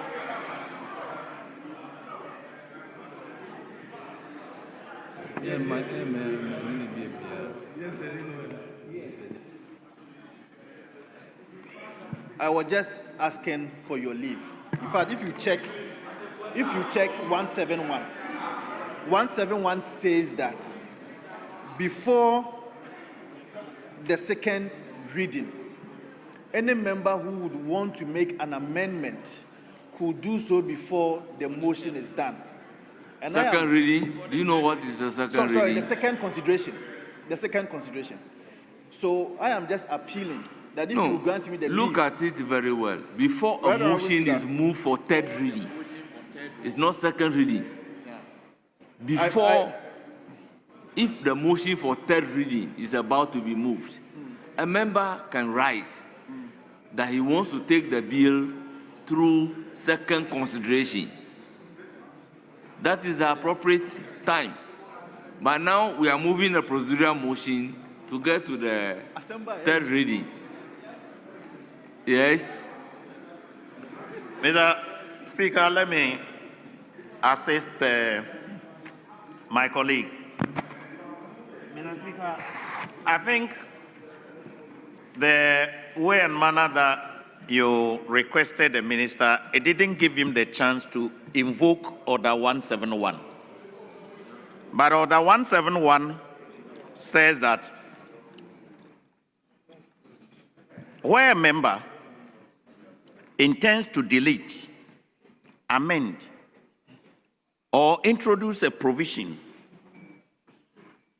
in a bill which has passed through the consideration stage, the member may, immediately before a sponsor rises to move the motion for the third reading of the bill, move that the bill passes through a second consideration. Mr. Speaker, this is what the member And that's why he's seeking your leave, that Yes. he is out of time because Honorable the Animedu. minister moved the motion. Honorable Animedu, what motion is being moved? Motion number 38 is on what? Is it on the third reading?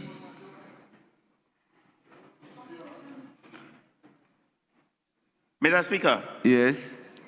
that's why my colleague is asking So of your that's leave why I'm that because asking that he is out of we time. get to the motion for the third reading by the provision that we have read in the standing order, that is the period that he can get up to move, and if it is seconded, then we take the bill through second consideration. Mr. Speaker, you are right. Yes. That's why he's seeking your leave, that he was out of time. The minister was quick to move his motion. No, the before minister didn't he move the got motion. his You see, eye.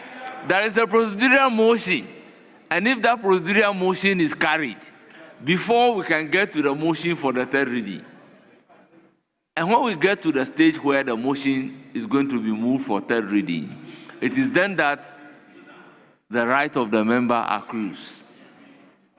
But when we are taking a procedural motion, it's not a third reading.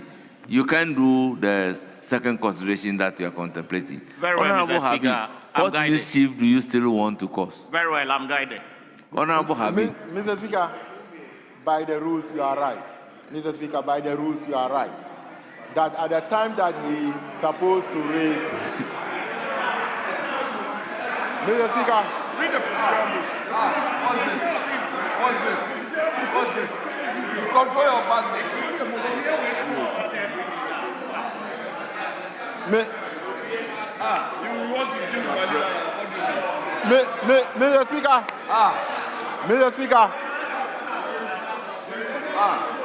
Mr. Speaker, even though many people don't understand our standing orders and how the parliament operates, Mr. Speaker,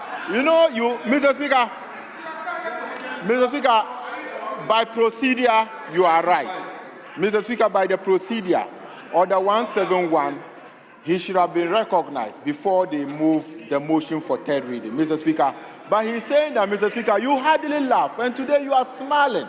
So he's saying that within the fact that today you are in a very good mood, and by where you sit now, Mr. Speaker, Parliament, we are master of our own rules. Yes, so I it should agree not with be you. recorded that a member still have Yes. issue with the bill. No, but it was right I during the agree third with reading, you. Mr. Speaker. But the point that I'm making, that probably you are not getting, is that we have to pass through motion 38 before we can get to the third reading.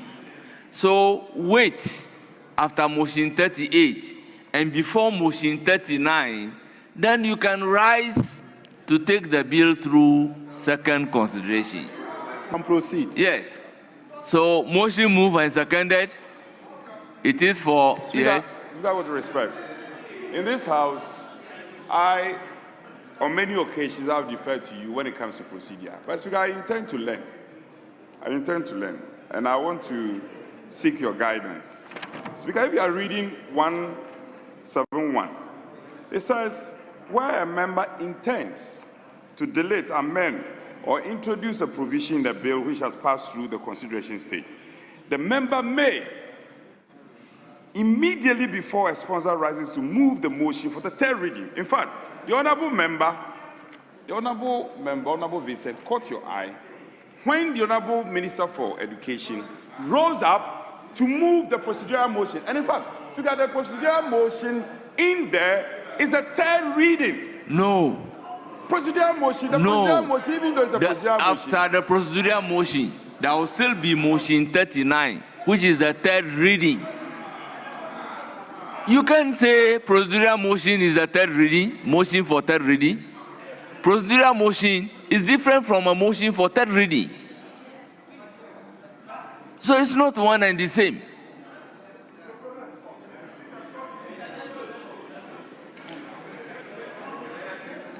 So let me put a question on the procedural motion, then the right of the member will accrue. Honourable members, motion moved and seconded. All those in favor of the motion number 38 at page 18 of today's order paper say aye. Those against say no. Honourable members, the procedural motion number 38 is carried. Now we are moving to motion number 39, which is the motion for third reading. So if a member wants to exercise his right, this is the time for the member to exercise the right.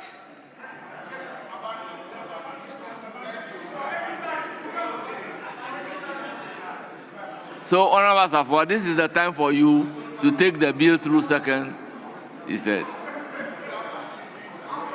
Very well. Minister for Education, you may move the motion for third reading. Mr. Speaker, I beg to move that the Kwame Nkrumah University of Science and Technology Kumasi Bill 2025 be now read the third time. I so move. Motion move. Any seconder? Mr. Speaker, I second the motion. Honourable members, motion moved and seconded, and it is for the consideration of the House. I'll put a question. As many as are in favor of the motion number 39 for the third reading of the Kwame Nkrumah University of Science and Technology Kumasi Bill 2025 say aye. Those against say no. The ayes have it. The motion is carried. An act to establish the Kwame Nkrumah University of Science and Technology, Kumasi, and to provide for related matters. Honourable members, the Kwame Nkrumah University of Science and Technology Kumasi Bill 2025 is duly read for the third time and passed.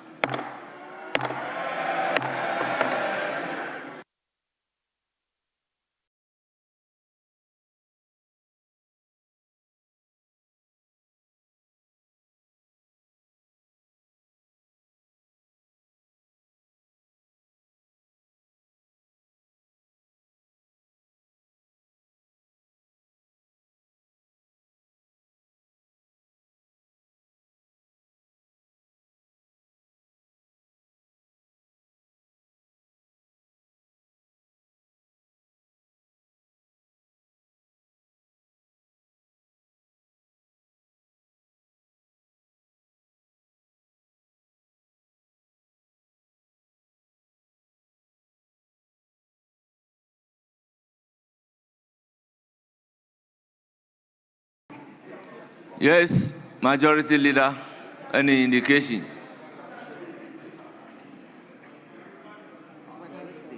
Mr. Speaker, the Minister for Sports and Recreation, no, just withdrawing a bill.